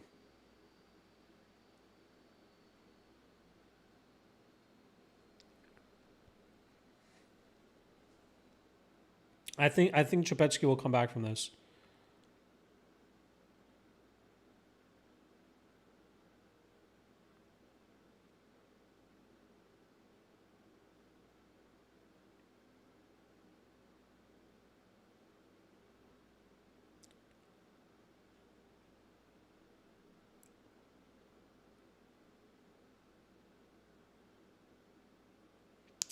Just a lot of waiting right now. Looks like Chepetsky's good to go. What a gamer. Only needed about 2 minutes.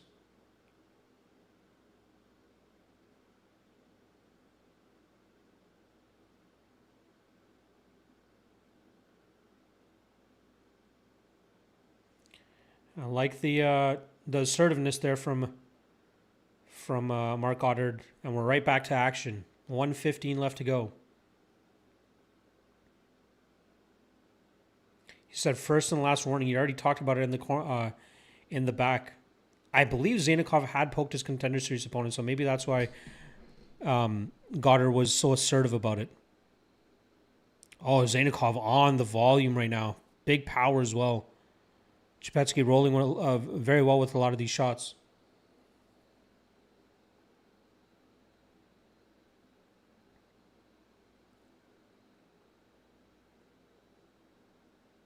Oh, big takedown there from Chepetsky. 40 seconds left. Got into the clinch pretty well there on the back of Zainakov now. But it looks like Zainakov should be able to stand up here. Zainakov back to his feet. Crazy scramble. Both guys back to their feet. 20 seconds to go.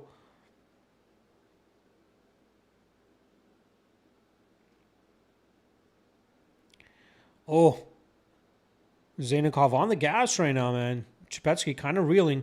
Tried to go for a spinning elbow, but just kind of feigned on it. And that's the end of round 1.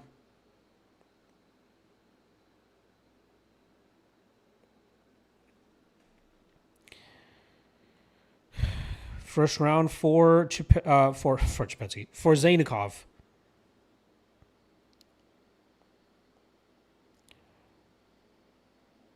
Edward saying 1-0 Chanko. I agree. Polish fighters are so unmarketable. You might be right about that. Outside of Joanna Jędrzejczyk, who obviously had the violence going for her, there aren't many marketable Polish fighters. There's some fun ones. There's some very violent ones too. Most of them are with KSW where I guess they get paid enough to stay there. Obviously, we saw Jakub Wickwacz come over. We saw Robert Ruchala come over, not really have all that much success. But in KSW, I'm sure they get paid decently, but they also get to take all the steroids they want. It's fucking hilarious seeing some of these guys, how roided up they are. All right, round 2. Oh, thank God my fucking cup was empty because I nearly spilled it all over my charger. All right, round 2 has begun. Oh, big right hand there from Zaynikov on the counter.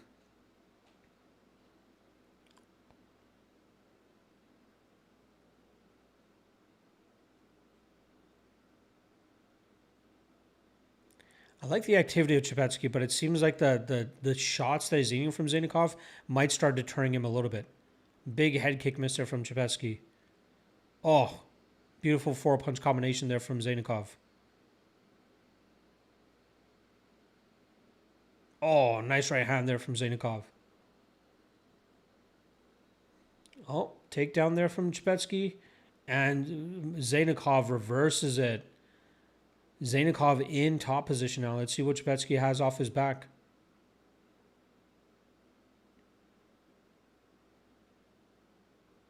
Chepetsky trying to do some work off his back.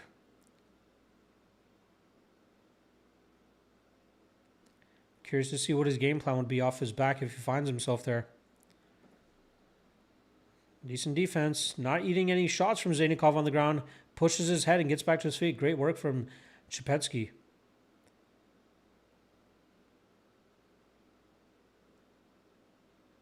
I'd like to see a little bit more volume there from the pole, though. Oh! Spinning back elbow lands on Zaynikov, but Zaynikov eats it. Chepetsky getting a little bit too wild, though. Wow, somebody said that Chepetsky won round 1? What the fuck? I do not think that Chepetsky won round 1. And I got a bet on him.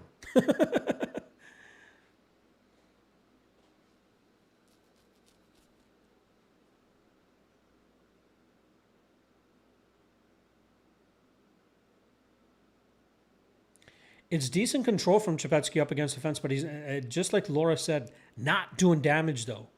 Damage is criteria number 1. He's got to do more. Can't just be jockeying for position here without landing any damage. And then Zaynikov gets off the fence without any issues. And then he'll get to a combination right away. Good body kick there from Chepetsky.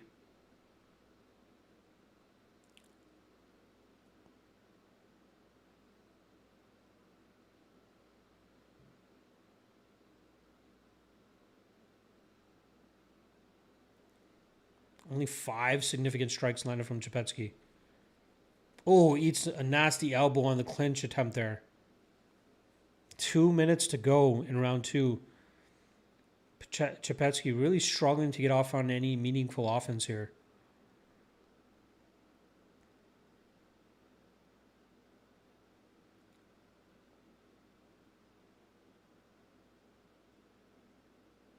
Oh, nasty elbow again from Zaynikov. And another one.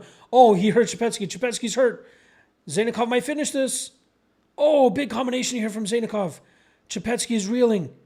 Goes for a takedown. Zaynikov should be able to finish this here. But Chepetsky sticking to him like glue. Wow. Surprise Surprised Zainikov was not able to finish that scenario there.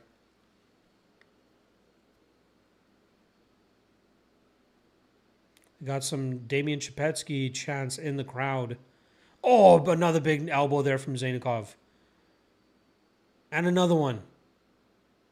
Oh, big cut over the right eye now of Chepetsky.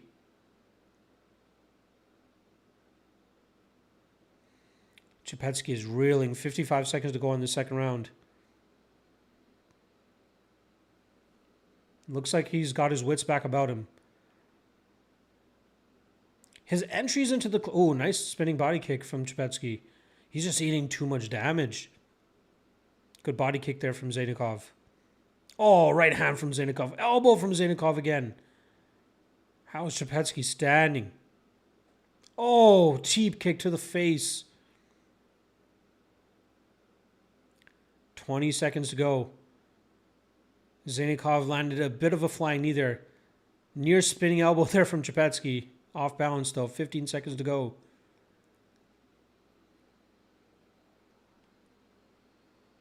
More elbows from Zainikov in the clinch.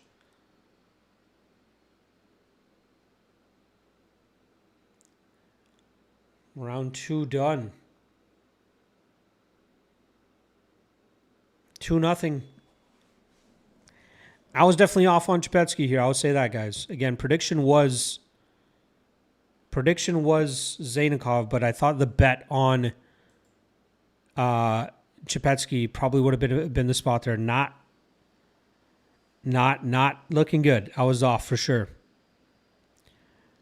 Edward saying Prodigy minus 250 money line was so free. I hate that term of free. This was free. This was free. I don't like that. I'll ask, is the fight to go the distance? Man, you're going to be sweating this third round out. Chepetsky's chin has held up pretty well, but he's eaten some damage. Fam also saying, put all the winnings on Chanko.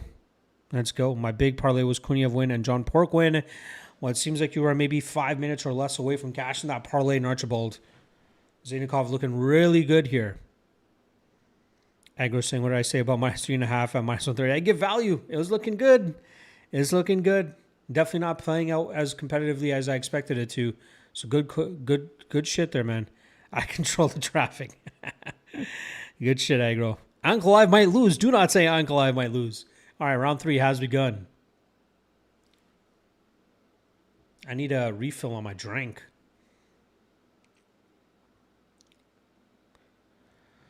Let's see if Chepetsky can pull one out of the hat here. His cardio doesn't look bad, but he's just eating so much goddamn damage. Takedown from Zainikov, but Chepetsky heavy on the pressure.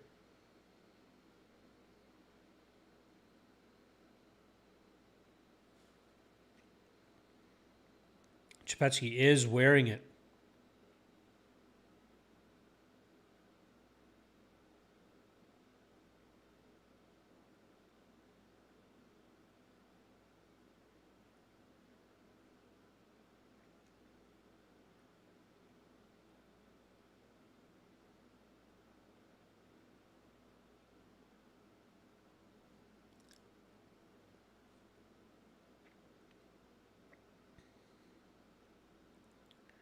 A lot of clinching up right now.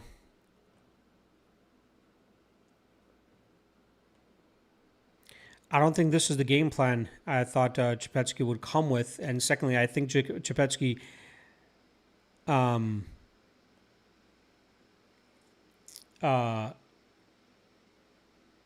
don't think Chepetsky expected to face as much resistance in the clinch and the grappling as he did. Ooh, sneaky takedown from Zainikov. Let's go.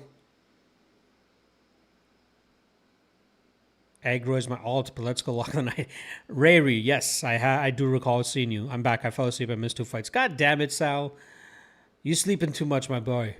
Sleeping too much. Oh, nasty elbow on the entries there from Zainikov. 3 minutes to go.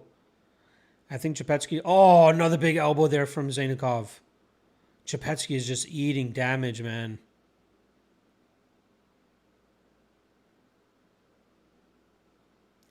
That's a good entry from Chepetsky, but beautiful underhook there from Zainikov to fend off the takedown.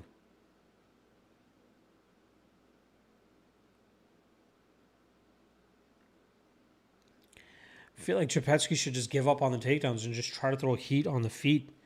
At this point, his only way of really winning this fight. Oh, nasty elbows there from Chepetsky. He's trying to push in deep water here. He's just got to land damage, though. Oh, nasty elbow from Zainikov. Oh, crazy front kick to the face from Zainikov. Nasty elbow as Chepetsky tried crashing the distance. Man, Zainikov is on point tonight. Tries to land a spinning back elbow, but misses. And gets a smile from Zainikov.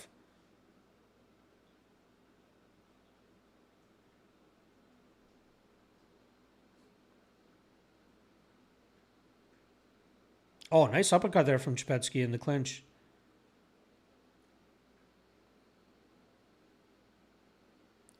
Chepetsky loves that spinning back elbow. I'll give this to him. He's giving himself a chance to win this fight. Oh, another front kick to the face from Zainikov. Chepetsky just staying heavy on the pressure here, though.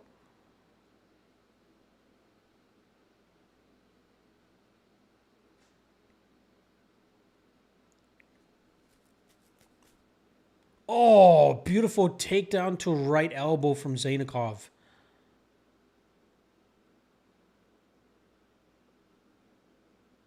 One minute to go.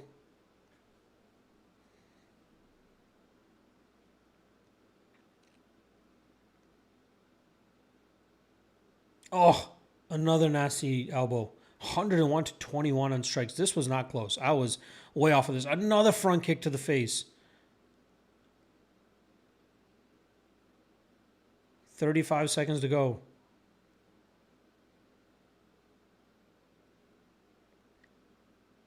Oh, spinning back kick from Chepetsky. Gets caught by Zainikov. Zainikov gets the takedown. Right back to his feet is Chepetsky. 20 seconds to go. Oh, big right hand from Zainikov. Chepetsky eats it. Man, this kid is tough.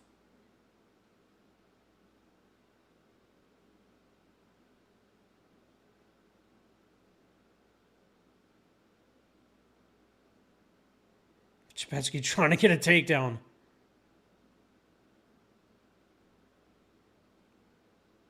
Man, the chin on Chepetsky is to be studied, but that was a very solid performance from Zainikov. I'll give him that. I was way off on Chepetsky there. Again, predicted Zainikov to win, but I thought it would be much more competitive than that one. Props to Chepetsky. He's still trying to get a knockout. Yeah, he did not give up on himself at all. Ray Reese saying, I knew the clinch would be on Chanko's side. He's a Muay Thai champ. Called us maybe mid, but he showed he can handle forward pressure in that fight. Yes. I thought we'd see Chepetsky land with a little bit more consistency, but he seemed very intent on getting to that clinch and trying to get the takedown, which was not the right game plan. But even if he tried to strike with Zainikov, Zainikov probably still lights him up. I want to say absolute mastercraft from John Pork. He's technically smooth at striking as well as avoiding hits. Yes. He looked good, man. He looked good. Danny Boy saying Chepetsky going for the dump in. Hope you get the win. He's not getting the win. I'm gonna update the graphic here with Chepetsky Chepetsky as an L. That was an L, guys. I got plus 265. I will say that was a wrong play. That was not a good play. It was not competitive. So we take a 1 unit L there. Let me just do my math real quick.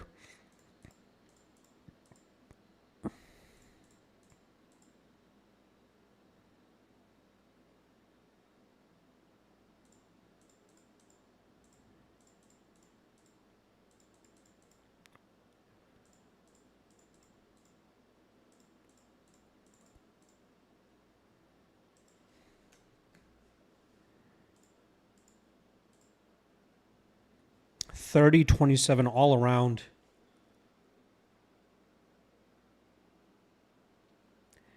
I don't know what that one guy that scored round one for Chapetsky was smoking. I got to play on him and did not think he won round one at all.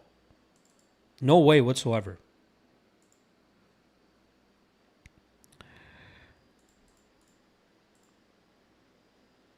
He looks so smooth with striking. He looked really good. 3 losses but small live bets.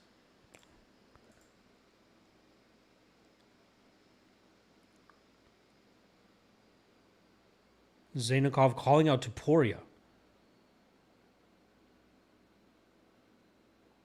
Topuria is the trading partner of Chapetsky.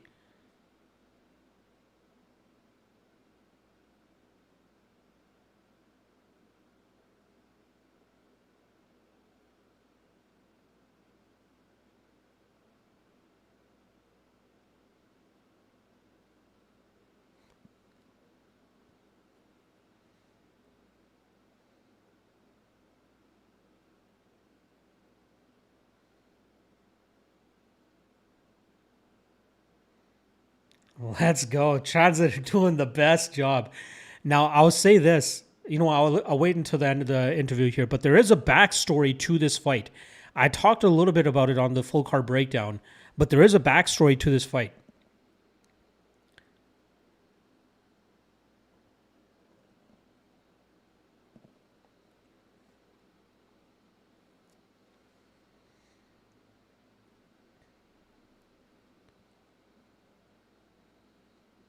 Oh, that front kick right into the mouth.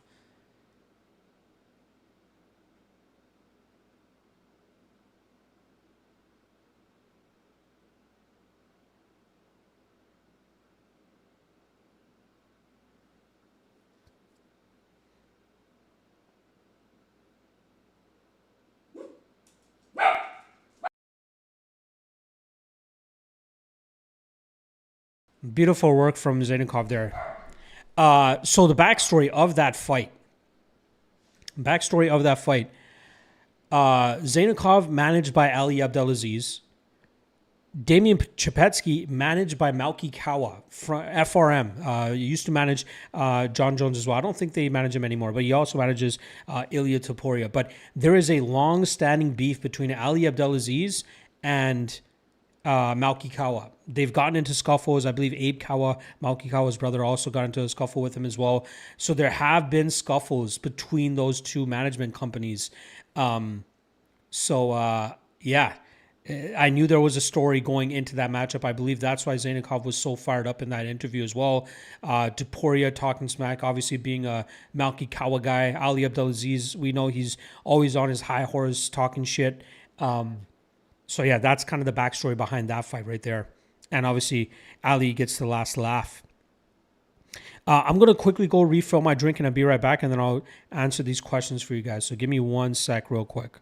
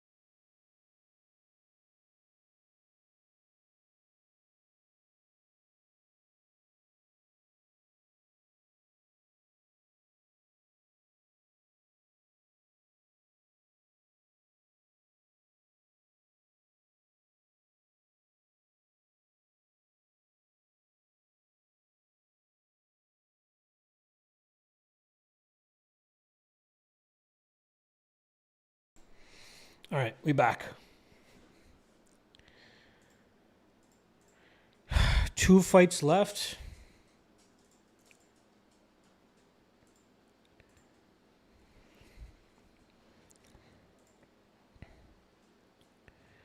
Let's see what you guys have been saying. Archibald's saying, anyone here giving Gushkov a chance? I'd be surprised, man. I'd be surprised if Gushkov does it. I want saying Shapetsky is very athletic as well. Yeah, I'm looking forward to his second fight. I'm hoping that we get an overreaction here from people thinking that Shapetsky sucks because of that performance. And I feel like we might get a decent enough number on him. I think he could still get a win or two in the UFC. Matthew's saying, Narch, good price on his KO prop. I agree with that. Rary saying, is Bryce Meredith a lock? Again, I don't like giving locks that are that chalky, but I think that he is a pretty good spot there. I like his price tag. I don't see his opponent catching him in anything. I think he gets the dub. Awan saying, if you're taking Guskov, it's probably better to go Guskov round 1 or 2. I agree with that. Danny Boy saying, made great money tonight. If anybody in the chat, I'm throwing 20 on the next fight. Who wins? Let me know how. I'm going Temirov and Temirov by KO.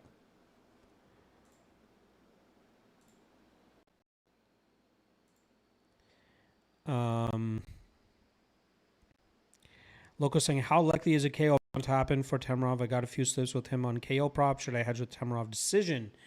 I feel pretty good about him winning by knockout. I'd kind of be surprised if he doesn't get the knockout.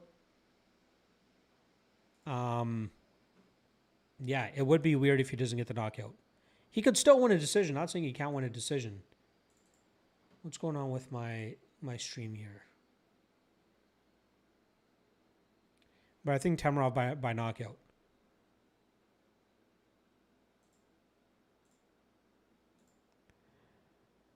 Internet, come on.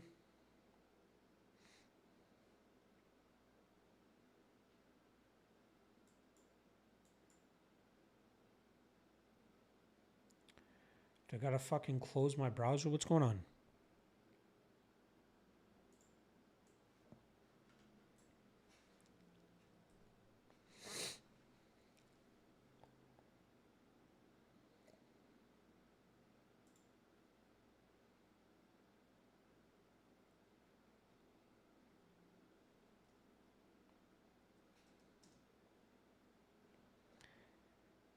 What is happening? Come on.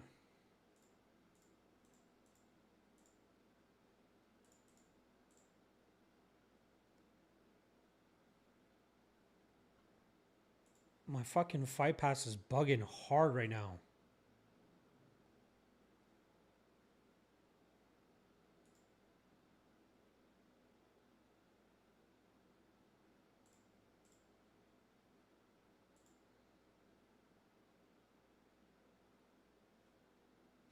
What the fuck?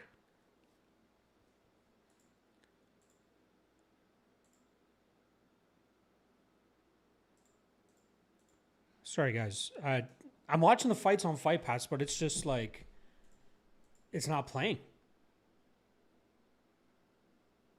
What in the fuck?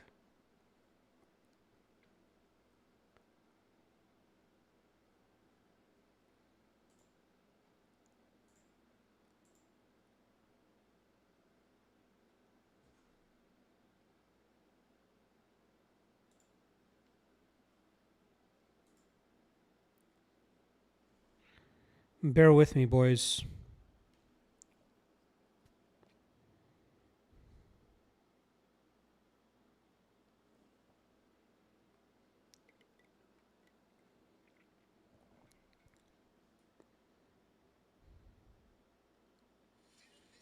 It's working on my phone, no problem. What's going on here, though?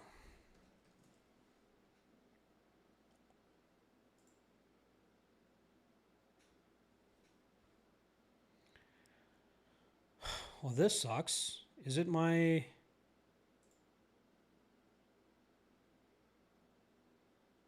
might be my my ad blocker.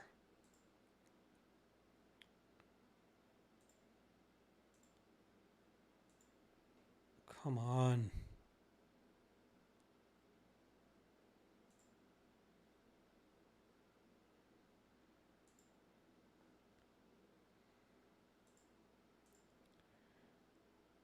This is not fun. And I'm sure it's not fun for you guys either.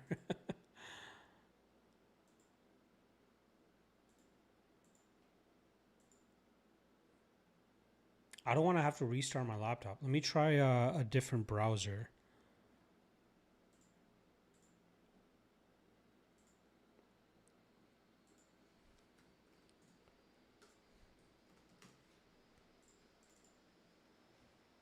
Oh, this is so frustrating.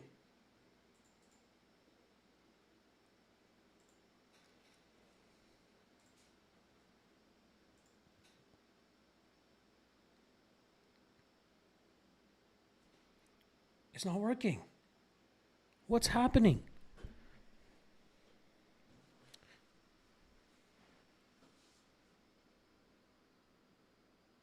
What could it be?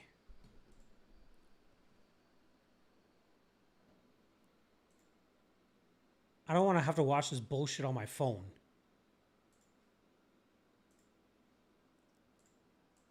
Like everything else is working perfectly fine.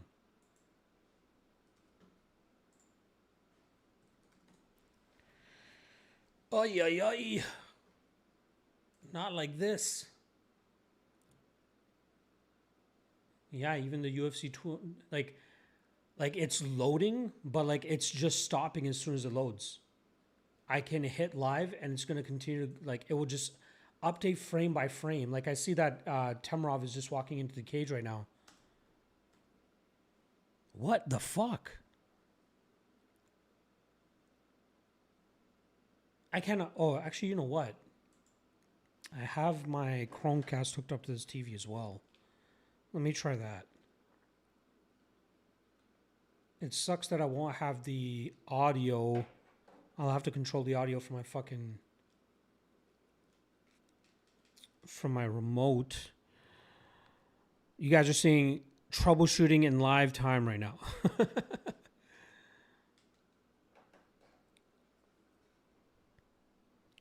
Hopefully this works. It was working on my phone. Hopefully the casting works.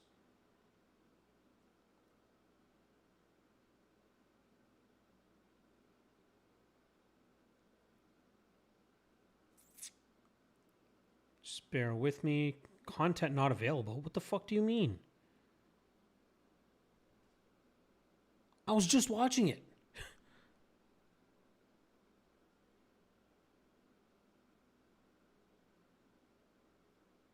All right, there we go.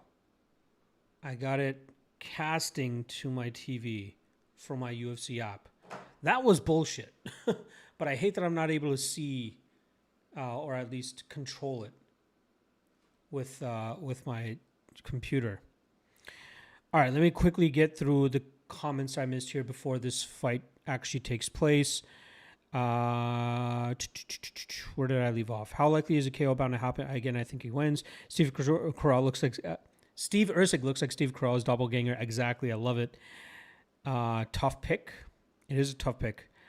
Comment under the canopy saying Temerov versus Guskov. Not saying they'll win. I'm going for Steve and Magomed, but I'm playing DFS and only one underdog was optimal so far. The rest of the favorite salaries don't add up. Yeah, it was a very chalk heavy card, but I'm hoping Temerov and Magomed end this up. Do you think the 5-inch reach will matter in this Erceg fight? I don't think so. Erceg is erect. I know you meant Erceg. Erect is very elusive on the back foot. You are right, but I think he will struggle with the power once it starts to land. Boraz at number 10 is crazy work. I agree with that. Got Temerov for 20. Good luck. Walkouts haven't started yet. Thank you. Plus 400 on Erceg on decision. That's not bad. That's not a bad hedge. Who you got in the last two fights? I'm going Temerov and Magomedov.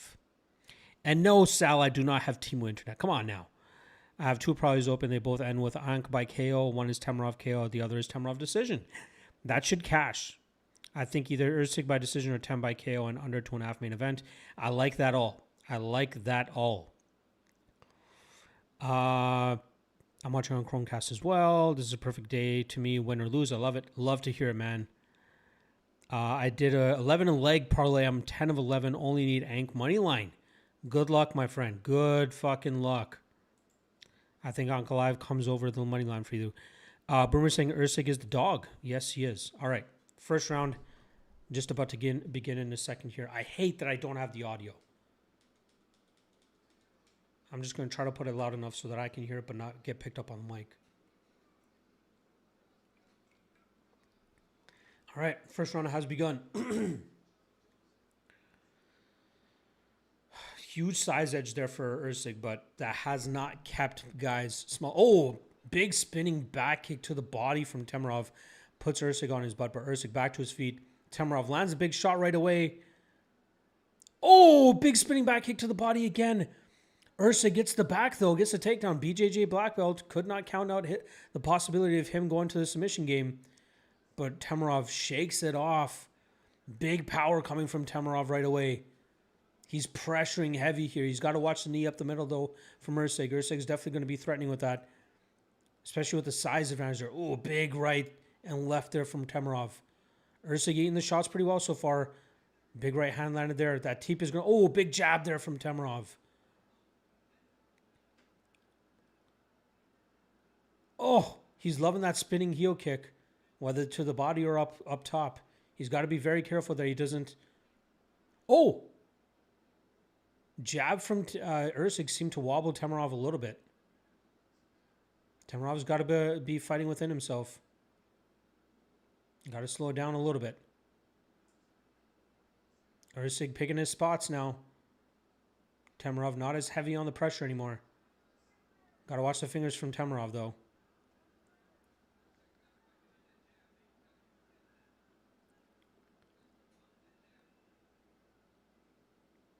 Usyk would be smart to mix this up in the grappling room, man. He is a BJJ black belt. It's a good way to wear down the power of Temerov as well. Temerov throwing big. Oof. Temerov already breathing heavy a little bit. Not a good look. He can still unleash that power, but he's got to be careful with his gas tank a little bit more. He's throwing some big shots early. And Usyk is pressuring him. We had that little bit of scramble that possibly caused Temerov to slow down a little bit. Temerov coming up short on some of these big shots now. Jabs from Usyk working very well. Feinted the takedown there from Usyk. Jab again from Usyk.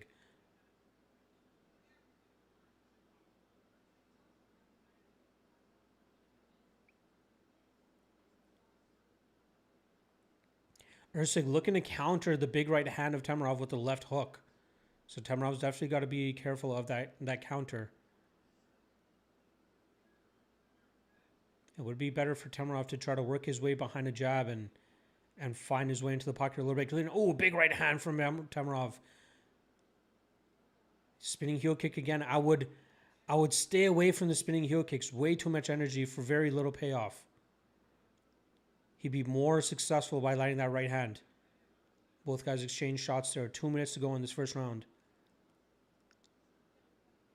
Oh, Temerov throwing so big.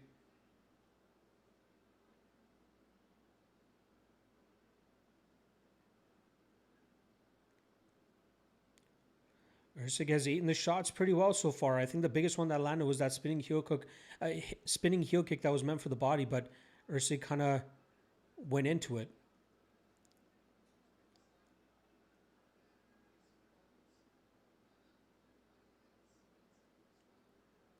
A lot of pressure here from Usyk, keeping Temerov on the back foot.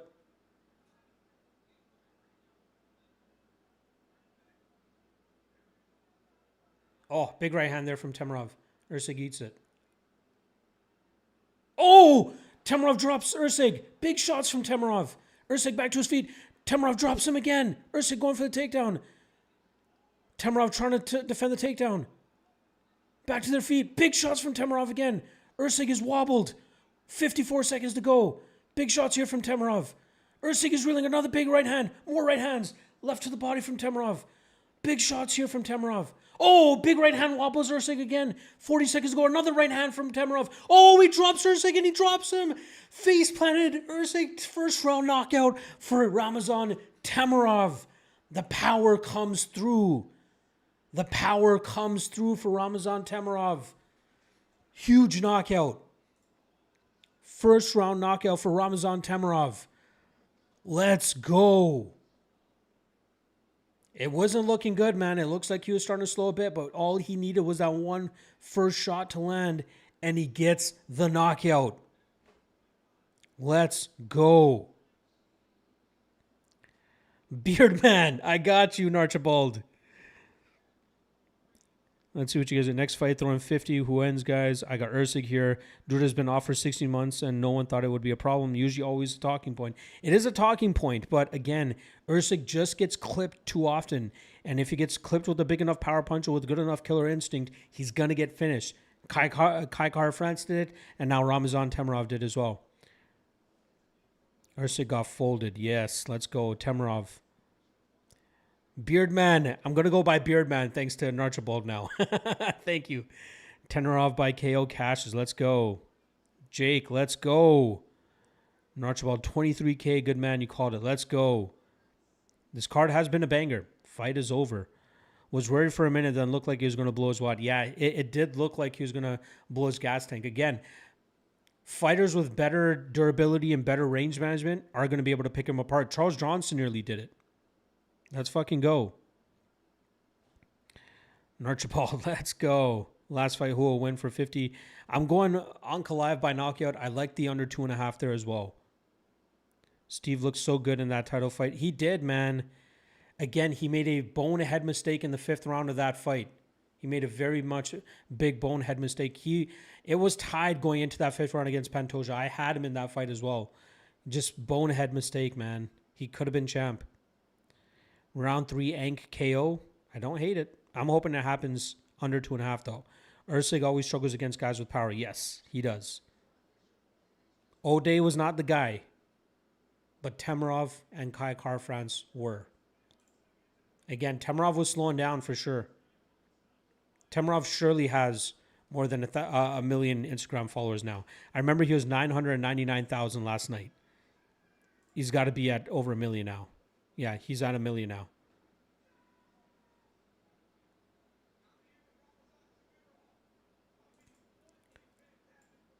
I want to hear the interview here.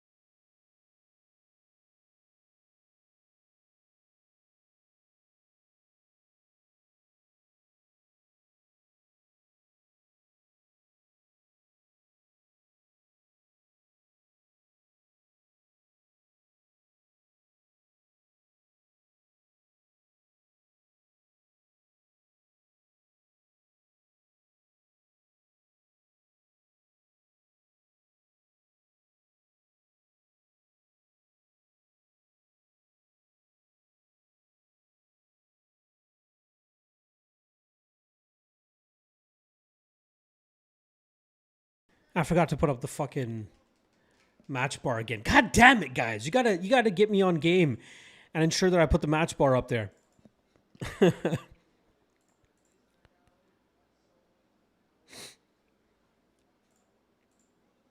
Usyk not saying anything. Or, sorry, not Usyk, but Tamarov not saying anything of significance.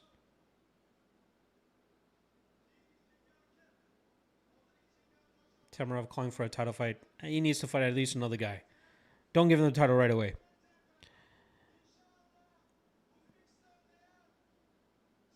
This guy still looks like he's on the roids, by the way. Narchibald saying Steve does well against creative punchers. Yes, I like Steve, though. Too bad. I do like Steve as well. I remember Bet365 had a glitch for a year where combining overs and winners gave you bigger odds by mistake. I took Steve by decision at odds 7 against Osborne. Not bad. Not bad. Then I started cashing it out live with normal odds and they noticed and fixed it. It's always nice to be able to find that type of glitch. How does Tamarov do in a 5-rounder? He doesn't. He will crumble within 3.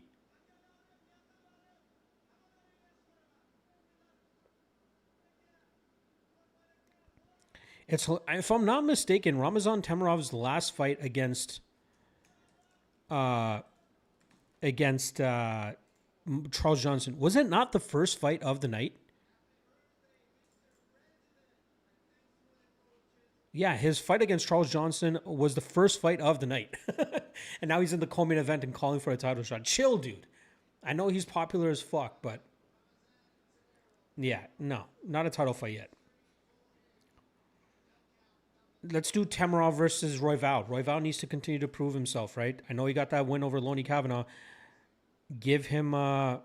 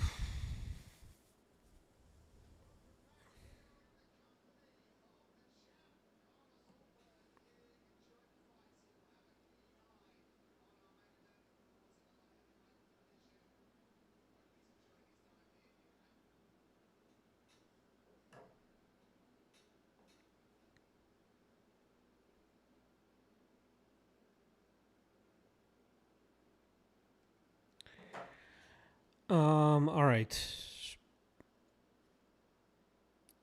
Bonnie's saying, "What's the prop for the main event?" I'm going Ankalaev by KO. I don't mind the under as well. Wow, the under 2.5 is at -120 now. Wild. I think Guzkov comes out hot and heavy. I think he ends up getting clipped and put away, but it's possible he can get the knockout as well. So I think the under 2.5 is not bad at all. A good grappler would do well against Temirov. I think he can provide good enough grappling defense early. But yes, if he can stay safe enough, he will be able to slow, or Temirov will definitely slow.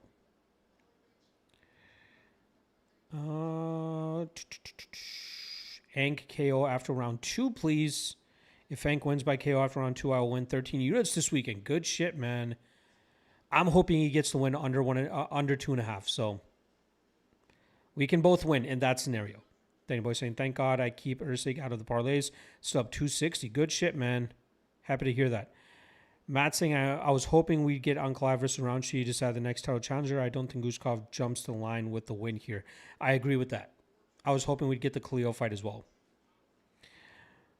Al Razik in the chat saying, "How long do you think it would take that Gene to get the KO?" I thought they set the total perfectly, which is at 2.5. What is it now? Under 2.5 is -220. I think that's too chalky, man. I think he wins, and I think it comes under 2.5, but I wouldn't pay -220 for it. Rodriguez could have absolutely pushed his fight into deeper water, but I think Gene will eventually get the finish. I just don't know at what point. Maybe in round 2 or round 3, but it's possible it could sneak over that 2.5 round mark. So I don't have enough confidence to play it at -220. But I think Gene gets the win probably round 2 or round 3 knockout. I want saying I think it's a good time to go with Unk Gamrot. He is +120 now. Gamrot against Sal killed, right? It's possible. I know a lot of people love Sal killed, but I think Gamrot could. You know what? The more that I'm thinking about it, I think Gamrot could have success there. He's a very tricky grappler to deal with. Salkid is obviously very dangerous with his striking advantage. Obviously, he's a BJJ black belt as well. But I don't know if he can keep up with the type of grappling that we normally see from Gamrot. That might be too big of a step up for Salkid. I'm saying everything going smoothly for me if you remember my bets. I do not remember it off the top of my head.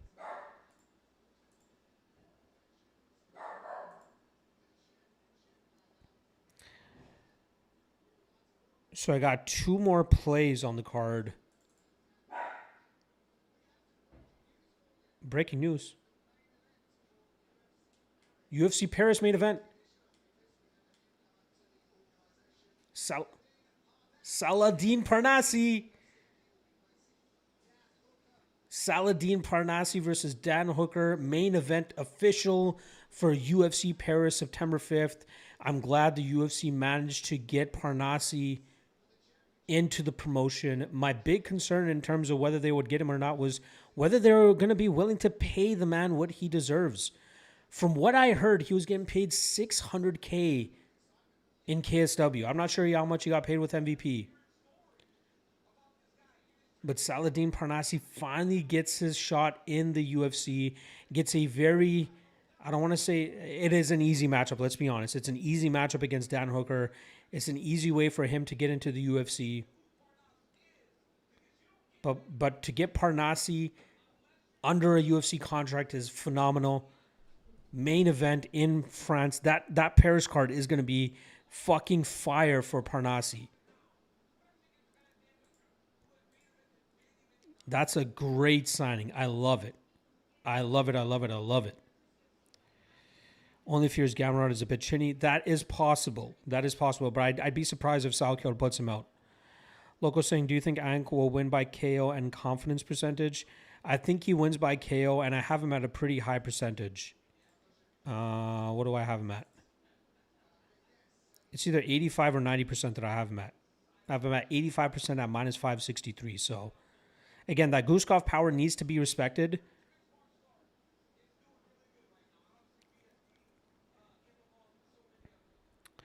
Famosa saying, crazy how they won't announce UFC 331. Yeah, well, it's still 2 months away, right? That would be September. Danny Boy saying, love all you guys here. This is the best ever. You're the man. Hope everyone wins. Likewise. Shout out my guy, Danny Boy. It's been a decent card. We've been able to cash. We've been able to dig ourselves out of that LFA hole from yesterday. If Ank gets the win under 2.5, we'll firmly secure profit for the... Well, we've secured profit for this card regardless, no matter what happens in the main event. But I mean, just for the weekend. Well, obviously, we still have PFL tonight. I got about 3 plays over there. I will not be doing a live stream for that card. I repeat, I will not be doing a live stream for that card.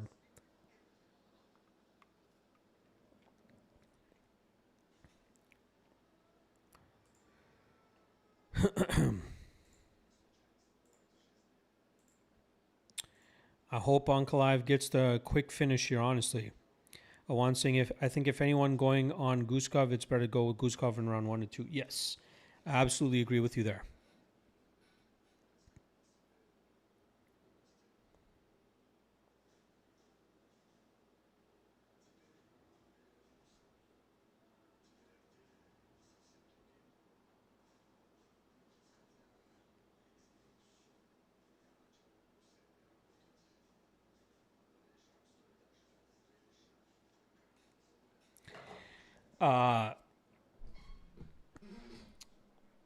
Another reason I don't want to do a live stream tonight for PFL, it's my last official weekend where I'm living. Again, I live up in Saskatoon right now.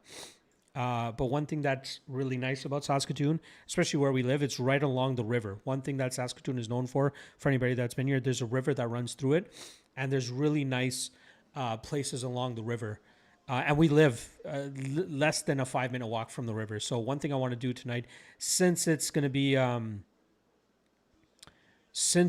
our last weekend here, I want to continue the buzz that I've had going this morning. I want to get some weed. I want to get fucked up tonight. I want to go sit by the river, get fucked up. It's a nice day outside as well. So, yeah. That's what we're going to do. We're getting fucked up tonight. Sorry. I'm reading my wife's text messages to you guys. Don't want to be doing that. Let's see here. Matt saying, I feel good about the Ank KO. On paper, it's a big step down for him. I agree. Seeing what Blachowicz did with him in the first and third rounds, man, if Ank does not get the KO, I'd be surprised.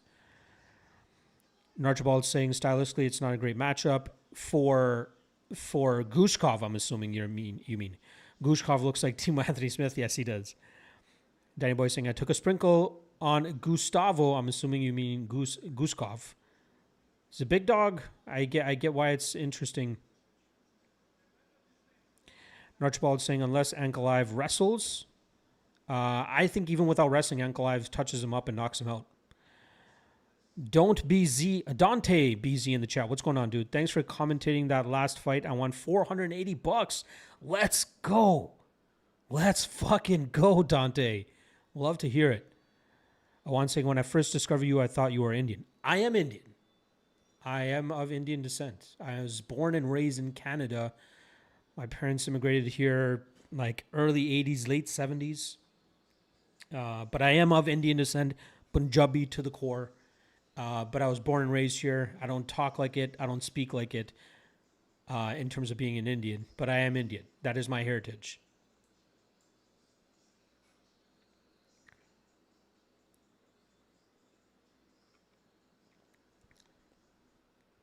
Well, if you watch the full card breakdown, you normally see me time my bug. I normally like to do my bug because that's like the most viewed video I get every week. So I try to look as professional as I can in those ones. And the rest of the ones, I like to rock the hat and just look a little bit more casual and be more casual. Unknown saying Punjabi. Yes. Punjabi. I guess you are from Punjab then? Yes. My family is originally from Punjab. But again, born and raised in the Toronto area, Mississauga, Brampton, grew up there my entire life. Paji, kidda unknown? Salia, kidda karda pencho?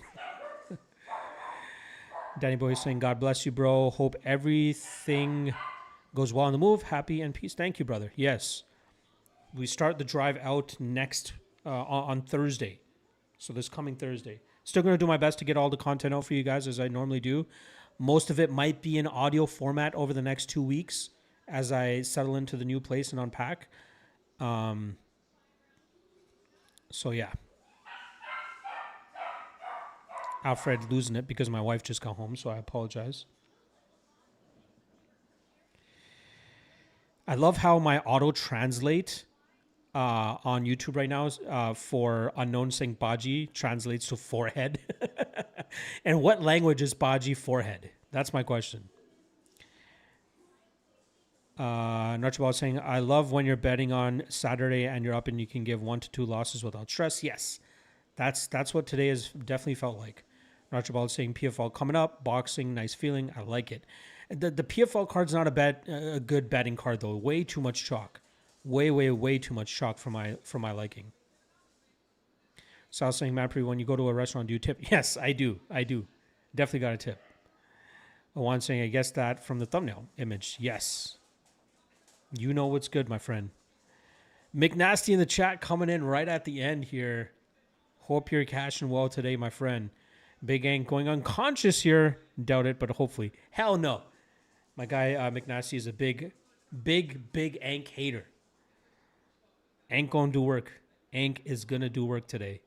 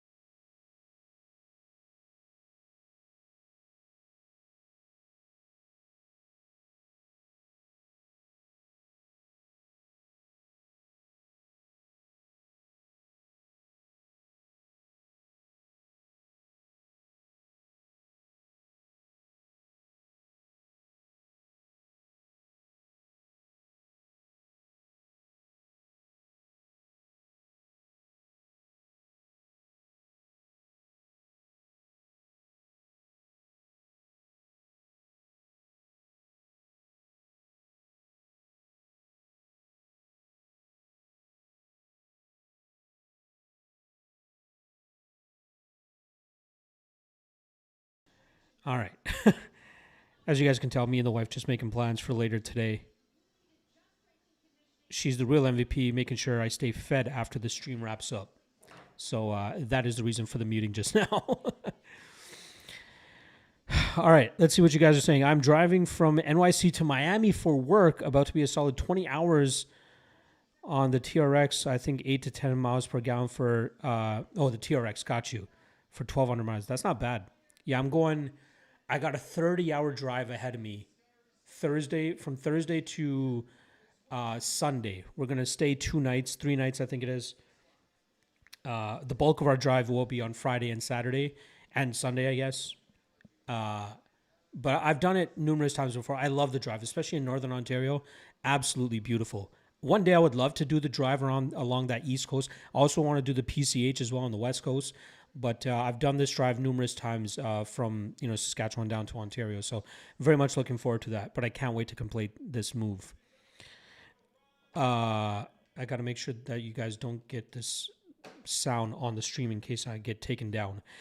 Nashbal saying, I have a bad feeling about this fight, but Dagestanis don't make mistakes. I agree. He did make a mistake against Pereira in the second fight, though. Good luck on that drive down to Miami, my guy, Gavi P.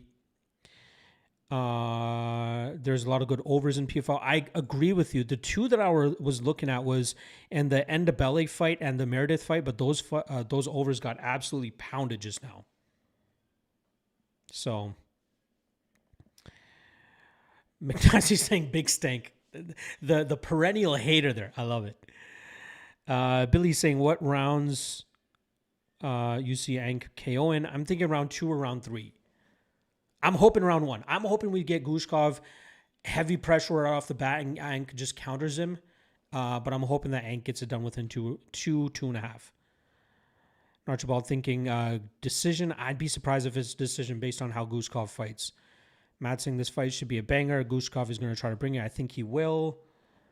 Archibald saying it can be similar to Pereira fight, but 49-46. I'd be surprised if it hits the scorecards. I'd be surprised if this hits round 3, honestly. Matt saying, oh, yes, thank you for reminding me about the matchup overlay. That's the real MVP right there, Matt. Big time MVP move right there. Archibald saying odds felt sharp on over 2.5. Yes, I noticed that as well. What's it sitting at now?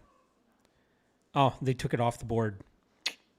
What did your wife bring you to eat? She's going to get me some greasy food. We getting, again, nice and tipsy today. We getting some greasy food. She's going to get it right now.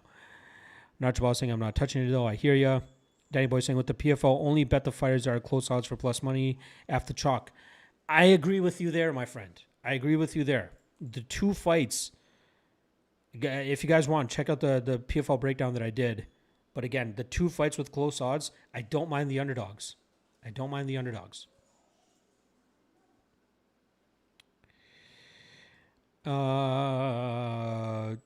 Danny Boy saying McGrillen F us. Well, if you guys listen to the breakdowns, I said McGrillen as a big favorite was not the play, but the under was. So he still cashed the under there. Round 1 KO is plus 750. Let's see. Someone has to mess up a perfect guard. Will it be Anklev? Hopefully not. All right. Fight about to start. I'm going to hide the live chat so I can't see it. Let's see what Anklev is able to do here.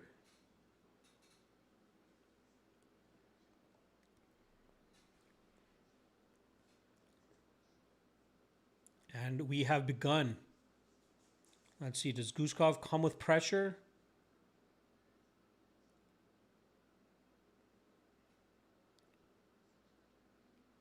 He doesn't. By the way, this is what I love about Ankalaev fights. He loves to fight in the opposite stance of his opponent. You often see him trying to open up that body kick and that head kick, but it also makes it very difficult for his opponents to try to find the range as well. He'll find ways to just switch between stances so seamlessly as well. So you'll often see him try to do the opposite stance of his opponent. Even if Gushkov tries to go southpaw, you'll see Ankalaev go orthodox. He's done it in pretty much all of his fights. He'll always fight opposite stance of his opponents. And I think that's kind of what gives him an edge in a lot of his fights, because most opponents are used to seeing, a mirror image. Or the same stance, I should say.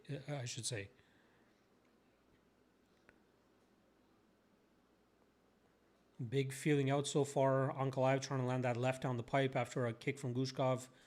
A lot of kicking attacks from both guys.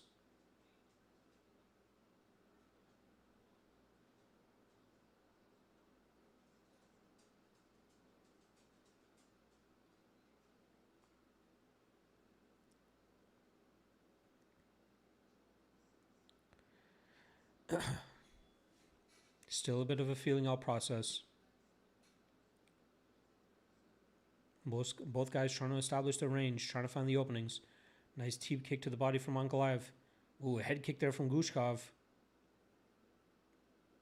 Ankalaev, again, every so often he'll just go back to that orthodox position, but he loves to change up the stance. Nice body kicks from Ankalaev. Ooh, nice left straight down the pipe from Ankalaev. You see the reddening on the body of Gushkov already. A lot of those kicks, that kick will definitely pay dividends. It's going to soften up the body.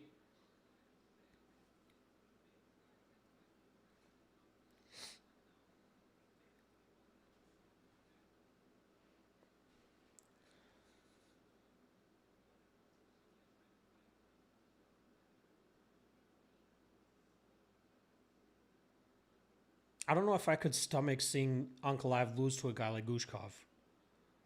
Like, I might throw up on stream if Gushkov actually gets him.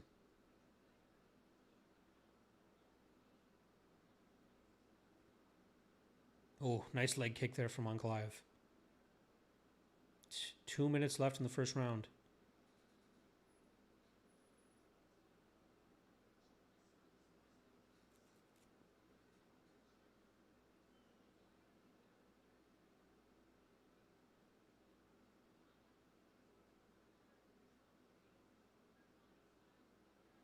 Head kick goes on the guard of Gushkov. A little bit of a tepid pace here. Ooh, nice left hand there from Ankalaev. Gushkov eats it though. Ankalaev just looks like he's slowly building his way into this fight. I can't tell if that's just the sharp left cheekbone of Gushkov or if there's a little bit of a swelling going on there. But I didn't see anything land of significance that would have caused something like that. A lot of just posturing right now from both guys.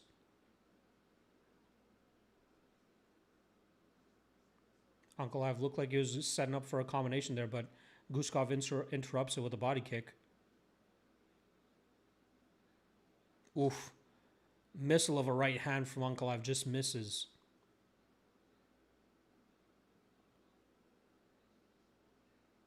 And getting more comfortable in just the orthodox position now.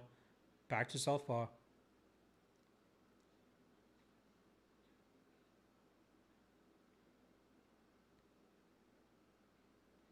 Ank's loving that head kick, but Gushkov's out of the way. Guard is usually up.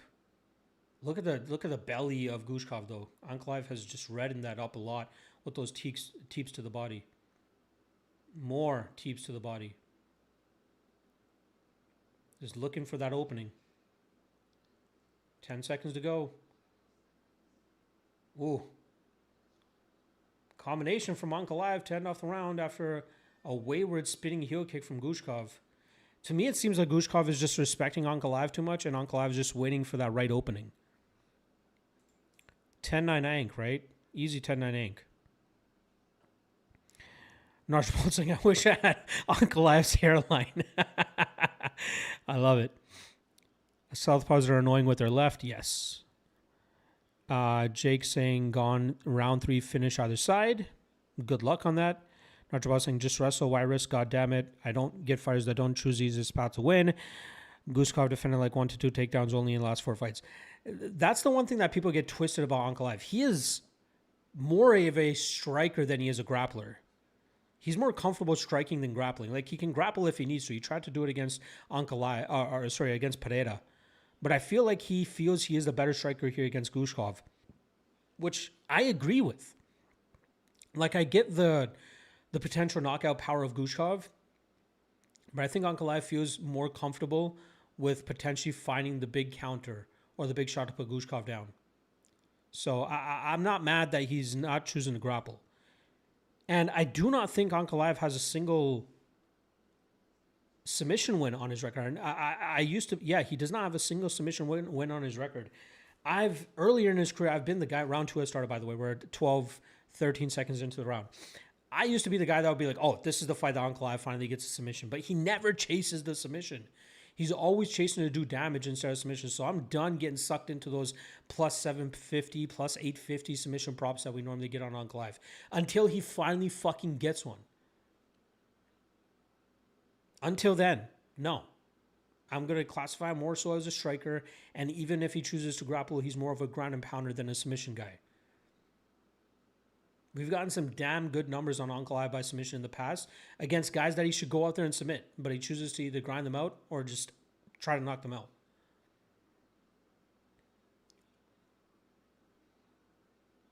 I will say I'm a little bit surprised at Gushkov being as comfortable kind of just fighting on his back foot as much as he is. I felt as though for him to try to pull off the upside here, he'd need to catch Ankalaev with some sort of aggressiveness. He's playing it too safe. And that's what could potentially lead to this fight ending up hitting the scorecards, is if Gushkov does not take chances. And 7 minutes into this fight, he's not taking chances. And Ankalaev's fine to fight at this pace. He's going to chip away at you. He's going to break you down, teep you to the body, land a few shots here and there, maybe land a big shot here and there, but unless Gushkov actually goes out there and tries to take a chance, this is going to be an Ankalaev just pedestrian striking clinic.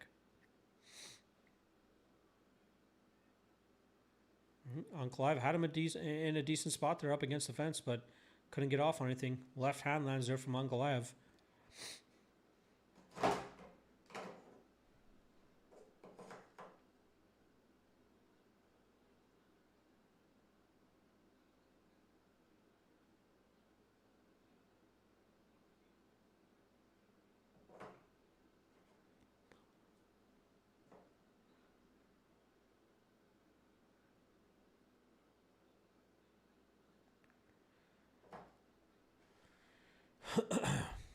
Gushkov has landed 16 leg kicks.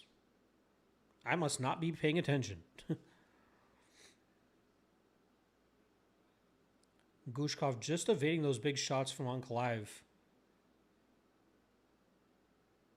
Come on, Ank.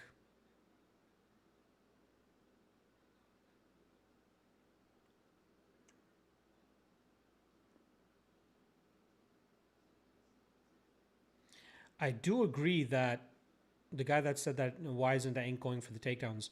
I agree that would probably be the path of least resistance here. Ooh, there's a good left hand there from Ankalaev. Let's see if he can start rolling downhill with it. Gushkov doing a decent job in terms of circling away from the power.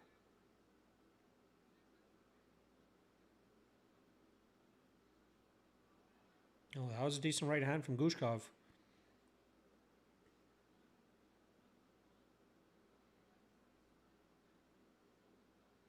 There's a takedown from Ankalaev. Gushkov fending it off. 1:20 to go in round two.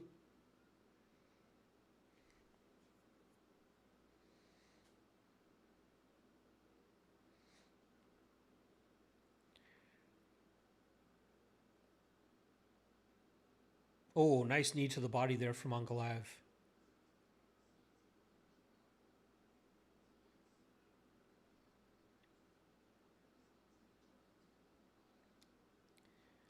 Ankalaev tried going for a trip. Gushkov fends off. Ankalaev gets to the back position, kind of. Gushkov gets his shoulder in there and gets chest to chest again. I'd love to see Ankalaev kind of just break off and throw a combination.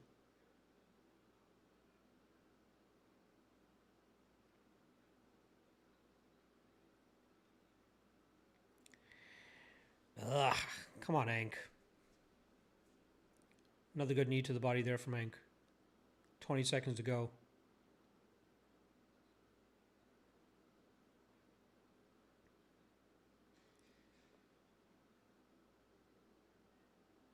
Ooh, spinning back elbow from Ank. The craziest thing we've ever seen him do. Gushkov avoids it. Again, Gushkov way too friendly and just showing too much camaraderie with Ank. And I think that's allowing Ank to just edge this fight out because Gushkov is giving him too much respect. He's giving him too much respect.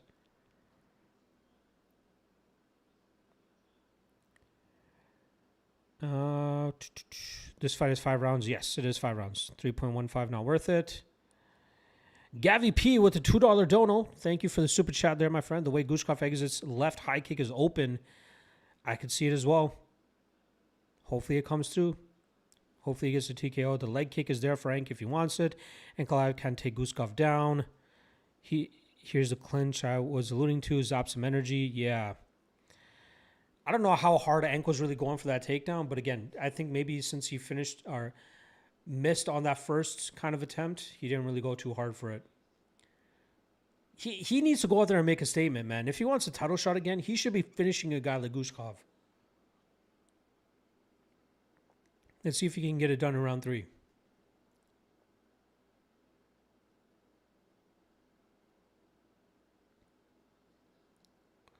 All right, round 3 underway.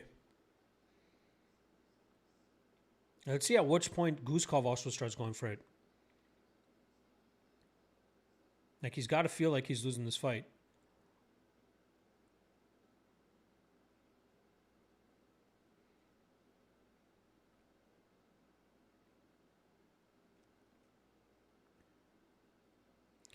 Ankalaev fainting with the level change. It's like he feels like he's in control so that he doesn't need to do anything crazy.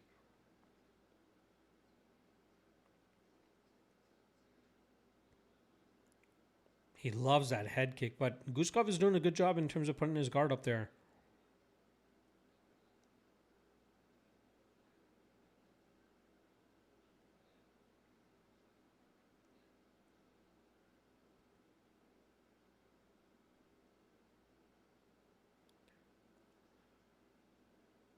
I want to see more from Ank, man.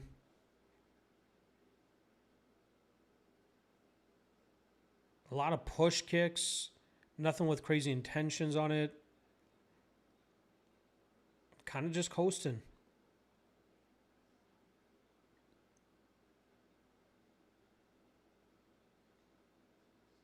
And again, Gushkov's kind of just letting him do it too. Wow, spinning back fist. Ank tried throwing.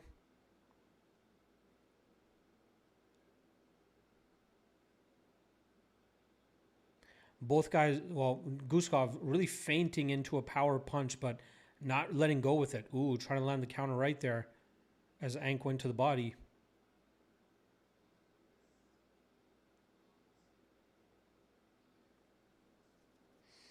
Not a lot of nasty intentions from both guys. We're likely to. Oh, big left hand there from Ank. Snaps the head back of Gushkov.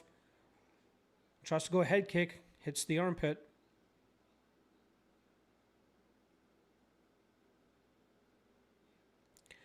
Like I was saying, it looks like we're going to end up losing this under 2.5, which I feel like was an impulsive bet on my end. I really expected Ank to push her a little bit more here.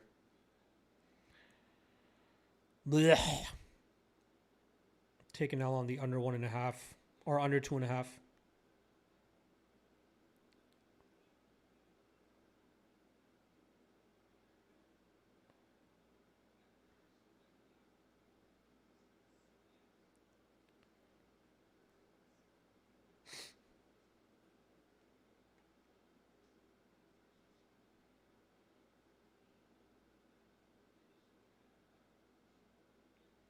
Two minutes to go.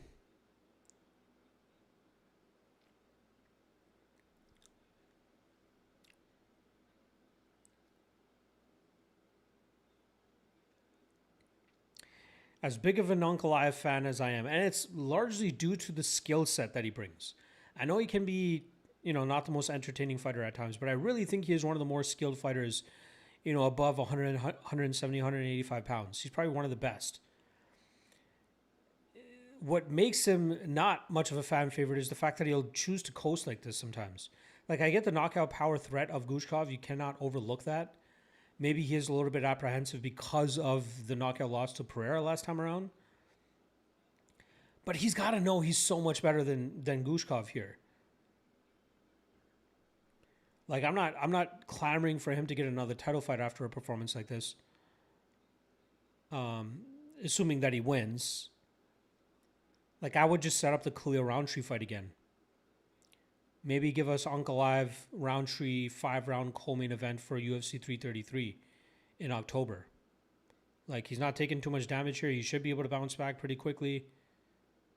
This seems more of a sparring match than anything.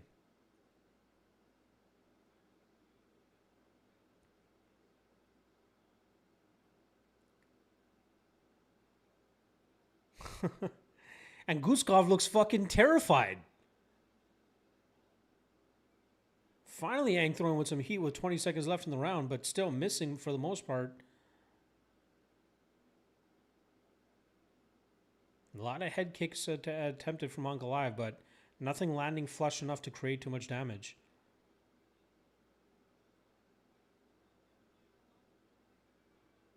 You do see a little bit of frustration there from Ank. You can see some frustration from Ankalaev, like he can't find the opening.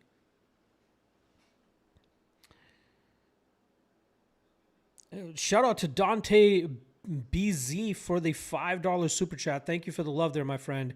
Thanks for streaming. Thanks for tuning in. I really appreciate you tuning in, my friend.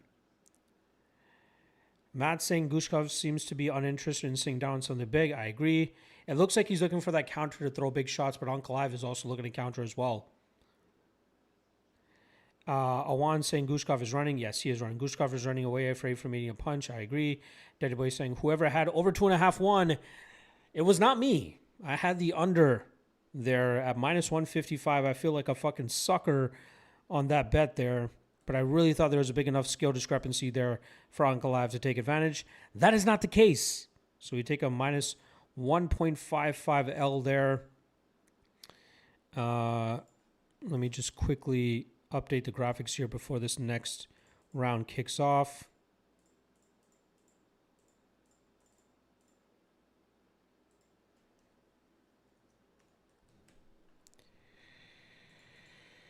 Round 4 has begun. I will still just quickly try to do this math. Ankalaev immediately in on a takedown and gets it. You know what? Fuck this graphic. Let's see what he's able to do from this top position. Immediate takedown right to start round 4. Ends up in top position. Ends up in half guard. Already a cut on the face of Gushkov.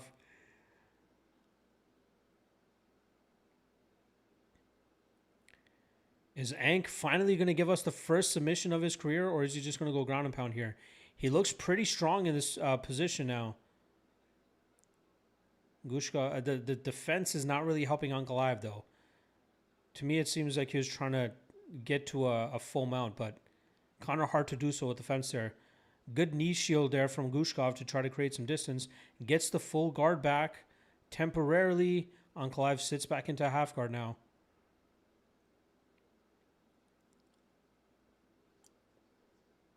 Dominant position here from Ankalaev. Landing some decent ground and pound.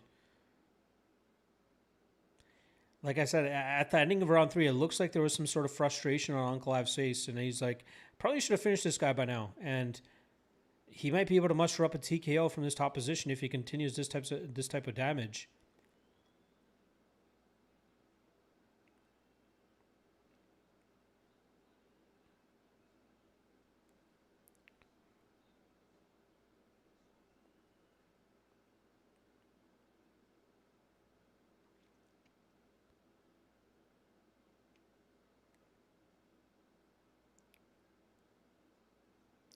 Like, it looks like there's that arm triangle position there, but I think it's more so him using it to try to just maintain this top position and keep Gushkov on his back. Not great work from Gushkov off his back, though. Trying to work back to his feet, but Ankalaev has all the proper things that he's doing here. He's got the arm trapped as well from half guard. I'd be surprised if he can hold on to this position. Gushkov giving up his back. Ankalaev takes the back. He's got one hook and rear naked choke here from Ankalaev. He's going to get his first submission. Let's see if he gets the tap. No, he does not. Gushkov fights the hands.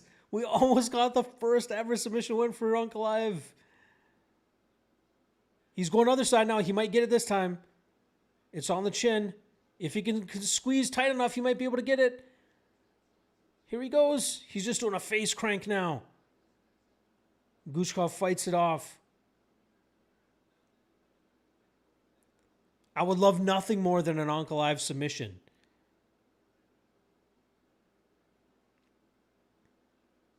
But Gushkov fighting off the hands pretty well here.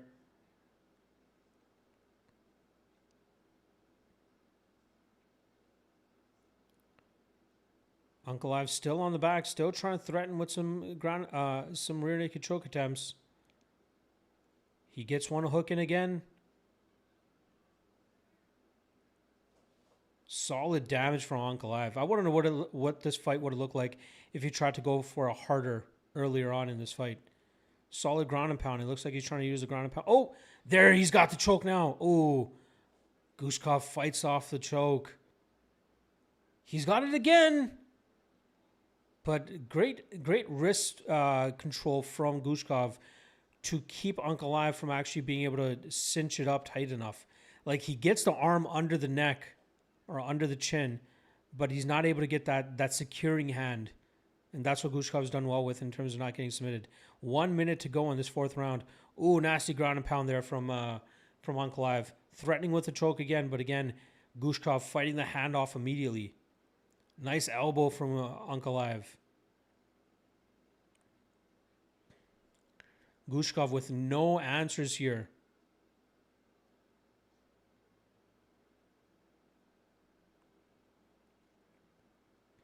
Ankalaev trying to threaten with rear naked choke again. Going face crank. Oh, he's going full face crank here. Oh. Gushkov just falls out of it though. 20 seconds to go. If Ankalaev just went ground and pound here, he might be able to get the finish. I can only imagine those people holding on to submission props though. Ank settles into half guard here with 10 seconds left. Gets full mount. Arm triangle position. Should just go ground and pound. Round 4 expires with Ankalaev landing some good ground and pound. Gushkov slow to get up to his feet. Still can't believe we didn't cast that under 2.5.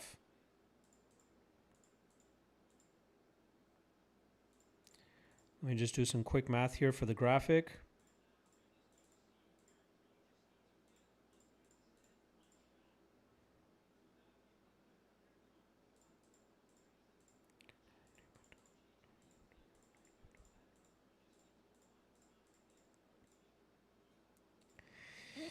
Right now we're sitting at 4 units of profit. Again, no matter what happens in the main event here, we're still going to profit on this card. But we do have another leg tied to a PFL fight. Again, it's obviously Ankalaev as my parlay piece.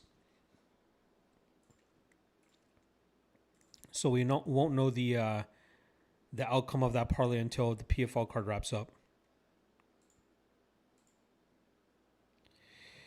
Let's see. I think Gushkov coaches think they are winning this fight. There's no way they think they're winning this fight. They're both ranked fighters. Yes. How long is your delay on YouTube? You're like a full minute behind me.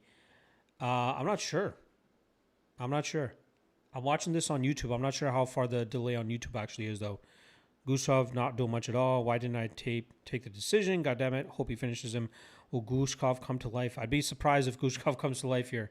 All right, 5th round. 20 seconds into it already. Ankalaev right to the takedown. Gushkov trying to go ghillie. Oh, Gushkov. Anaconda choke from Gushkov. He's got to collect the legs, though. Yeah, he even nodded over to his corners like, I don't have it. And Ankalaev right into half guard. He can slice through to full mount if he wants.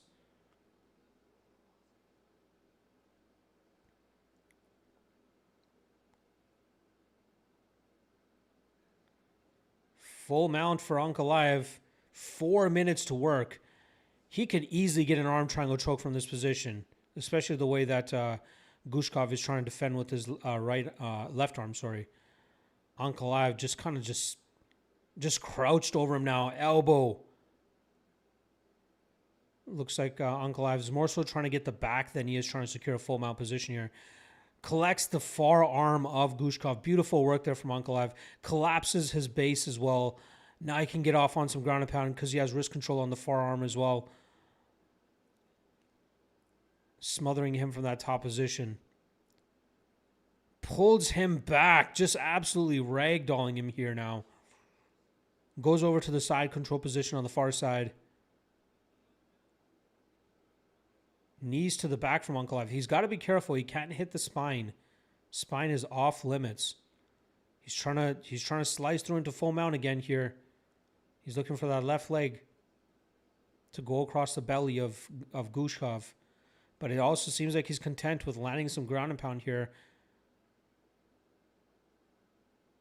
I'd love to see him try to take this full mount position. And he does. Kind of. Oh, big ground and pound from Ankalaev now.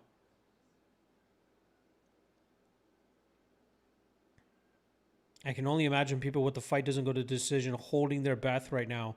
Hoping that Ankalaev can finish this position. Oh, big ground and pound. If he just keeps letting go with shots, Mark Carter might stop this fight. Oh, this is big. Ankalaev might get the finish here. Couple more shots. This is over. And it's done. Ankalaev gets the TKO stoppage. Gushkov more so just happy to get to the 5th round, it looks like. Horrible performance from Gushkov. Pedestrian performance from Ankalaev. Gets the TKO in the 5th round. We cash the Ankalaev leg of a parlay, but we do miss out on the under 2.5. Ankalaev gets to finish in a very uninspiring performance, though. You got to do Khalil Roundtree against Ankalaev once again. But all in all, we do cash on the night, which I'm very happy about. Cash on the day, I should say. Archibald saying submission. Damn, Gushkov. Ankalaev lost. Ankalaev did not lose. What are you talking about? Let's go. Phew. Let's go. KO hits. KO does hit. Let's go. That was a sweat. It shouldn't have been as much of a sweat as it was. Famoso went 10 of 11, over $1,000 in profit. Let's go. Love to hear that, Famoso. Great start to the day. Awan, all my bets hit. First parlay, Big Ank, Chanko, Sola, and Abdul Hussein. Second prop bet, Sola by sub. Third, Tamarov by KO. Sounds like we all had a very good day, or pretty good day. You know, I'd love more profit than 4 units, but I'll take it. We got a few bets on the PFL to go later today. And Gavi P saying, Archibald, are you blind? Hilarious. I got to say, uninspiring performance from Ankalaev. He gets the win, but you should have gotten the finish a lot sooner than that. Urian Costa have a low bar to beat for a title shot. I agree. Lackluster win. I believe you got to go Ankalaev Khalil again. You got to do the Khalil fight. Hopefully, UFC 333. I'm not even going to bother listening to the post-fight interview. I don't give a fuck about the post-fight interview. People hate Ank because he fights very slow, but reality, he knows how to win. I agree with that. Again, one of the reasons he's one of my favorite fighters is that he is very skilled. He doesn't do it in an entertaining fashion, but he is a skilled fighter. Jake saying, hey, good time. Catch you on the next one at a decent UK time. I want to do the one next weekend, but I'm going to be on the road, so I won't be doing the one for UFC Belgrade. But in August, we will be back for some more spots. Johnny Davidson said, a great card for betting, too bad for Jacoby. Yes, Jacoby one really stung.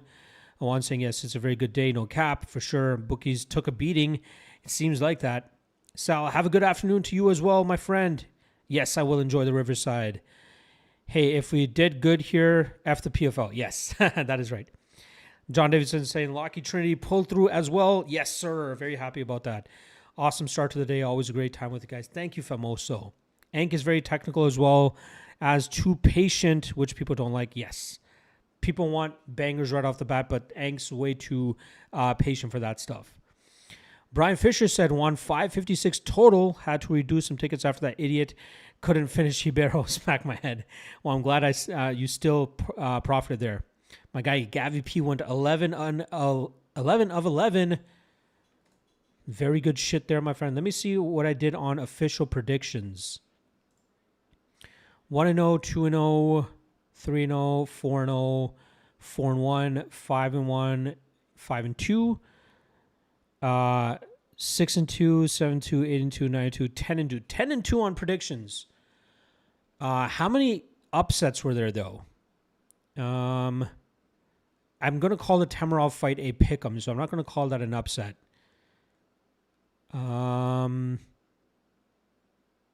I think Saidov was the only underdog. Yes, Mohamed Saidov was the only underdog to pull off the upset today. So if anybody called Saidov, credit to you. Matthew saying, I hit a plus 2090. Walker sub, Tamarov KO, Ankalaev by KO, also had Dulatov KO, but it got pushed.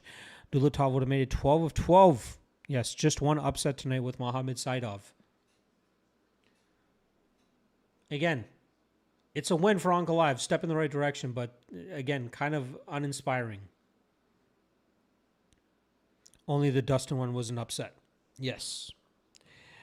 I'll stick around for a few more minutes here with you guys. Appreciate the love as always. You guys have been fucking awesome today. It was easy to, do this stream so early. Let's see what this next couple weeks is looking like. Next week, UFC Belgrade, early card there. I'm going to be on the road, so I won't even be able to get to watch that fight live. First weekend in my new place is actually on the day of my wife's birthday, so I don't even think I'll be watching that fight live. I think we're going to try to make a trip out and enjoy that. And then the following weekend after that, UFC 330. UFC 330 will more than likely be my next live stream. UFC 330 will be my next live stream in terms of a watch party. And I'll finally be settled into my new place by then. I don't know if I'll have the studio completely set up, but at least I'll have a desk and all that shit. So yeah, looking forward to that. Modern Gladiator is saying, man, I had Tamarov by points, which I did KO instead. Would have ended up 1K. Damn. Saidov looked good. Saidov did look good. Brian Fisher said, I said on your show last night I had the Jacoby fight to end in KO. Good shit. Paid off. Modern Gladiator saying Tyson Pedro a lock for PFL. I would never call Tyson Pedro a lock. I never thought I would ever pick Tyson Pedro to win a fight, but I think he wins tonight. I wouldn't say he's a lock, though. Gavi say I had that fight. Does not go the distance as my pick. The Dulatov fight. Gotcha. Matthew saying good luck with the move. I know moving sucks. It does suck, but I'm very happy to get back to Ontario. I'm done with the fucking crazy cold that we get up here in Saskatchewan. Can't wait to get back to Ontario. Can't wait to be back to, places where I can actually go out and do things closer to my family as well. But yeah, looking forward to getting back down to Ontario. That's the thing that's pushing me through this move. Is how nice it's going to be at my new place. So just to give you guys a quick overview for the PFL card tonight, I'll give you guys my predictions. I only have officially I have 3 bets on tonight's card with the 8 fights that are left on it. One of them is a parlay with Bryce Meredith, who I had parlayed with Magomed Ankalaev. So as long as Bryce Meredith gets over the line, we'll catch a parlay there. But my predictions for the rest of the card, Noman Hermosillo, I think he wins, but I think he's too big of a favorite. Chad Yard, I think, wins. I'm assuming he's being put up to win here, but there's no tape on the guy outside of his first fight, amateur fight back in 2019. So I think it's more hype than anything that makes him a big favorite. So big question marks there. And Kosi and DeBelle, I think he wins, but we don't pay minus 2,000. Bryce Meredith, I think, goes out there and grinds out Michael Sir. I think Chris Mixon knocks out Eliezer Kubanza. I think Rasul Magomedov grinds up Sullivan Colley, but not getting too hot behind that chalk. I think Tyson Pedro beats Rafael Xavier. I think this is a Anton Tukurli type fight for Tyson Pedro. And then I think that Gene eventually knocks out Ernesto Rodriguez. So those are my predictions for tonight's cards. Again, I wanted to go live for it, but it's too shit of a card. I'm nice and buzzed. Been drinking Celsius and vodka all morning, so I'm wired from the Celsius and obviously a little bit drunk from the vodka. I'm gonna keep that going with some nice vibes, and for me, that's having some more drinks, chilling with the wife, going down to the river, having myself a little bit of a night. So I'm not gonna bother watching the PFL card. I'm just gonna catch up on the results. Tomorrow's a busy day for me as well. I'm gonna try to get some studying done tomorrow. But then we have the UFC Belgrade card that I need to drop the breakdowns for you guys on Monday. I'm going to be honest. I've only gotten 3 fights out of the 14 fights that are scheduled done for it. By now, I'd like to have at least 10 fights studied, given my scheduling. It didn't work out that way. I only have 3 of the 14 fights done studying. So I'm going to try to get some done tomorrow and then wrap up the rest of it for Monday. I don't know at what point on Monday I'll be able to drop the breakdown for you guys. If you're on the Patreon page, obviously you'll get early access to it with the written breakdowns since I dropped that first before the video breakdowns. But the video breakdown probably will drop late Monday, maybe early Tuesday morning. So I apologize, but it might be a little bit delayed on Monday to drop the UFC Belgrade breakdown. So, and again, big week next week on the road, going to be moving. So after Thursday, most of my videos and content will just be in audio form. They'll still be on YouTube, but it won't be looking as pretty as it does here. Thanks, Brett. Love you for stopping by. Good calls for the most part. I am reeling a little bit from that Dustin Jacoby loss. And we were so damn close for cashing that under 1.5 in the Sam Patterson fight. But it is what it is. All right. You know what? Fuck it. I'm just going to wrap this thing up. Appreciate you guys. Love you guys. Again, PFL. I have a few plays. You can check out the Patreon page if you want for that. Otherwise, I will see you guys on Monday for the MMA Lockcast talking about UFC Belgrade. Appreciate you guys. Love you guys. You guys have been fucking awesome. Made this night go by, or this morning go by super quick. You guys are the best. I'll see you guys again on Monday. Peace.